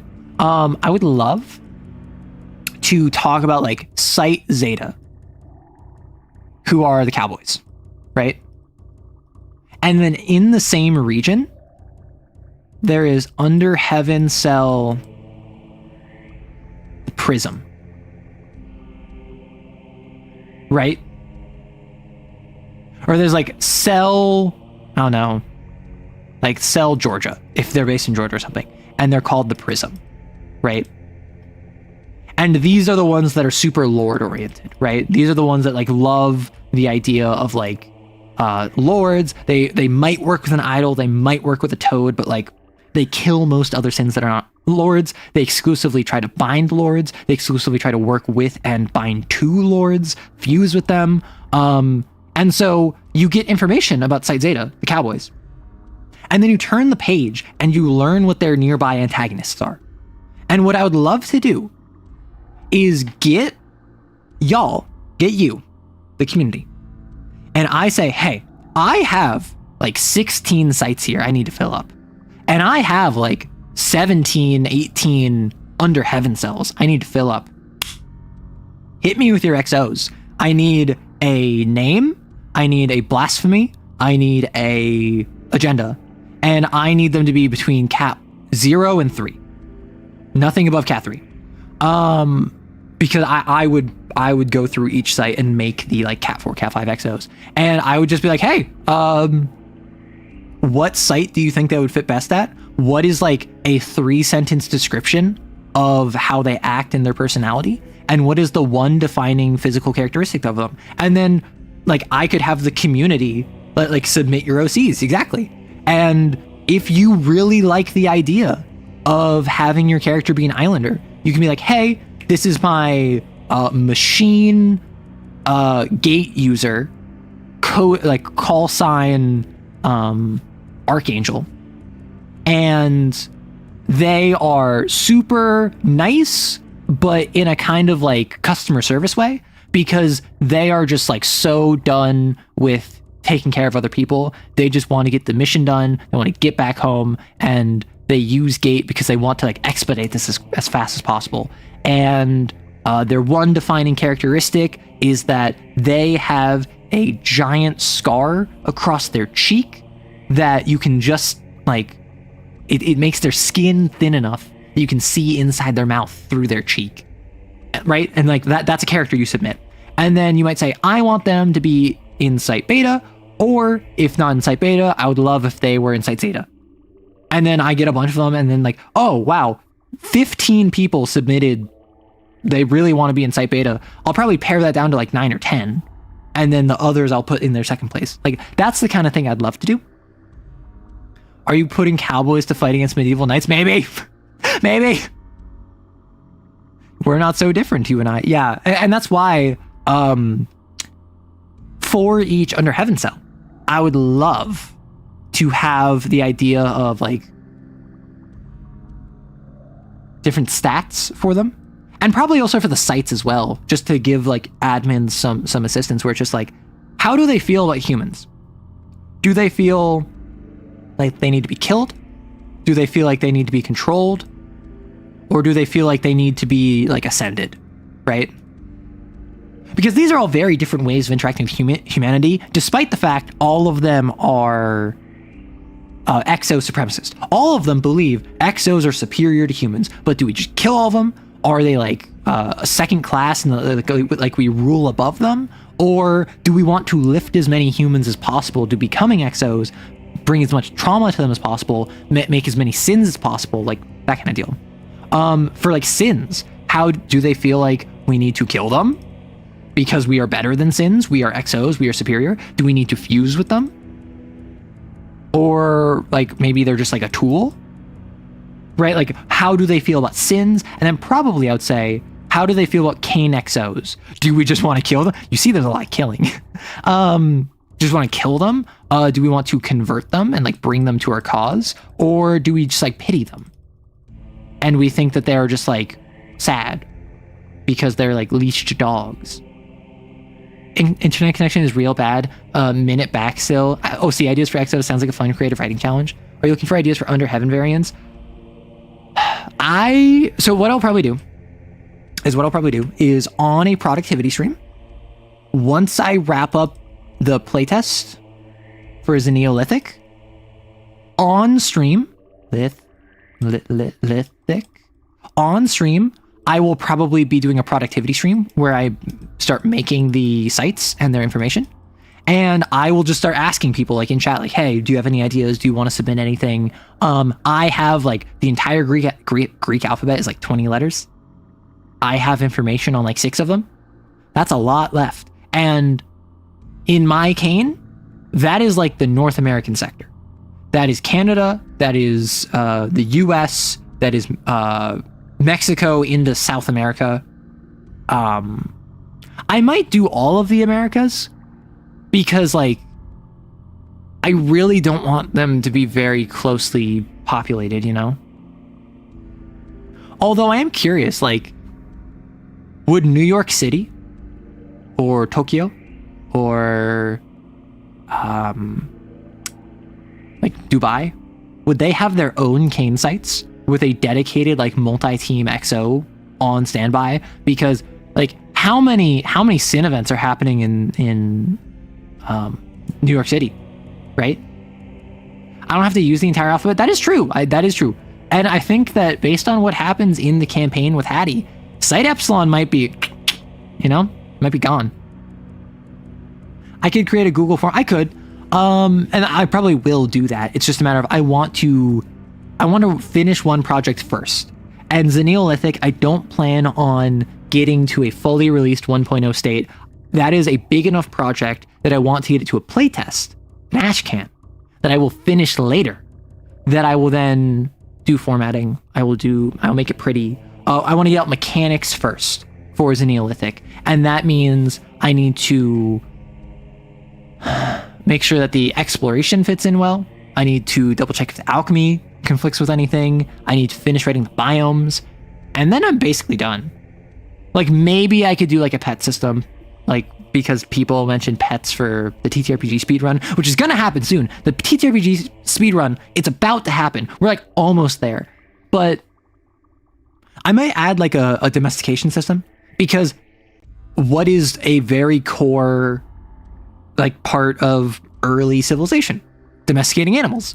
And people love pets. People love being able to be like, I want this wolf to be my friend now. And so I think having dedicated mechanics for that would be both like in vibe, like would fit the system, and also just kind of be fun. Okay, but if we're modeling Under Heaven off of white supremacist fast, what is the hypocritical cell that is super into catboys in this metaphor? So I'm not modeling them off of that wholesale. I'm just kind of saying organizationally. I'm taking inspiration from real life cell-based hate groups for a fictional hate group, because they're supremacists, right? They're a hate group. I don't think I'm going to take like cultural aspects per se. I think like at least one XO group, like at least one Under Heaven cell is probably going to be like, oh, it's a modern, like an actual real life hate group just with an XO coat of paint, because I feel like the translation is there, and I feel as though it would be just kind of really easy to make that a very distinct group that has its own culture separate from the others. But ultimately, I'm just kind of going like organizationally. And obviously, not all of them are going to be like this. Some of the Under Heaven cells are going to be like, some might be like a fraternity, where there is a dedicated hierarchy. It's just kind of like internal. It is very much like you vote someone to like be your leadership position, but they're still ultimately like they joined, and like you might have a Under Heaven pledge class, so to speak, of like aspirant binders who are treated worse than everyone else, but then they end up joining and like, oh, it's meant to make camaraderie. And then you might have one that's like a business. You might have one where like no one has any loyalty to the cell. It's all loyalty to themselves. But everyone recognizes that they work together. And then yet another one might be like a secret society, right? Another one might be like you're like a Freemason, like you have a lounge that you can spend time in, and no one is really friends, but everyone understands that we're on the same page here. We're all above the others, right? And then these are all very different Under Heaven cells that all would treat Cain, sins, each other very differently. You're not familiar with the terminology of Cain, so I don't know what the terms are meant to be objects. Which ones are people or things? Okay, so Cain, as a system, is about the organization Cain. It is a clandestine black ops government agency that works with all the governments of the world and fields exorcists, or XOs, to go fight sins. Sins are manifestations of trauma that people with grace or like psychic power manifest. So if I am poor and I have no money and I'm starving and I see people with wealth and I just like, I have grace, I have psychic sensitivity, and I am just like so overwhelmed by my lack of having, I might manifest a toad. A toad is a sin specifically about indulgence. It is about the accumulation of material wealth. A ogre is of despair. If I hate myself and I wish that I weren't alive and like I'm an alcoholic and I'm struggling with like traumatic events that I have never grown past, I might manifest an ogre. Those are clearly the prison ones. Why do you think they're hoarding lords for it? Oh my gosh. And a lord is a special type of sin, so manifestation of trauma, where if you really, really, really, really, really, really, really want to rewind time, a lord is the idea of being lost in nostalgia. A lord is the idea of you want to go back to when things were better. Even if they weren't better, even if they were worse, even if things were bad for other people, you selfishly and delusionally think that there were better times previously. So the Lord gives you that.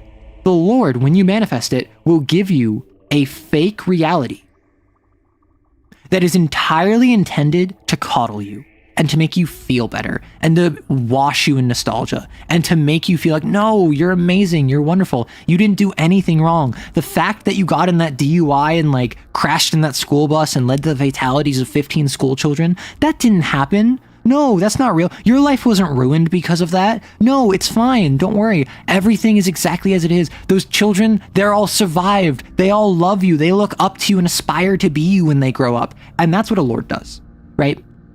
So a toad might like go around stealing stuff for you. An ogre might hide you from the world and like go gadget depression powers on anyone who's ever mean to you. A lord will just kind of like lie to you in whatever way will make you feel better. And so lords are often considered the most like benign of the sins, because if a toad steals from someone, they stole something. If an ogre crushes a bully that like pushed someone to want to take their own life and like kills them, that killed someone. A lord is just kind of saying, no, don't worry about that. It's okay. Just focus on me. Focus on what I'm telling you. And it really only hurts the host. It only stunts the growth of the host. Now, obviously, it is a sin. It is a manifestation of trauma. It grows past that. Eventually, the Lord will start stealing other people to say, oh, guard painter, oh, you're so worried about like the arrow rights community? Don't worry. I grabbed B. I grabbed Skeleton VA. I grabbed Pink. They're all here. They're with you. They all love you now. And will like brainwash these people to like tell you how amazing you are and how wonderful you are. So that's the kind of deal of what a lord is. And so the idea of a group of under heaven who are exos, people with psychic powers that are not part of Cain, right? Independents, rogue binders. The idea of a group that they see a lord as the only good one. So they're going to kill all of their sins, just like Cain does, in the same exact way.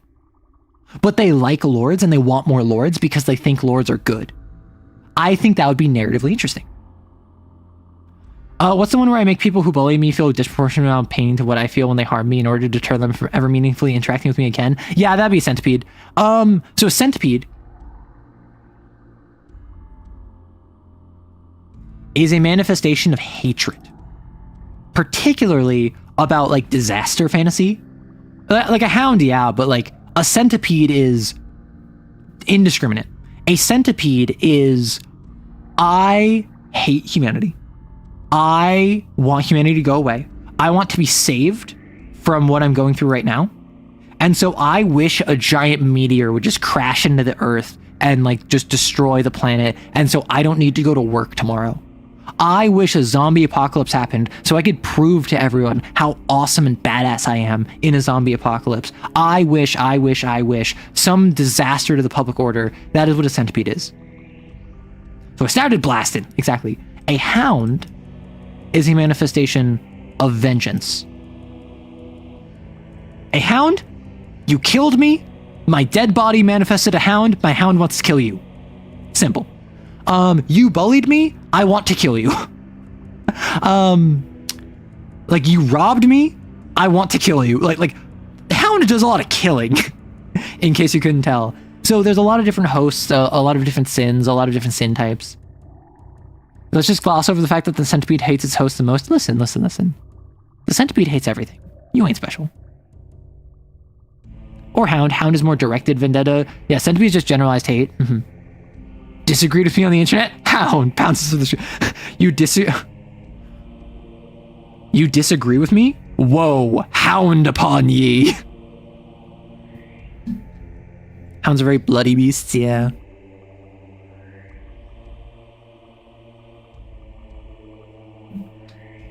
So, I'm very excited to do this setting guide.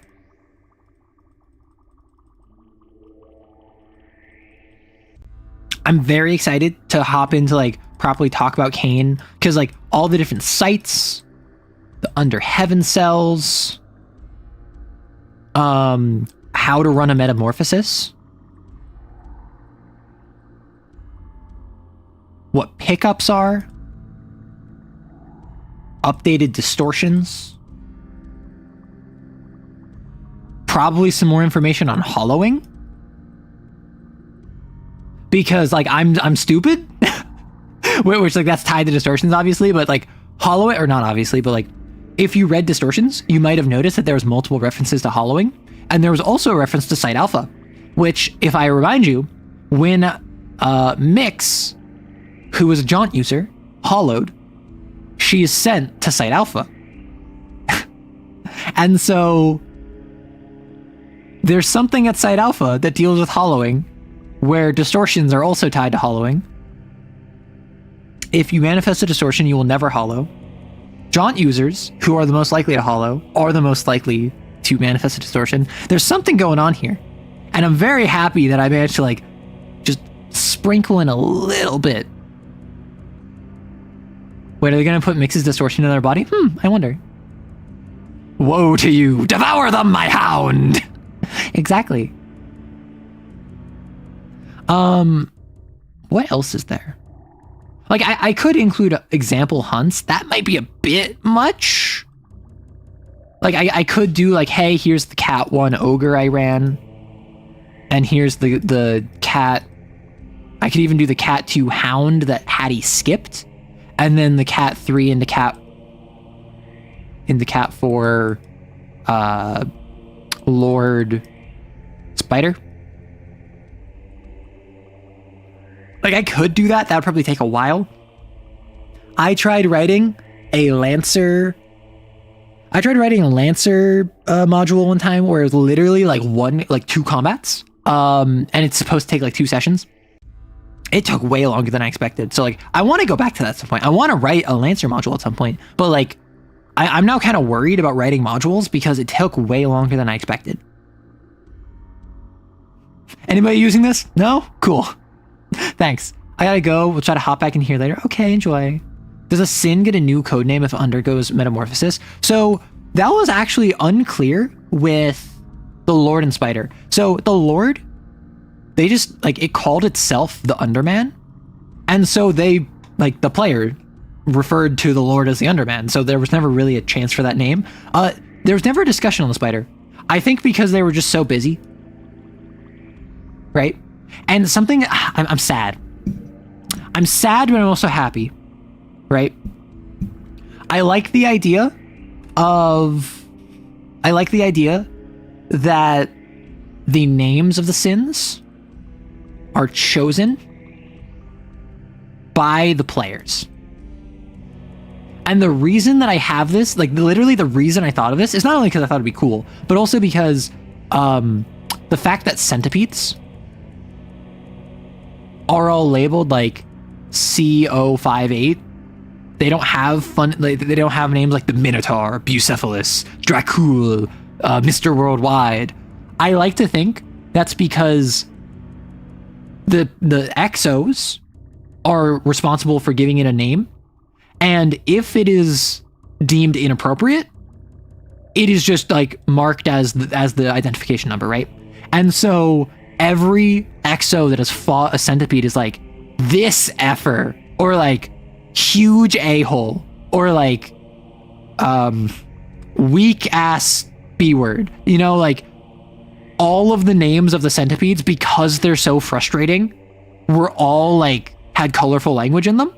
And so they're always like defaulted to their identification number, like slur redacted exactly, like, and that's why centipedes are all just like C058, C041, because the name given to it was like F slur. And I think that's a really realistic way of why some of them are named like Minotaur and some are Bucephalus, but like one is Mr. Worldwide, you know? That's such a funny world building detail. I think that's hilarious personally.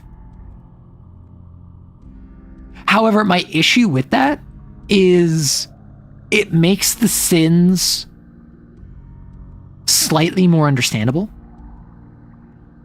Like, obviously it gives more verisimilitude to the players. And what I think the way to get around this is I give them a true name, like a demon, because on the Cain sin card, it mentions like, do not say their name aloud, right? Which I like the idea that like names have power. I think it's a really cool system. But like the cat one ogre that Hattie fought got called the Whisksea, right? Because it was like the host was an alcoholic. It was like a sea of like ichor and like tar, and so they called it the Whisksea as a joke. And then that kind of stuck. And I like the idea that they actually have like true names. And maybe that's like a trauma question. Maybe that's like a fourth secret trauma question that if you speak it, what if that's part of the name? What if I add that to the nail label?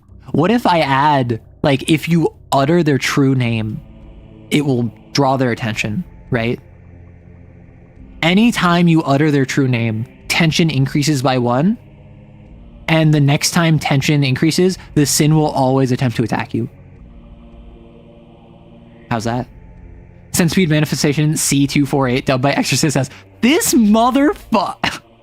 Mr. Worldwide is, grace individual working on a trust fund firm loses all in sudden market crash on their sector, manifesting a centipede on the hate of all who took it from them. No, so Mr. Worldwide is like literally one of the toads. You're gonna run a centipede soon? I would use this piece of lore to entertain my players. Which, and like, I feel like that particular detail works best if the players are in on it and like they contribute. So I feel like if your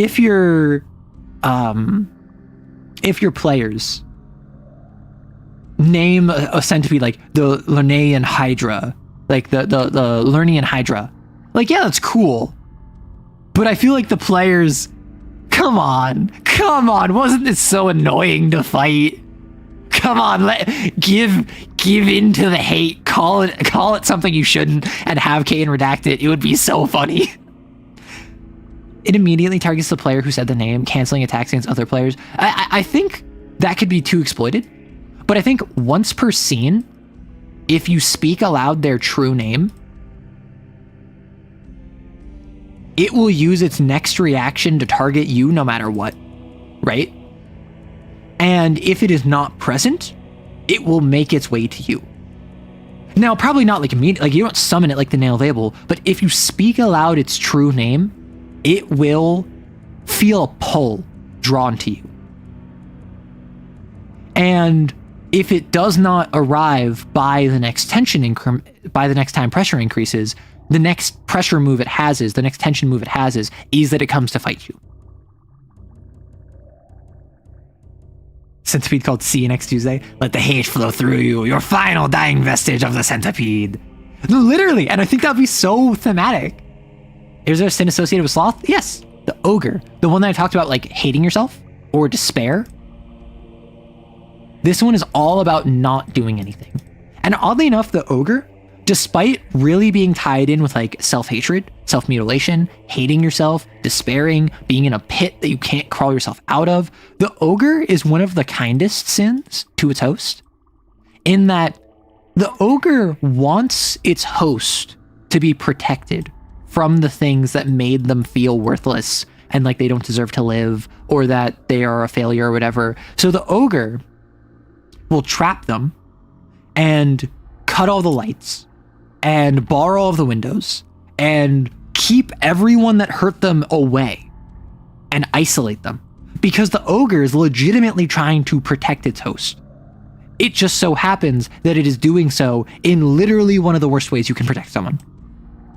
Complete lack of acknowledgement of what's wrong, or the Lord is more lacking in acknowledgement. The ogre is more like putting up a screen up in front of it and saying, no, hide.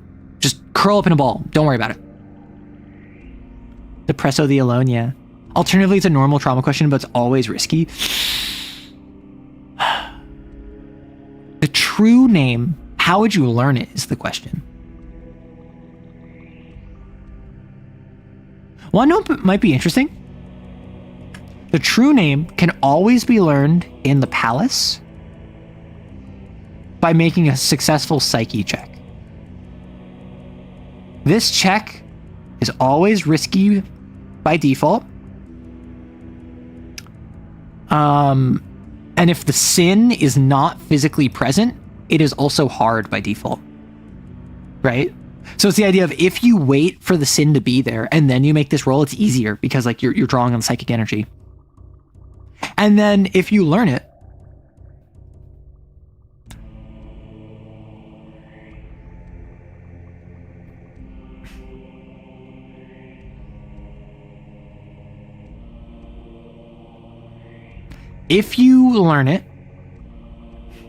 and you speak it aloud, its next reaction will always target you.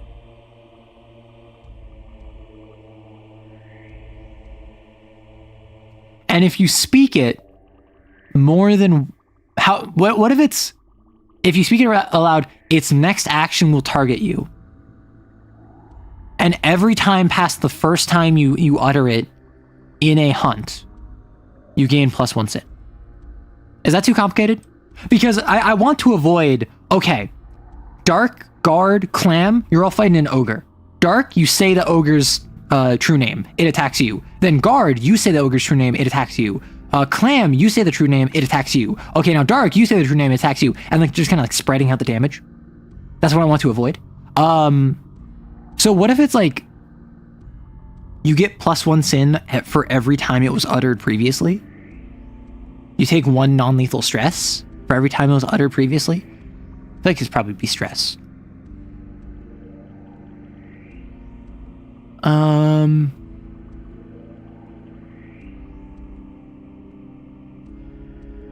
Yeah, the synced blinking strat. Yeah, exactly. Just like reading the telemetry of the place, like the sin naturally embedded. Yeah, no, that's exactly what I'm thinking of. Like the sin doesn't like write its name out. It's you just kind of being like, how can I connect with this place? How can I connect with the palace? Like, how can I just like understand it on a deeper level?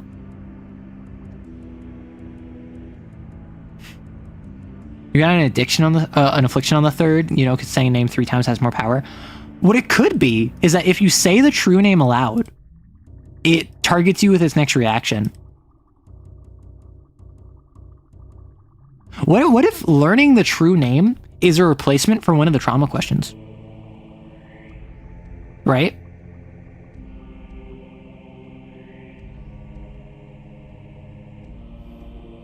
What is the downside? Why would you not say it aloud, though?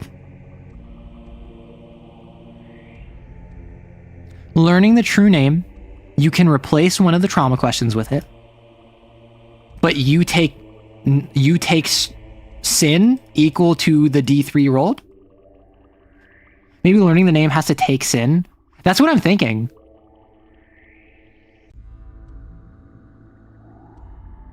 Or maybe what it is that it's like you can use the true name.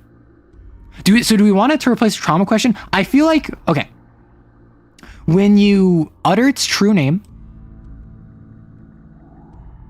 you take a sin, and it has to target you with its reaction. This means if you want to do guard and dark and clam just rotating in a circle, all of you are going to be taking one sin every time you do it. So even if the ogre doesn't manage to like do any injuries on you, you're still going to take a couple sin each. Persona players' eyes light up. Yeah, it's a persona. It is a persona palace, right? That's basically exactly what it is. Maybe learning the name has to take sin. Persona's stated inspiration, yeah.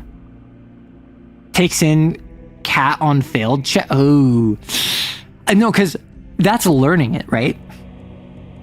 That's learning it. That is not speaking it aloud. I think it should be dangerous that every time you speak it aloud, a motorcycle runs by. Every time you speak it aloud, you take one sin, and if you are in a conflict scene with the sin, or what if we just combine this? So if you speak it aloud, if you say it, take sin. And then if it is not a conflict scene, it will make its way towards you by the next time pressure increases. And if it is a conflict scene, it will spend its next reaction targeting you. Right? So it's basically like a taunt, where the idea is that you're goading it. You're goading this being. Do we make it 1d3 sin? Maybe 1d3 sin. Because like otherwise, like it's not really that risky. Because the goal here is you do not want to say this. You do not want to say the name aloud. It is kind of like I mean, alternatively, we could remove this bit and we could say it automatically targets you, but it rolls twice on the risk die and takes a lower one. Although I feel like that's kind of double dipping if you also take sin. How would that work for a lord? One of the lord's domains can already be punish you for speaking its name aloud.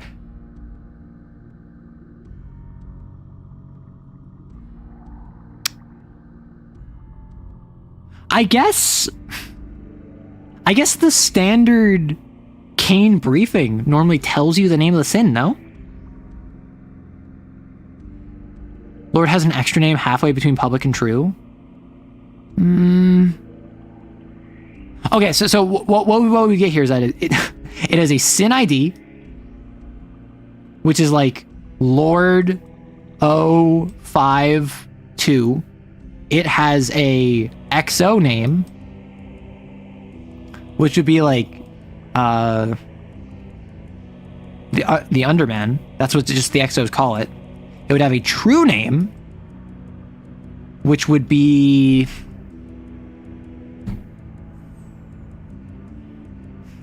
I don't know.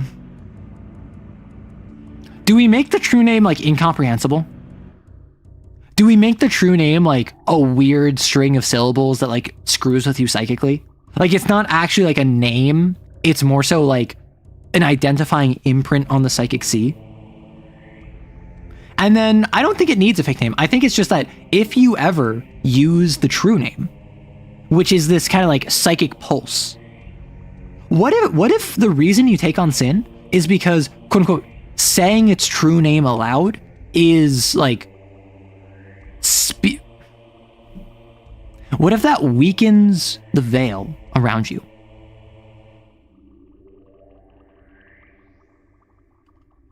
Crazy. Fortune.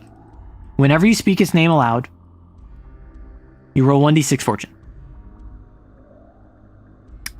On a 4 to 6, it targets you with its next reaction or makes its way towards you by the next time pressure increases.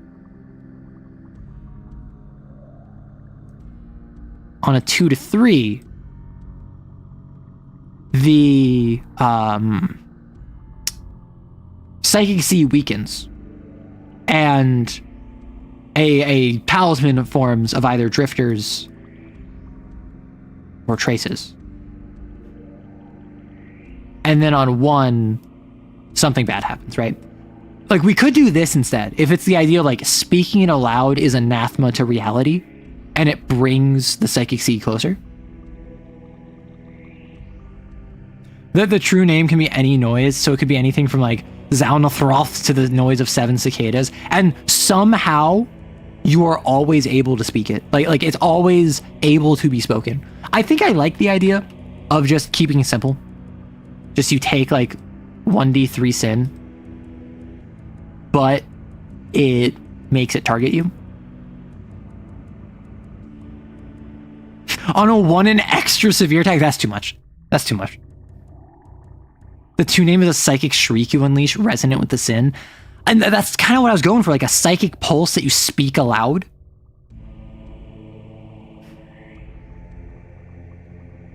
What if it's like you and everyone in a short area takes 1 sin? You returned from playing funny Valve game. What did you miss? Sorry for bunking my mic. We're talking about, so speaking the true name of a sin.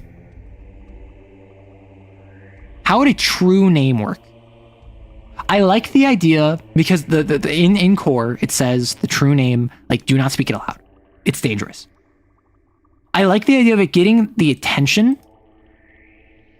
I like the idea of it weakening the veil, and I like the idea of it giving sin. I don't think it needs all 3 of these. Yeah, 1 sin to everyone feels evil. That is evil. That's why you shouldn't do it. I like the Drifter's Traces thing because you're just pitching a rock into Psychic Pond. So, like,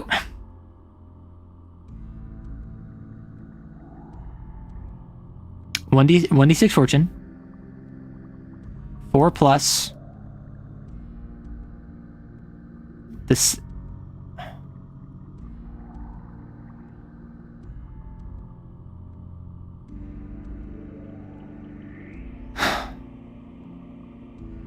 Sin, 2 to 3, Drifter on a 1. Maybe 4 plus, you learn the sin's location. On a 2 to 3, a random drifter spawns. And then on a 1, the sin learns your location. Right? So it's kind of like a, I beseech you, Zalthernach, you know? And then you roll 1d6 fortune. On a 4 plus, hey, you found out that it's like 3 blocks that way on the 2nd floor. Like it's a sonar ping, right? You have to constantly do it in order to get more value out of it. On a 2 to 3, a random drifter appears and you don't get any information. And on a 1, your location gets revealed because you speak it aloud and that draws the attention of the sin. That's a neat pivot to a more informational reward instead of a conflict one. That's what I'm kind of going for, right? What if I speak the sin's true name aloud while using a Pugile stain? I try not to build my homebrew around other people's homebrew. So if there's a conflict, I'm going to leave that up to the admin, right? Because, like, otherwise I start getting into the point where I am either scope creeping to try to incorporate other people's homebrew, or I'm telling other people how their homebrew should work. And I don't like either of those, right? I want to just kind of like do my own thing. And if a other homebrew conflicts with this, I think that's just kind of like what happens when you use multiple homebrew. So maybe this is how speaking the true name aloud works. So every sin has a sin ID, has a X sign, which is like what the XOs call it, and then has a true name. The true name is found by making a psyche test that is always risky, and if the sin is not... Do I do it if the sin is present? No, I think it's always risky in the palace, and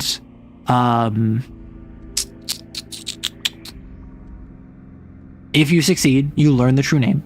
And then if you speak it aloud, you roll 1d6 fortune. On a 4 plus, you learn the sin's current location in relation to you. As if a radar ping, like you know their direction and their distance, but that's it. And on a 2 to 3, a random drifter spawns through a tear in the psychic sea in the veil. And on a 1, it learns your location. So I think that's a good range of, like, it's risky enough you probably don't want to spam it, but I do feel like it's useful enough that on a hunt, if you have no idea where it is and you don't know where the palace is, like, why not, right? Or how would you learn it before the palace?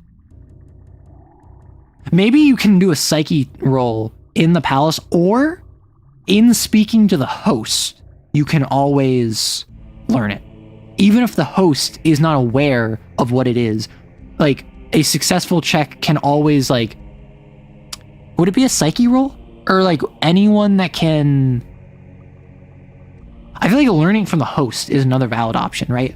Because even if the host doesn't understand why the name, like, the fourth crescent moon above a snow-crested hill, why does that resonate with them? They don't know. But that is the Sin's true name, right?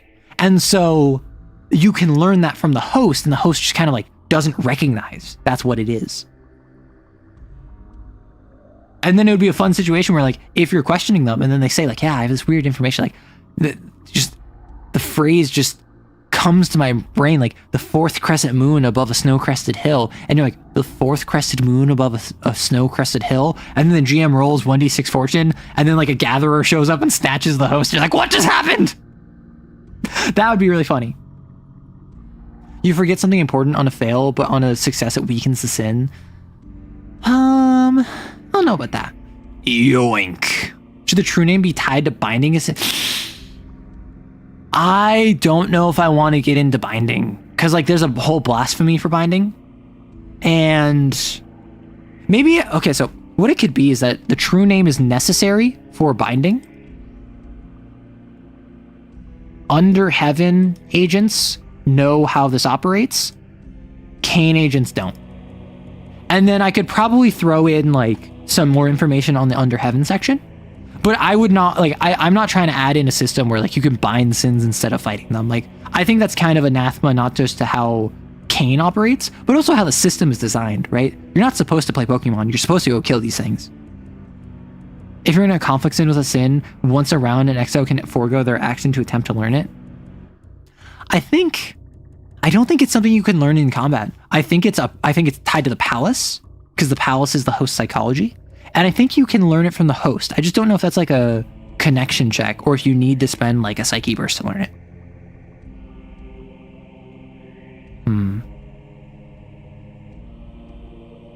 I don't know. I feel like... Oh, how about this? It's always risky by default to do the psyche check. How crazy is this? It's always risky by default to do the psyche check in the palace, but it's always hard by default to make the psyche check to connect with the host, because the host doesn't know. The host just kind of has this in their brain. Meanwhile, the palace, it's not difficult, it's just dangerous, right? So you have a psyche check either way. It's just a matter of, do you want it hard or risky? That could work.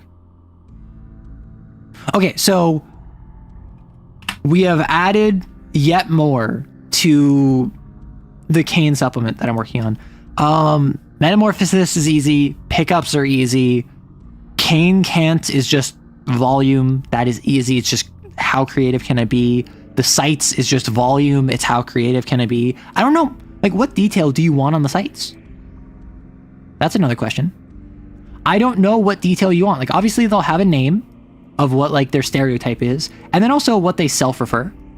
For instance, Sight Epsilon, the Exos refer to themselves as Valentines, but externally they're known as gangers, because their stereotype is that they're a gang, right? And I feel like Sight Zeta is one of the few that call themselves exactly what they're stereotyped as. They call themselves the Cowboys, and because Gamma is the one that comes up with all these stereotypes, and there's a bunch of Cowboys in Gamma, they just call them the Cowboys. I think that's funny. I think that's sweet. Like,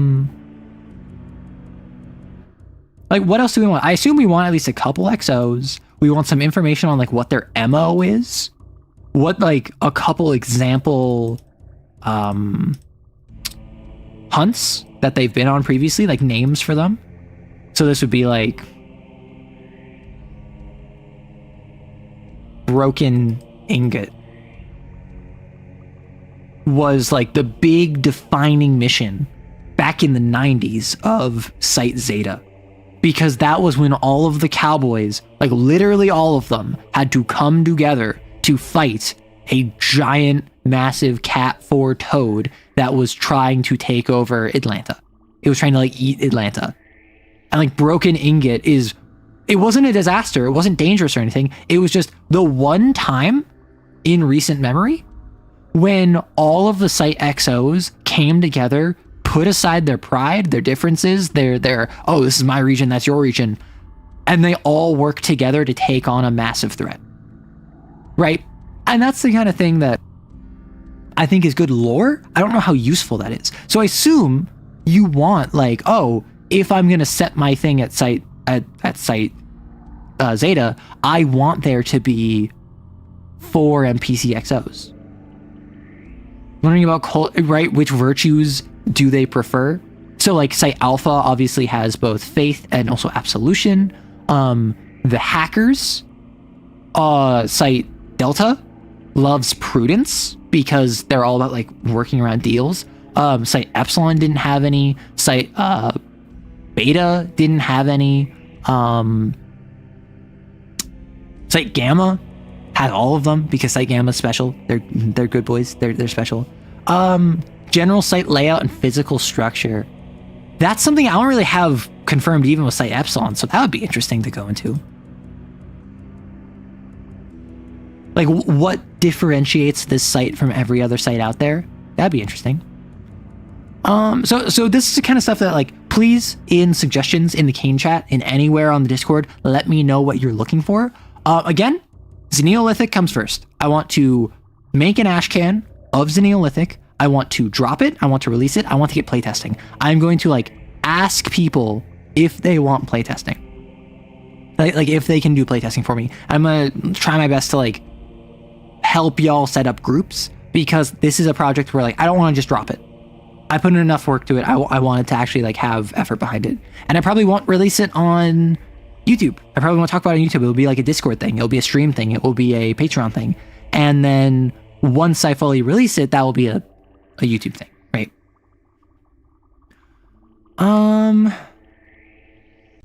Okay, so I have a couple questions that I can chat about right now, but it is early and, like, I don't know, I feel like we should do the questions before we do the TTRPG stream. That just strikes me as what we should do, the proper order of what it is. Does anyone, if anyone has any questions, feel free to drop them in the question chat. For right now, though, first up, we have Do a Flip, which I don't know who you think you are. I don't know what you want from me. All I know is that I have the ability.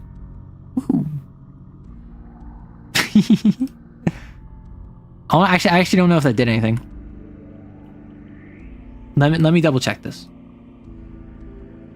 Let me show you what I really can do.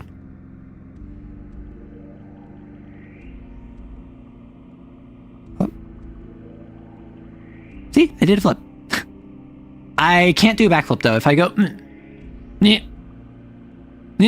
sorry, I can't. I always get in my own head whenever it comes to a backflip. It's always too much. Yo, yeah, I know. I'm a fool. Have you played Bigotry? Yes, I have played it and I've streamed it. I have played it both on and off stream. I got my roommate into it. I got my friends into it. I got my buddy into it. I think I got my brother into it.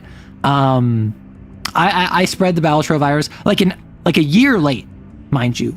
I have made Bigotry references on the channel. I talk about Bigotry intermittently. I enjoy Bigotry. I didn't get quite stuck with it in the same way that a lot of people did. A lot of people got obsessed with Bigotry. I always enjoyed it. I had fun with it. Nothing crazy. Did I have a Kane session? Yes. How did my game go yesterday? I already talked about that.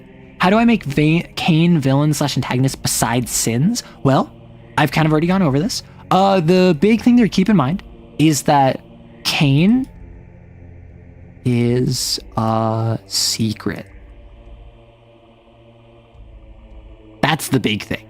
Like, if you're playing in a clandestine organization, but everyone knows who you are, that's not fun. So mundane security is going to stop you. The police are going to get called if you fire shots in the street. Maybe even the SWAT team will come in. There is the idea of the Illuminati that work in like cults for sins or for under heaven members. There is mercenaries who might be contracted to fight and kill you. Again, not even toad spawn, just kind of like independent. And I like there are stats in the book for these like human enemies. And then obviously there's binders. There's a 2-page double spread of what binders are like. There are also drifters, which are not like sins, but they are still sins. So I assume that's not what you're talking about. There are government created sins and imagos, which I think are interesting as other options to fight. But binders are probably the big one. What I would say is before you field a binder, ask yourself, what's the deal with under heaven in my world? Why aren't they part of Cain? Like, why didn't Cain grab them? Why are they being brought into conflict with the player characters? So you might say, oh yeah, under heaven is real, and they're a part of under heaven, and they always have been, so they were never gotten by Cain. And so the reason they're fighting Cain is because they hate Cain. They think Cain is the enemy. Awesome. Or you might say, no, under heaven isn't really a thing in my setting. It's just there are rogue binders out there. And so they just never knew about Cain. Cain never found out about them. They like went under the radar, and they only manifested powers recently. They're like Cat 1.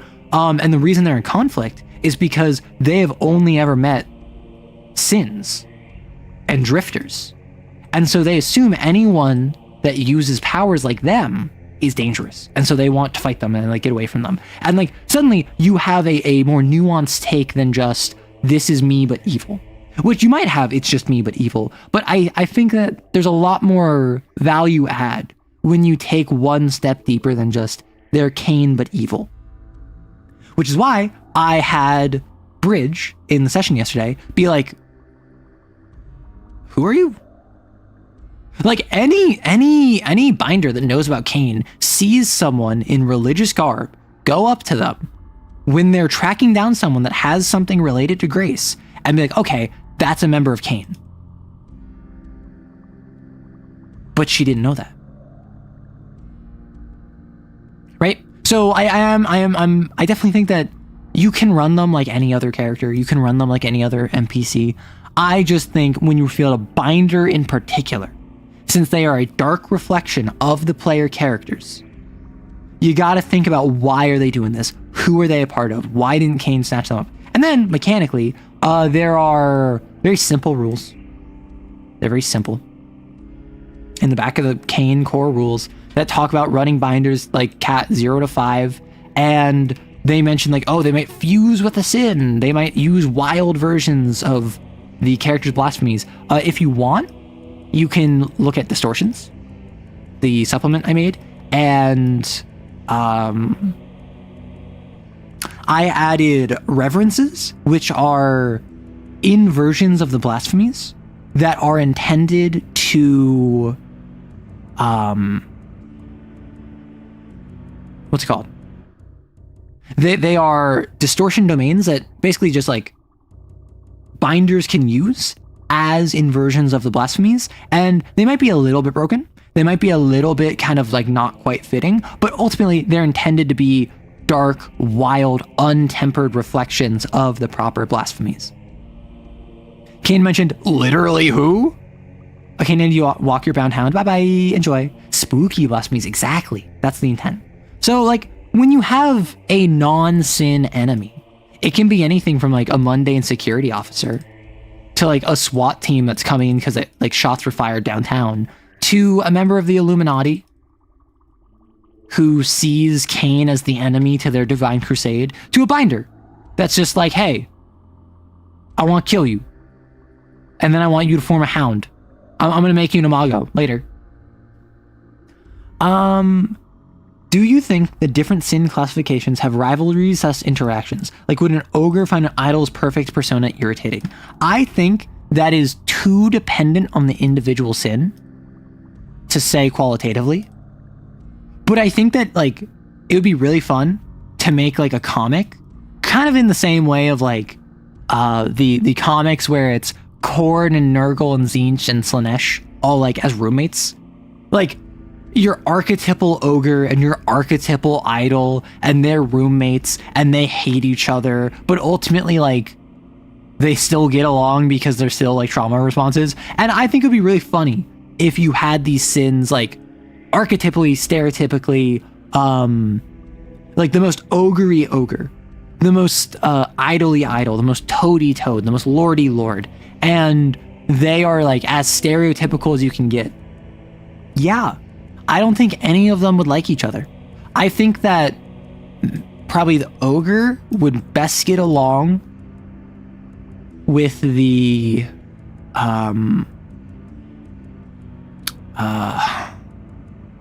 toad and the lord.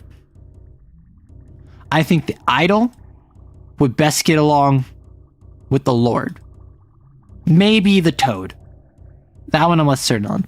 I think that the hound would get along with the centipede. I think the centipede would get along with no one. I feel like the hound likes the centipede more than the centipede likes the hound. I think the toad would be fine with everyone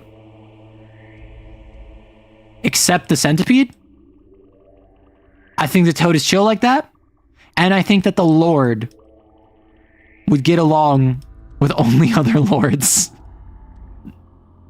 So like I think it's like weird and like non-reciprocal relationships are like the ogre likes the toad and the lord, the idol can work with the lord or the toad, the hound likes the centipede hates everyone, the toad likes everyone but the centipede. Like I think the toad even likes the hound, and I think that the lord only likes other lords.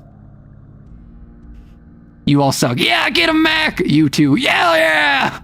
We're gonna homebrew sin and thought it might be flavorful as if a general they despise lords, and if they manifested in the same area, they would work to undermine them. Yeah, that works.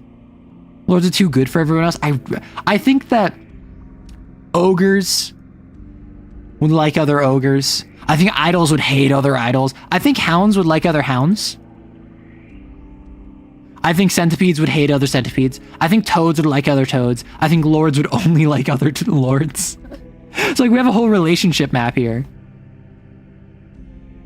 Like, because I genuinely think that lords would be like, oh, so uncivilized. How dare you go around eating up those restaurants when your host could simply be feasting in a palace of their own? And the toad's just like, brother, where do you think I get the food? And then the lord just like, oh, why don't your servants just go get it for you? And toad is just like, I need to get the money to pay my servants. It's called mercenaries. And the lord's just like, oh, they don't just defer to you as their rightful lord. And the toad goes, no, we're in capitalism, baby. And like, that's their interaction. I think that would be really funny. Sin Roommate AU and Lancer School AU were things I didn't know I needed. So the Lancer School AU evolved into the Lancer Office AU. And so there's two different timelines there. Like, listen, I'm not a comic artist. However, if anyone wants to draw Sin Roommate comics, I will voice them and I will post them on my channel, giving you credit. Ogres like other ogres as they leave each other alone. Well, so I think it's, hey, so I was depression maxing, and I was trying to figure out how can I best cut out the lights in an area that is entirely solar powered. And I was talking to Bucephalus over there, and Bucephalus brought up the fact that if you just break all of the light bulbs, it doesn't matter how they're powered. So I went around and I broke all the light bulbs, and now it's kind of dark, and I like that. Thank you, Bucephalus. And like, I think that's the kind of way that they talk to you. This is pointless. Everything's pointless. Want to talk about it? No, I didn't want to either. It was just polite. I'm not polite. I'm not either, but I'm trying. You're doing your best, and my best isn't good enough. Yeah, me too. And like, that's how two ogres talk. I can try, no promises for quality. I never said quality. I just think it would be really funny. Sin classifications like a Hogwarts house. Oh my gosh. Hound is in a non-reciprocal friendship with the centipede. Love it. Exactly. Like, I think the hound is super like, rip and tear until it is done. And the centipede is just like, I feel like an ogre because you make me want to take my own life. And the hound is just like, yes! And it's like really enthusiastic. And the centipede is just like, I hate you. I might hate you more than I hate myself. And that is honestly impressive. And like, I feel like the centipede is like really low key. I feel like the centipede is like surprisingly chill for what they are. They're just like, yeah, I have a deep simmering resentment inside me that wants to bring death to literally everything around me, including you, including me. I learned to live with that back when I was a teenager, and I just kind of sublimate my desires by bringing what harm I can in the most minor, inconvenient ways that I can. If you keep talking, I will execute you and then demanifest myself. Demanifest yourself. Now! Hi girl, I'm back after my D&D game. We finished our first module today. I died in a hole twice, but I survived. Love to see it. Log out. You know what? Props to you, Hound. I might hate you more than me. Like, I think that would be hilarious. Just a conversation between a hound and a centipede, and centipede's just like, I'm not sure how you did it. I definitely hate you more than me now. And that's impressive. That's a very high bar to beat. Now, you're not quite as bad as my sin host. However, you're getting there. And I really just want to, like, rip out your jaw and feed it to you. And honestly, that's the best compliment I can give. The centipede just waiting for the opportunity to learn the nuclear codes. Oh my gosh. Hound is jock, idol is theater student, centipede is an art student. Centipede is in computer programming. Let's be real. Centipede is in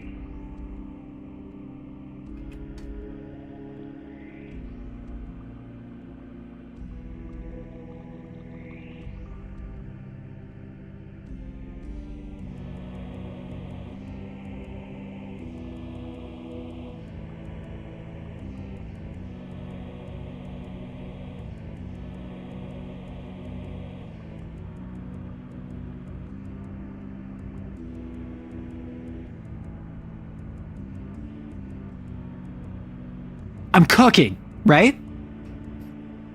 Too many sins. All of the hosts, they're in a polycule. Maybe they're roommates, maybe not. But they're all like together and like they have no interest in leaving each other.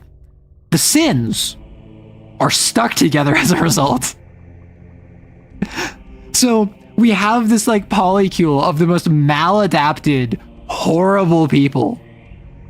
And all of their sins want to just like break up the polycule. And so all of the sins are going out of their way to break them up. Because like the ogre wants their host isolated. The centipede wants to kill all of them. The Lord wants to return back to a better time. The idol thinks that it's better than all of them. And then like, but the polycule is like too toxic. And like none of them have the coping mechanisms to let the other ones leave. And so like, despite the ogre wanting to like isolate their host is like the bad kind of clingy. The kind of clingy where like they sandbag and they like drag down everyone else with them. And like the centipede's host is so unwilling to confront their problems directly that even though they hate the relationship and they want to leave, they don't say anything because they refuse to speak up for themselves. And then the whole thing is this awful polycule of terrible people who are just making each other miserable. Their sins basically trying to play therapist just so that they can do their own thing. I feel deep hatred for humanity and misanthropy when I work on PHP for hours to add a search function. Oh my gosh. Is it one of those Mr. Burns, all the cancers are fighting each other? Yes. All of them are too busy being toxic in completely opposite directions. So instead of like blowing up, they end up being stabilized. Classic hijinks romance. It's that bit like Make Some Noise where two people meet and they're both red flags, but they kind of work together in like a weirdly problematic way. Yeah, exactly. The toxic section. How is this sexy? How is anything about this sexy? Genuine question. Sends me to his host. Here, I will hand you the gun and I will aim it for you. All you need to do is pull the trigger. Literally all you need to do. And all of their traces are busy fighting each other. So like the infested are kept in check by the shamblers, the stumblers. The stumblers are kept in check by the cultists. The cultists are like detained by the toad spawn, and the toad spawn are like locked up by the guards, who in turn are beaten up by the infected or by the myrmidons, and the myrmidons are overwhelmed by the infested. Like, it's just a closed loop. It's a petri dish of terribleness. The idol keeps walking in on the centipede trying to hurt someone. All of them pointing at each other in a big circle going, I can make them worse. Like, listen, I think this has legs. And I think it has as many legs as a centipede does, which is a lot. Mayhaps 100, even. I think it's silly. At least 100 legs. Now, what I will say is it's very easy to come up with ideas like this. It's very hard to actually implement them. And I think it'd be really funny if we got a bunch of fan art, if we got a bunch of fan fiction, if we got a bunch of comics, and we got a bunch of like media produced about this. And like I voiced some of it. And then we hit up Tom Bloom like a child approaching their parents. And they go, are you proud of me? And then he says no. And then he hangs it on the fridge anyway because he seems to be that kind of guy. A 6-way deadlock where none of them can make any headway in getting rid of... No, that's what I'm going for. Where all of them are so awful to each other that they're stuck together because all of their coping mechanisms are completely opposite. And like, for instance, the Lord is trying, like the Lord's host is trying really hard to keep the polycule together because they're obsessed with the idea back when it was like first new and fresh and exciting. And like, that's where like that mentally they're stuck in that place. The idol thinks that they're better than everyone else, but like ultimately because the idol is tied up, they don't find any success romantically or physically outside of the polycule. So they feel like, oh, well, I need to like stay with this until I can go to greener pastures. It'll be any day now. They all share one extremely unfocused and all over the place palace. And then a very confused group of exos show up. And they're just like, huh? I'm telling you. Like, Gamma's first mission. This would be so funny. Tom Bloom, this shall be the monument to your hubris and failure. Well, is this the monument to the Arrow Rights community? Or is it a monument to the hubris and failure of Tom Bloom? I feel like it's valid. I feel like it's valid either way. Exo stepping up like Mega Man stage select screen. But all of them lead to the same final boss. Because the final boss is just all 6 of them. It can be 2 things. That is fair. It can be a multi-stage monument of hubris and failure. You may not love yourself, but at least you can love me. And the ogre says, I don't think I'm good enough for you. And the idol goes, I know you're not good enough for me, but you're all I got right now, so I kind of need the ego boost. And like, that's the kind of thing we're talking about. All great media has layers. True. Correct, and do it anyway. Like, oh my gosh, that'd be so funny. That'd be so silly. Like, listen, it's got legs. It's got a centipede's number of legs. Oh gosh, I am feeling kind of lightheaded. I made a milkshake last night.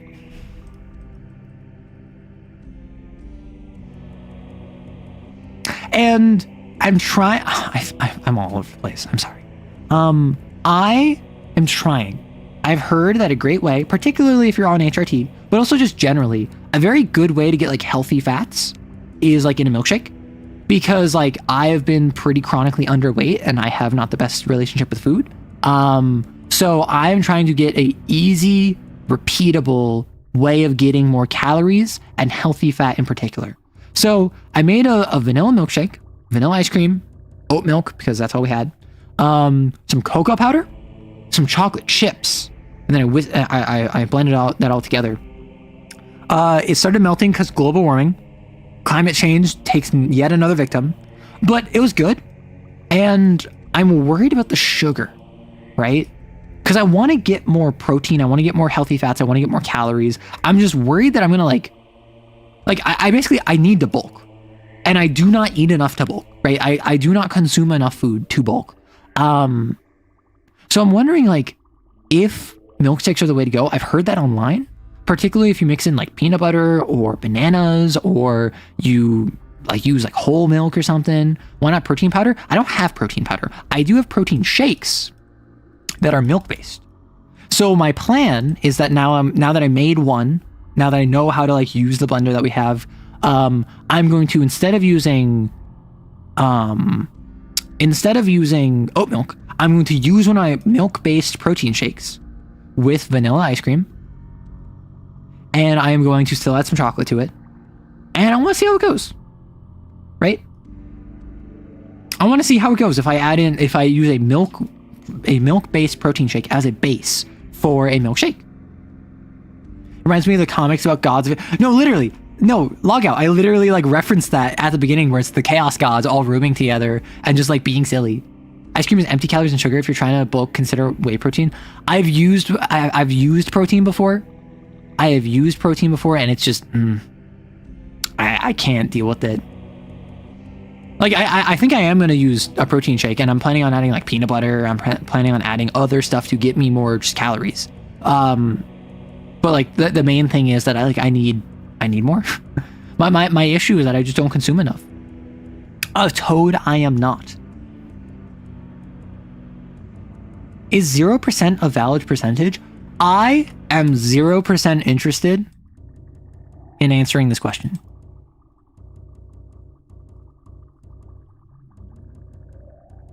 I think that therefore means yes. Banana PB?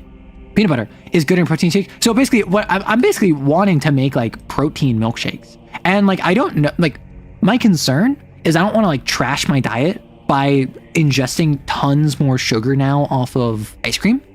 But my goal is that it's like easy to do, easy to have, very calorie dense. And if I add more stuff to it, it will still get me calories, and will still get me protein, and will still get me healthy fats.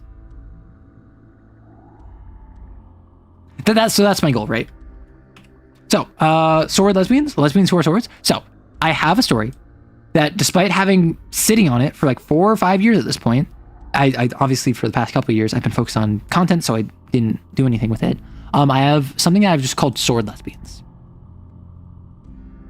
This is the story I was talking about earlier with Instrid and Moloch,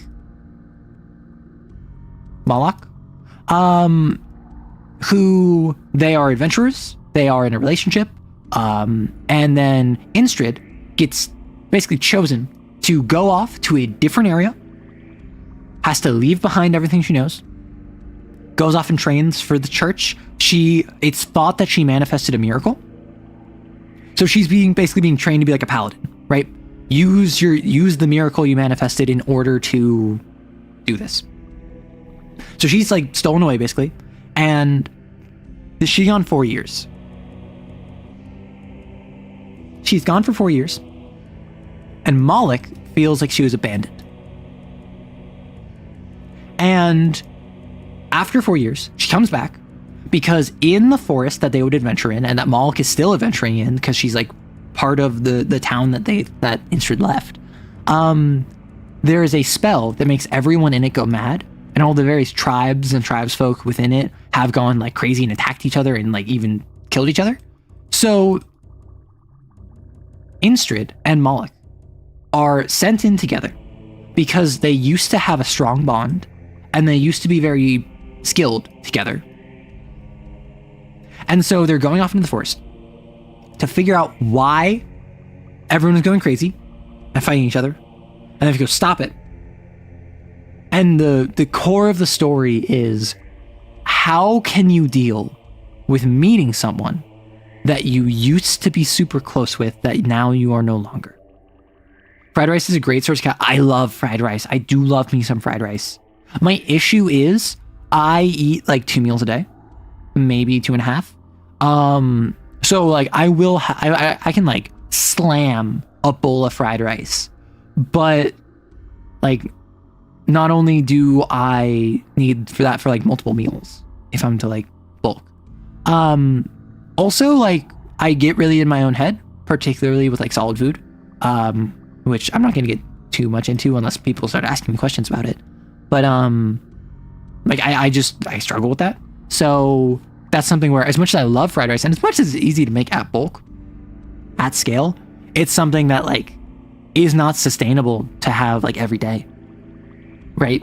Like I could make a ton of it, but like one, my roommate would probably be having it, I would be having it, and it's just, it wouldn't work out. Same, I picked up the bad habit of eating an entire pizza because it was the only meal for the day. Yeah, like I couldn't do that. I eat like 2.5 meals a day, and oftentimes that's because I'm being reminded by my roommate, because like we'll make food together, or like they'll make food and they'll have some for me, or like they're like, hey, you need to make food. I'm like, all right, and then I'll make some for us. So yeah, like I need a non-meal supplement, which is why I got protein shakes. The issue is that a pack of like 24 or like maybe even 18 is like $30, and I just can't afford that. What I've been doing is that on streams, particularly on Saturday streams on Twitch, I would just like slam a protein shake prior, and that would give me some calories, that would give me a lot of protein, but I just haven't been, and I need to be doing that more. Yeah, it's expensive though, and like that's bulk pricing, or not bulk, but like that's like not just one or two at a time. That is like big cases of them. So I would try just getting like whey protein, like protein powder. But I tried a bunch of protein bars, and like the cheaper ones aren't very good, obviously. But also like everything is either really expensive or tastes awful. And I had one that like, I think it was because it was a bar that was like 20 grams of protein, which is a lot. It was like eating clay. It had the consistency of clay. It tasted like clay. It was hard to chew. It was hard to bite. It was hard to swallow. It was hard to taste. And like I had 10-gram ones, and I had like 15-gram ones, and I tried in the middle, and it's just like I tried that. Maybe powder would work better, and I could like add that to milk or something. But at the same time, if I don't like it or I can't stand it, I don't want to have like a big like 1.5 liters of protein. Yummy, I love eating dirt. I don't have anyone to remind me to eat, so I forget that I need to eat. I've gone a couple of days last month where I just forgot to eat or drink anything. Yeah, I'm pretty good on drinking. I'll have my water, and normally I'll eat at least 1 meal a day, even if I'm prompted. And I have certain things about my routine. So for instance, after I shower at night, I will treat myself with a cookie, which like is not necessarily healthy, but it is mental enrichment, and it is something to eat. I watch my sugar more than I watch my calories, but generally I'm not really struggling for calories. And my issue is I want to watch my trans fat more, but I also like need more healthy fat. So obviously like you can healthily get more healthy fat with stuff like nuts, with stuff like milk, with milk, peanut butter, and that's like healthy fats. But fish, the issue with fish is 1, expensive. 2, my roommate doesn't eat fish, so we generally eat together. So that would be a situation where like I would just be making for me, and I would feel bad if I was to do that. But like I love fish. Like if I could just get like some salmon for cheap, and like salmon with like lemon and like Old Bay, like I could rock that, you know? Not struggling with calories. So when I say not struggling with calories, I mean like I don't have to watch my calories too much in terms of overeating. I am generally not at risk of eating too much. My risk tends to be eating too little. And this is something that like I've struggled with like basically all my life. Yeah. It's varied in its intentionality. Like there was a time back in particularly high school where I would purposely not eat lunch, which like obviously not the best thing to do when you're in high school. But like I was in my family situation, I was made to have breakfast every day. I was made to have dinner every day. And so like I was like skipping lunches kind of deal. And I've just never had a great relationship with food. And it's not very pog. But honestly, it's in the way that I feel like most people that don't have a good relationship with food eat too much. They use it as a coping mechanism. And or they don't know how to self-regulate. And I am the exact opposite. Which like part of why is because I am very conscious of how dangerous that is. And I have a great internal fear of turning to food for like a coping mechanism or not being able to regulate. And so even if I eat a completely normal amount of food, I will think I ate too much. And that is something that I struggle with. And that is something that I've been trying to work past. And that is something that like I'm trying to supplement with something like a milkshake or like a protein shake, right? Like for instance, I have not eaten anything today except for the noodles I got earlier. And the noodles are half eaten because I'm on stream and I generally don't eat on stream too much. You're just in time for the speedrun? No. So some dude. The TTRPG is going to happen after we stop talking about food and like my relationship with it and like what everyone else has. Like, the teacher, like, listen. The wheel is right here. We have a wheel of like 30 things for the TTRPG. We're gonna get to it. Did you miss Kane Yuri? So there is no Kane Yuri. There is just Kane. It was a so it's a normal one-on-one session. There was a pickup where Hattie was by herself. And so there was no Yuri. You missed the Kane story, but you can see that in the VOD if you want. I feel like an April Fool. You like milkshakes? I like milkshakes too. I called you out way too hard. Salmon and pasta was salmon and pasta. Wait a second. Salmon and pasta?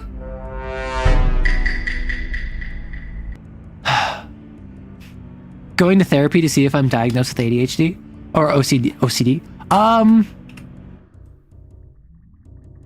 Well, bully for you. I hope you get peace of mind from that. Oh my god, I went to a doctor's appointment yesterday, just check up, and I was talking to them about psychiatric stuff, and I was talking about how I got tested back out east about ADHD and how they didn't feel comfortable giving me an ADHD diagnosis because I didn't have a learning disability. And I explained the circumstances about my education and why I thought I might have a learning disability. And they're like, okay, we'll schedule you for something. And then they're just like, do you have anything else going on? And then I was like, well, I am like clinically depressed. And they're like, are you medicated for that? And I'm like, no. And they're like, do you want to be? And I'm like, maybe. What would that mean? And they're just like, yeah, we just like give you a prescription. And then I'm like, maybe. I don't know if that would help. And so, but my doctor, my PCP just randomly is like, hey, do you want drugs? And I'm just like, I will this help? And they're like, I don't know. That's what the psychiatric appointment is for. So I'm gonna go talk to a psych specialist at sometime soon. And the reason I thought of that is because I went to therapy initially out east for basically just like psychiatric stuff. And then my therapist was like, hey, I can't really do that, but I can talk to you about stuff surrounding it, and I can help you through your journey. It's on you to like go to a medical facility and like actually talk to them about it. I'm like, okay, so therapy is useless, got it. But then I had good talks with my therapist, all that stuff. Hey, Arrow, want some drugs? A fairly licensed professional doctor who's retiring sometime in like the next like months or whatever. So I did find it very funny that this like this doctor who's like filling in for like my normal PCP who couldn't be there for me. It's like, hey, I want some drugs. And I was just like, I mean, maybe if it will help, I guess, because I've never been medicated. And I explained like, yeah, I've never been medicated for this. I did go to therapy, but that wasn't what the therapy was about. Like, I've never been treated for it. I just got the diagnosis like a year ago, and then nothing came from it. And then really the main thing that did was that whenever I had like lowered moods in like my cyclical mood cycle, I started being like, oh, I guess this is just a depressive episode. Very unpog. Very unpog indeed. Because I've talked about this before. There have been multiple times, because I've been making content for like 2.5 years now. Wow. There have been multiple times over the past couple of years where I was hit hard, and I tried my best to not reveal it in content. And I like to think I succeeded. I like to think that like I didn't vent post. I didn't like have a noticeable drop in quality. I think I probably, in my affect, may have been a bit lower energy. And I might have like apologized more because obviously if brain stuff. But I like to think, and you tell me, like, I like to think I kept that out of content because I don't think that my mental stuff should be your problem. Now, obviously I'm going to take care of myself, but like, I know too many channels.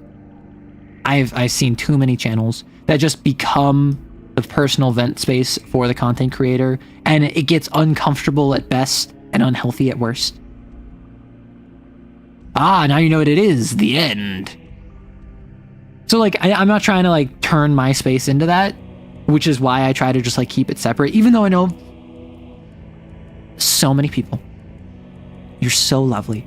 You're so sweet. You're like, hey, take your time. Like, we'll be there if you need you. Like, prioritize your mental health first. And I'm like, thank you so much. I appreciate that. But that's not, the content must flow. Lisan Arrowgib will make the spice flow. But yeah, but so with Sword Lesbians, that is a story that I finally picked up back editing because I've been joining like a writing group. And instead of writing, I've been editing because, of course, I have other stuff I want to write, but I know I'm not going to edit unless I do. So I set time away, like 2 hours a week, and I'm just editing. And I've been getting like a chapter done every session.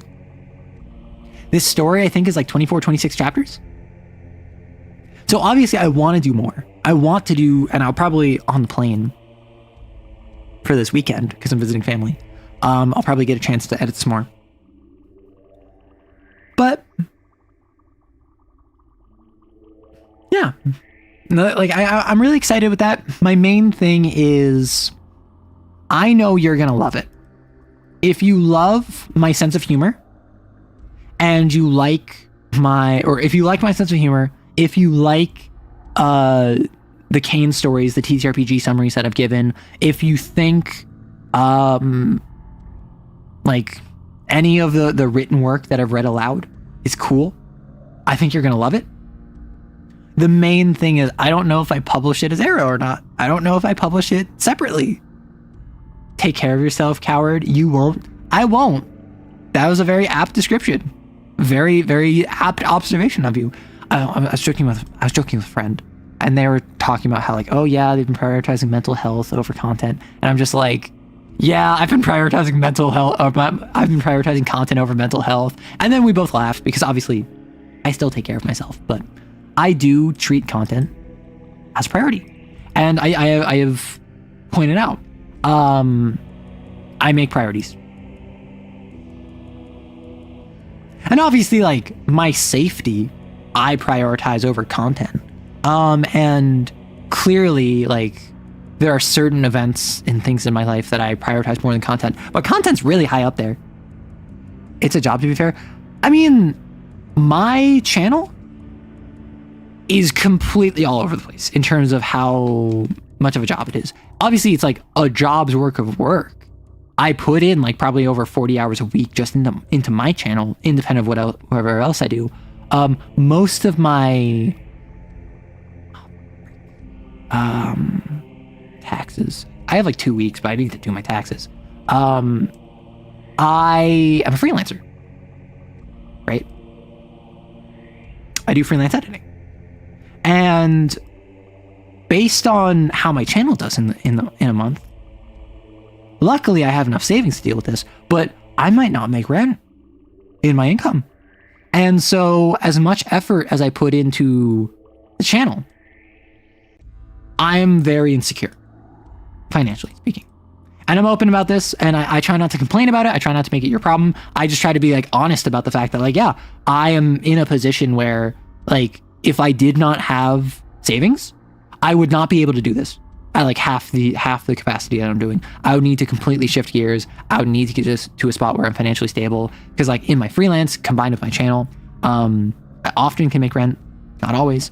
At the very least, it minimizes how much I'm draining from savings. But I, over the years, since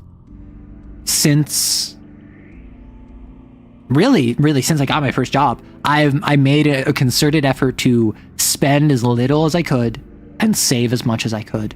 And basically, I did not know this is what was going to happen. I did not know this is how my life was going to go. But at least for the moment, particularly with the job market, I am much more stable than I thought, than I think I would be otherwise. But I'm not financially secure, right? And that's not your problem. I am an entertainer. I am to entertain. I am a starving Broadway artist that is on the opposite side of the country from Broadway. But it is something that it is worth recognizing that, because I think a lot of people see how much work I put into this and they assume that I do it because I'm getting paid. I would say probably 90% of the work I put in this channel, I don't get paid for it. If we're just breaking it down like on a dollar value, I think about 90% of this I just don't get paid for. And then I'll have like a video that gets 500,000 views as a voiceover and I get some money from it. But most of my other stuff, I don't get nearly as much to cover it. Unrelated to anything, I like that your arrows only have the one little point line instead of two. Oh, thank you. Some people have said it's weird. I just do it because versus it's just like slightly more effort than... I just started doing it. I didn't learn it from anywhere. I didn't like pick it up from anyone. I literally just started doing it because it's more convenient for me. And it's part of my branding now. It's just something I do. Financial security, I don't understand the concept. Please let the job overlord see my application, not just ignore it. And that's another thing where it's just like, oof. There are people who have like PhDs that are being denied entry-level positions. Not even for like the whole like, oh, you're unqualified, like because they're just not being looked at. Whether it is AI or whether it is that they're getting ghosted or whatever, like the job market is not good. Weaponized laziness? I wouldn't say weaponized laziness. Like weaponized laziness is choosing to not do something in a sort of malicious compliance form, right? Choosing to not do something in such a way that you are quote unquote being lazy and achieving a end state, right? You've been ghosted by everything for the past 3 years. Yeah. It sucks. It sucks. And that's why like having a low cost hobby is so important. It keeps you busy, and more importantly, if you say are really into text role playing,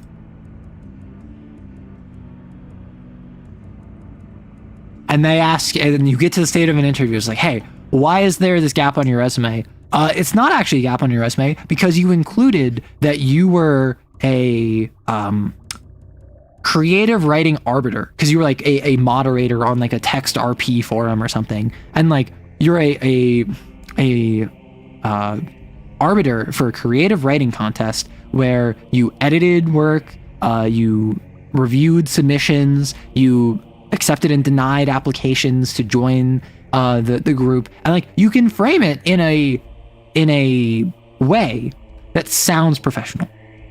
Now, obviously, if you were also working like customer service, right? Also include that on your resume and make that more important, because ultimately, if they start asking nitty-gritty questions like, what company were you an arbiter of creative writing for? Well, you have to reveal it wasn't really a company. It was more that you kind of like worked for them. It's getting to the point where I'm tempted to start doing things I've been refusing to do for your own happiness. Yeah, and like, it's something where you have to make tough decisions. And these decisions are not easy. However, always make sure you're safe. And always make sure that you are sustainable. I'm not going to say be comfortable, because yeah, you're probably going to have to make yourself uncomfortable. When I was working out of uni, I took a job that made me uncomfortable just by the nature of its market. But it made me money. And it got me to the point where I could like start earning savings, and I could have like promote to a 401k.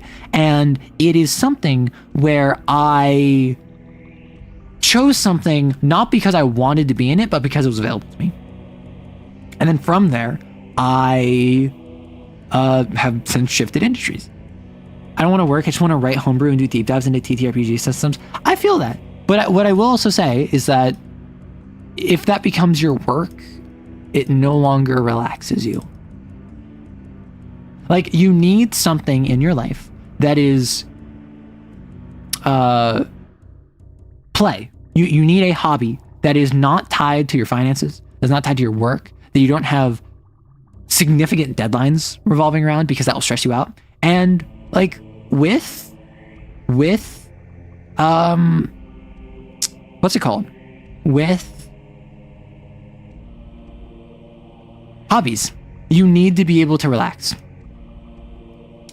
And like, I'm not gonna lie, I'm gonna be real. There's stuff that I probably should have done last night, and I played Persona instead, because I realized that like I kind of needed to relax.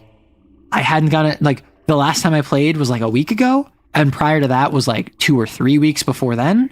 So I just wanted to play Persona for a little bit. I played longer than I intended. I didn't get as much productive as I wanted to get done, but I gave myself the chance to relax. I had everything I needed to do immediately done first. I got all my responsibilities due last night done. And like, yeah, one of the things I was considering for today is making a male model, or like a mask model, and speaking down in a voice lower, or speaking down with more of a rasp to it like this, and having a male model and being like, hey, what's up? I'm arrow lefts, or I'm arrow wrongs, and like doing the entire stream like this as an April Fool's thing. But I ended up not doing that because, one, I didn't think I could keep my voice up for this like that long, and then also I just didn't have the time. But instead, I decided that we just do completely normal stream, no frills, no silliness, no April Fool's joke. Just simply, we're gonna make that TTRPG speedrun. Like, literally, we have the wheel right here. Like, the wheel is right here. We can do the wheel whenever we want. Just after we're done talking, after we get through other questions, after we're done talking about Kane, we're gonna get that TTRPG started. That's not painful. This actually is not painful for me. I have done voices like this before. Like, this isn't that difficult for me. If I was to express more forwardly, that like hurts my voice. But if I just kind of have like this distortion to me, this is just kind of a lower voice that has some gravel to it. Nothing that crazy. That's why I do art as a hobby and not as a freelance. Exactly. And like, a lot of people think, hey, I'm good at doing art, I should do commissions. And then they hate art. And they get burnt out, because again, a lot of it is managing your expectations. It is managing how well you can actually hold yourself to doing something you don't want to do. I think a lot of people struggle with not being willing to do stuff that they don't want to do, whether it is editing for being a YouTube content creator, whether it is doing non-stream stuff if you're a streamer, whether it is meeting deadlines if you're an artist. A lot of people from a variety of walks of life struggle with that. And that's okay, but that is just something that you need to get better about. Marge Simpson voice. Homie! Jamming gives you practice with the other voices, I would imagine. Yeah. Jamming. Also just like voice training. Because like, I have kind of lost the this is my resting voice, right? at this point, my resting voice is kind of up here. I can go down to like this, and this is closer to what like my more masculine resting voice is. A little bit, maybe a little bit lower, like maybe like here. This is like a voice that I can do extremely comfortably. I'm just kind of in the habit of going a bit more up here, and like just a little bit of like more smallness to the back of the throat with resonance and the high resonance. So like this is like kind of like my resting voice. So like a little bit of it is voice training from being like queer, trans, non-binary. But also just like, yeah, I just have a bit of a naturally lower voice that's kind of like, this isn't that low, but it also isn't that high either. And then I can go down into a lower register and I can give it some gravel. And all I really need to do is give it some gravel to give it some more oomph. And like, it's a little bit of natural range, a little bit of voice training, it's a little bit of GMing, it's all this stuff coming together. And then now I can go up here. Please stick to the resting voice. Why?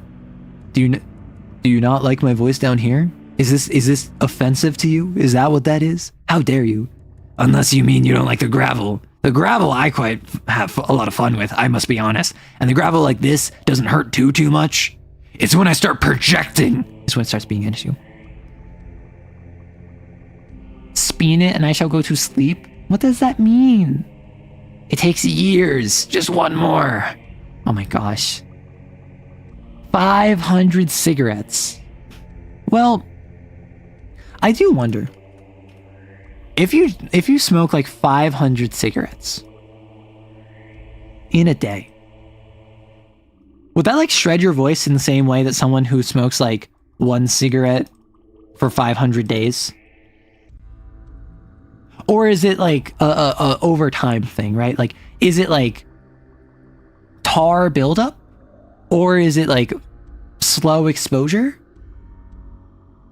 Combine it with a Brooklyn accent? They just might like it too much. You instantly die. Oh my gosh. Rookie numbers got to get those up. What? So you're saying to do this in like a bit of a Brooklyn voice? Hey, what are you talking about? Hey. That's like a gabagoo kind of voice. You know? Getting very Christopher Nolan Batman vibes from the gravelly voice. Listen, I didn't say it was a good voice. I just said I can do it. I'm gonna hit you with that Brooklyn rage. Brooklyn rage. See if I like project like that. That's just hurt my voice. I need to drink some water.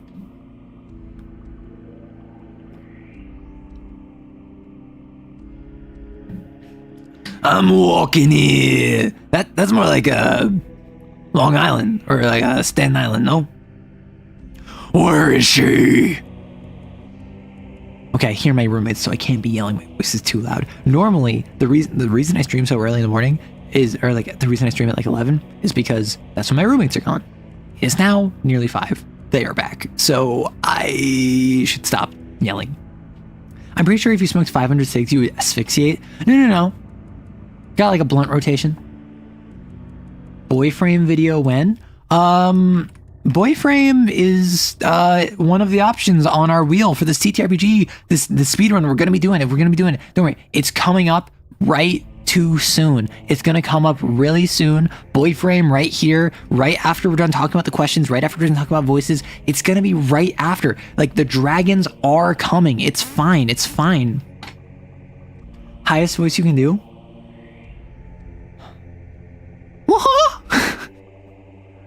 Whoa, golly! I'm a bit of a Wait, I can't go that high.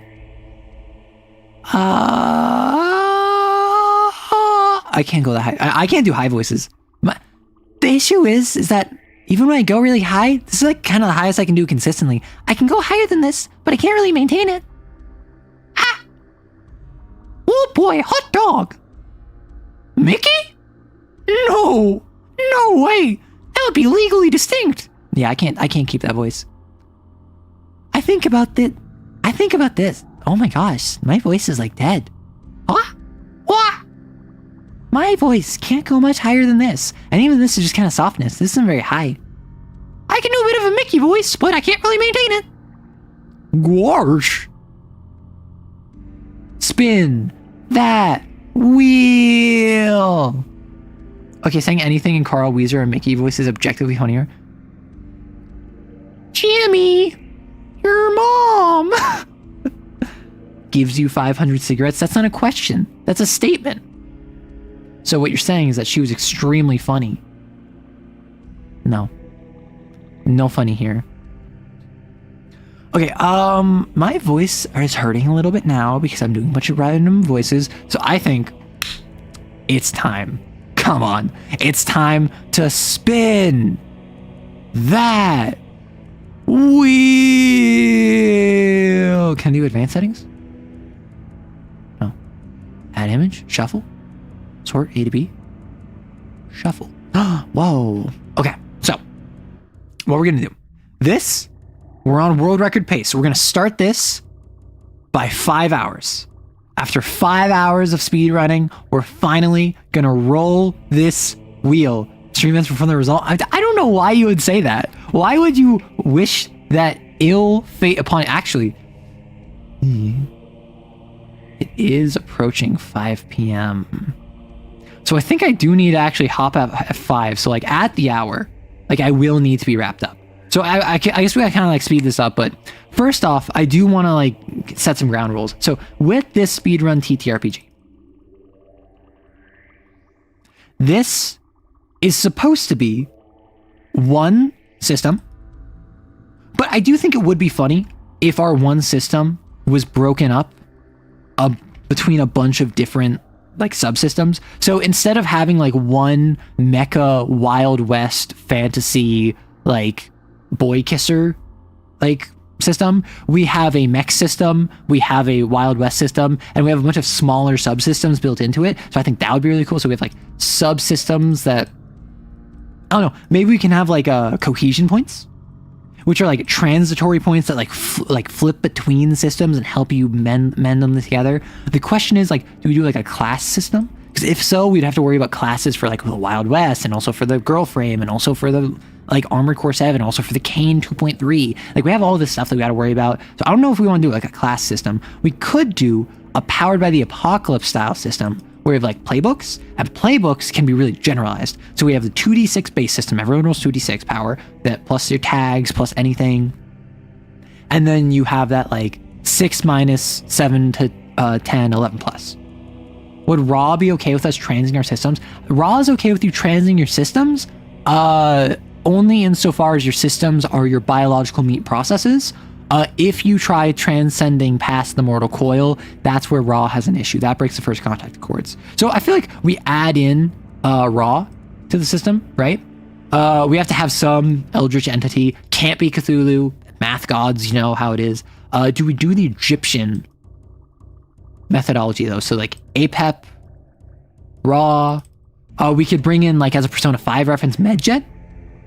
Medjed could be our reference, and we could kind of like tie that into Persona, kind of like how Distortions references Persona a whole bunch. I feel like if we're going to make a system, we need to figure out like what is the base of it?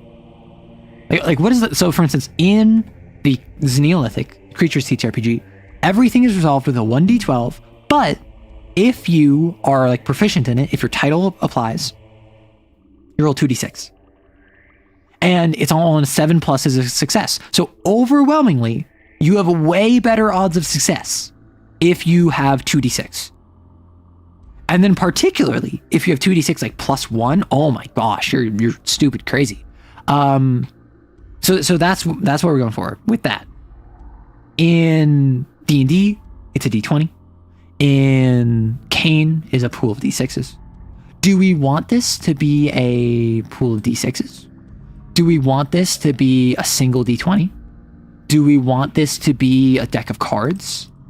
Like, what is the best way to have a system that is generalized to deal with whatever we roll on the wheel? Because, like, the wheel, we're going to roll it. We're going to roll it a couple times. We're going to mix and match all over. And, like, one of them is no dice. But I feel like that's adding in a mechanic that is no dice, right? Not that there is no dice generally. Step dice, I'm stuck. Okay, we could do some step dice. You've been working on a D10, D100 system? So what are you feeling like? Your different skills that you have, you start at like a D4 and you can upgrade it to like a D6 and you can upgrade it to like a D8. And then maybe we could have it be that like on certain results, like a 1 to 3 is bad.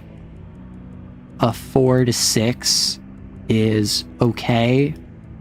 A 7 to 10 is good. An 11, 12 is awesome. So this is like everything bad happens. It's a success with a complication. You just get what you want. You get more than what you want. And then you have a certain number of skills. And then all of your skills start off at bad, at like a D4. But then you get like one skill at a D6, or maybe 2 skills at a D6. So if you are like a hacker, you might have a D6 in like computer interfacing and a D6 in like critical analysis. And then everything else you're bad at. Rock, paper, scissors with modifiers and resistances. Okay, how would we modify and resist rock, paper, scissors? Would it be like, okay, I have an advantage, so we're gonna rock, paper, scissors, but you have to go 1 second before me. So I have 1 second to change my answer. Rock, paper, scissors, lizard, Spock. Where we add in more. We could add in like fire and nuclear bomb and gun and all of that. We could add in rock, paper, scissors where they each have special maneuvers. Like, what if scissors might be able to cut paper? But if you do like iron-edged blade of justice, that allows you to cut through stone, but only if the stone didn't use unyielding resolve of the second wind.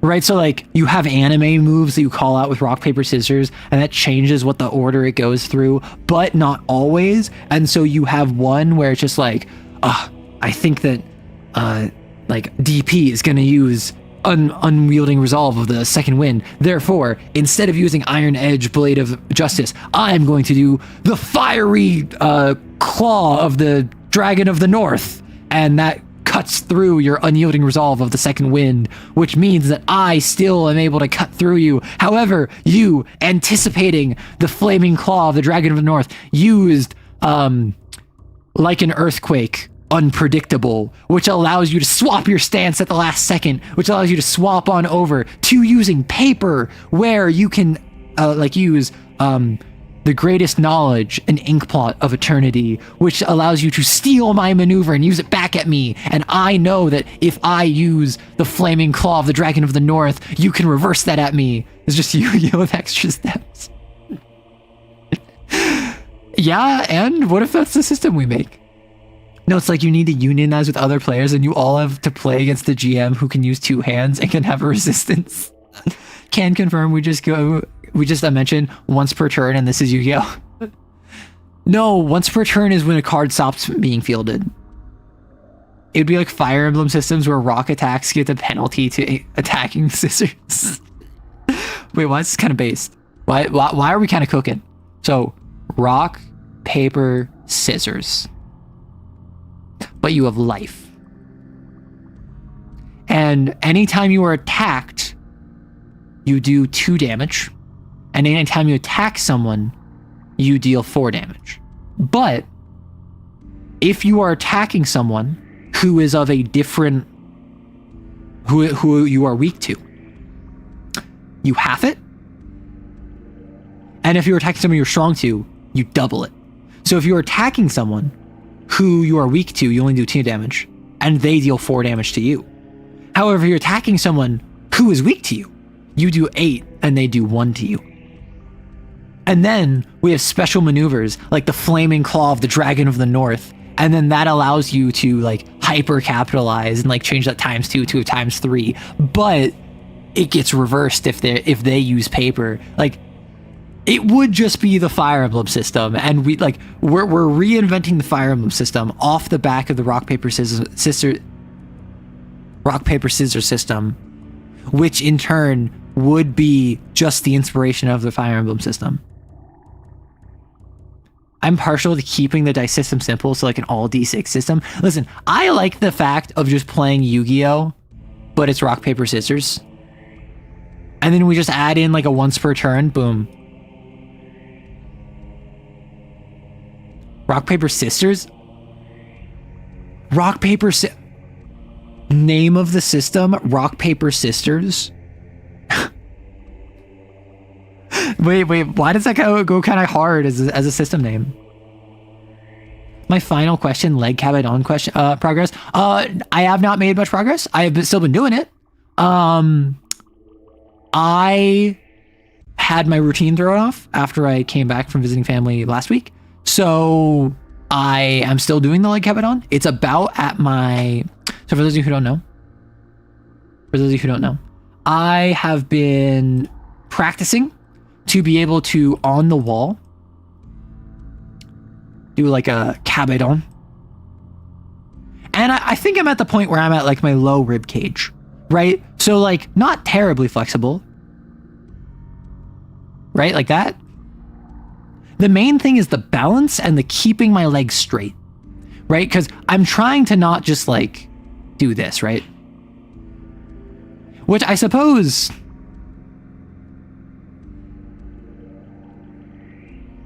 like, yeah, like this would still work, right?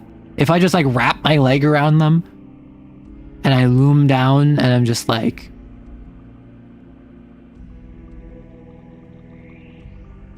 this is how they react. Like, yeah. And then I'm just like, oh. And they're like, yeah. And I'm like, oh. And they're like, yeah. Because I have big blushy. And then I'm just like, oh. Sorry, I'm stupid. So rock, paper, sisters.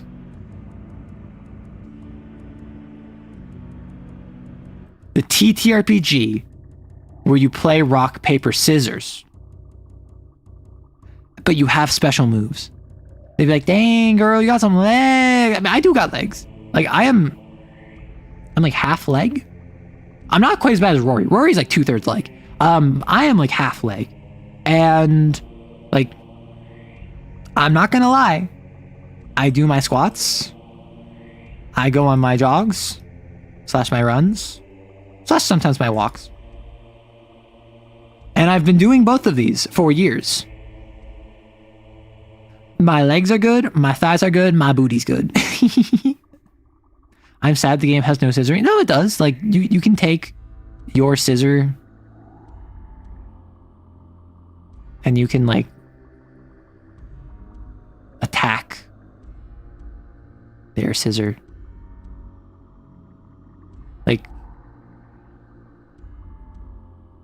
Like that's what scissoring is. It's like two scissors attacking each other, right?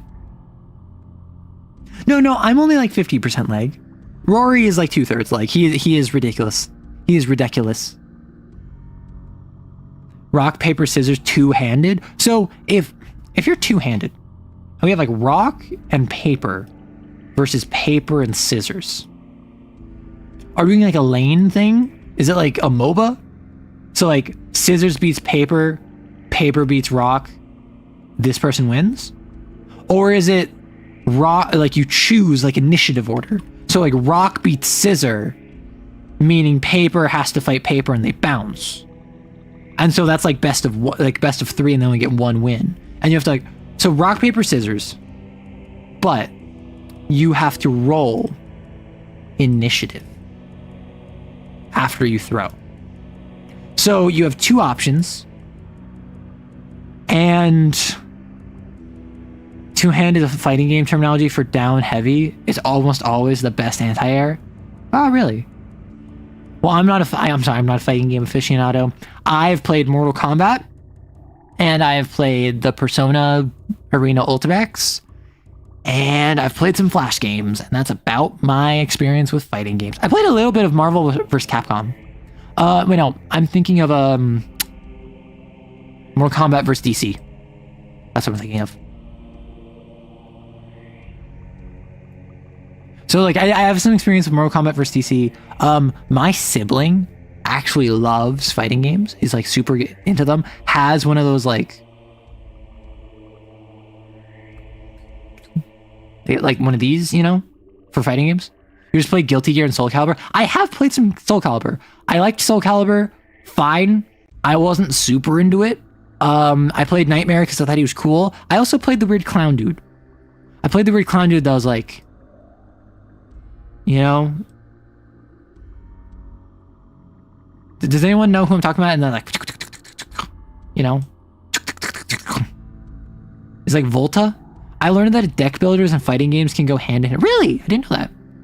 I mean, like, mechanically, I suppose it makes sense. It's all about chaining combos together. It's all about learning mastery of the system. It's all about breaking past the system and like overcoming the physical boundaries of what you thought were possible. The main difference is deck builders tend to be, or deck builders like Slay the Spire, or deck builders like Magic the Gathering, because those are slightly different, right? He is so weird. Like, he is weird. This is like a funky little guy. What's the other game I played? I think that, I played a little bit of JoJo's All-Star, or JoJo's Battlestar, the 2D fighting game. And that was actually how I learned about, like, that was one of my first exposure to JoJo's. And my sibling was explaining to me what all the characters were. And I played not Jorno. Who is the guy with the grills from Part 7? The Joe bro. The guy with the spin. I don't remember his name. But I remember he would go, pizza mozzarella as his taunt. And when you played that game, when you knocked someone down, Gyro, thank you. When you knocked someone down, you could taunt. And if you taunted right when you knock someone down, the game like pauses, zooms in on you, and you get like a little like cutscene showing your taunt. And I think it heals you. So ideally, you knock someone down, you do a taunt, and then you combo them, and then you knock them down again, then you taunt again. But if you miss the taunt, then you're stuck taunting, right? If you improperly time it. So it's like a push-pull reward. I don't know if it was All-Star Battle. It was the one that came... It was the one that wasn't the 3D one. It was the 2D one. Are you willing to spend $5 for a fighting game with no context? Not really. Sorry. I can't. I can't justify that. Okay, well... It is 5 o'clock, so I think it is like justifiably time that we spin that wheel. Oh, I'm so sorry. I gotta go. This is awkward. Okay, I think I'm so sorry. I gotta run. The TTRPG stream will have to wait. We can speedrun another time. Well, that is quite the interesting option. Well, we got Kane but wholesome. Looks like Kane but wholesome ain't winning. Well, have a lovely time. I'm gonna be streaming on Friday. Probably gonna be a bit of a shorter stream, probably a productivity stream, and still ahead of schedule. Like, listen. We're still beating the world record. Like, come on, Kane but wholesome in only 5 hours. Oof. We win. It's past midnight here, so it's not even April Fool's for you. Well, there was people in Japan doing April Fools on me when it was like 6 p.m., 8 p.m. last night. So anyway, enjoy your day. Look out for a Lancer Frame video tomorrow. It's almost done. On Friday, I will have a stream. And then Saturday, no stream on Twitch. And there will be a video Saturday, Sunday. Should be light videos. Should be easy videos for me. I think they're both meme voiceovers. I'll see how I'm feeling tomorrow. Bye-bye. Enjoy your evening, afternoon, night, morning, whenever. Goodbye, and a April Fools, and a happy April Fools to you. Bye-bye.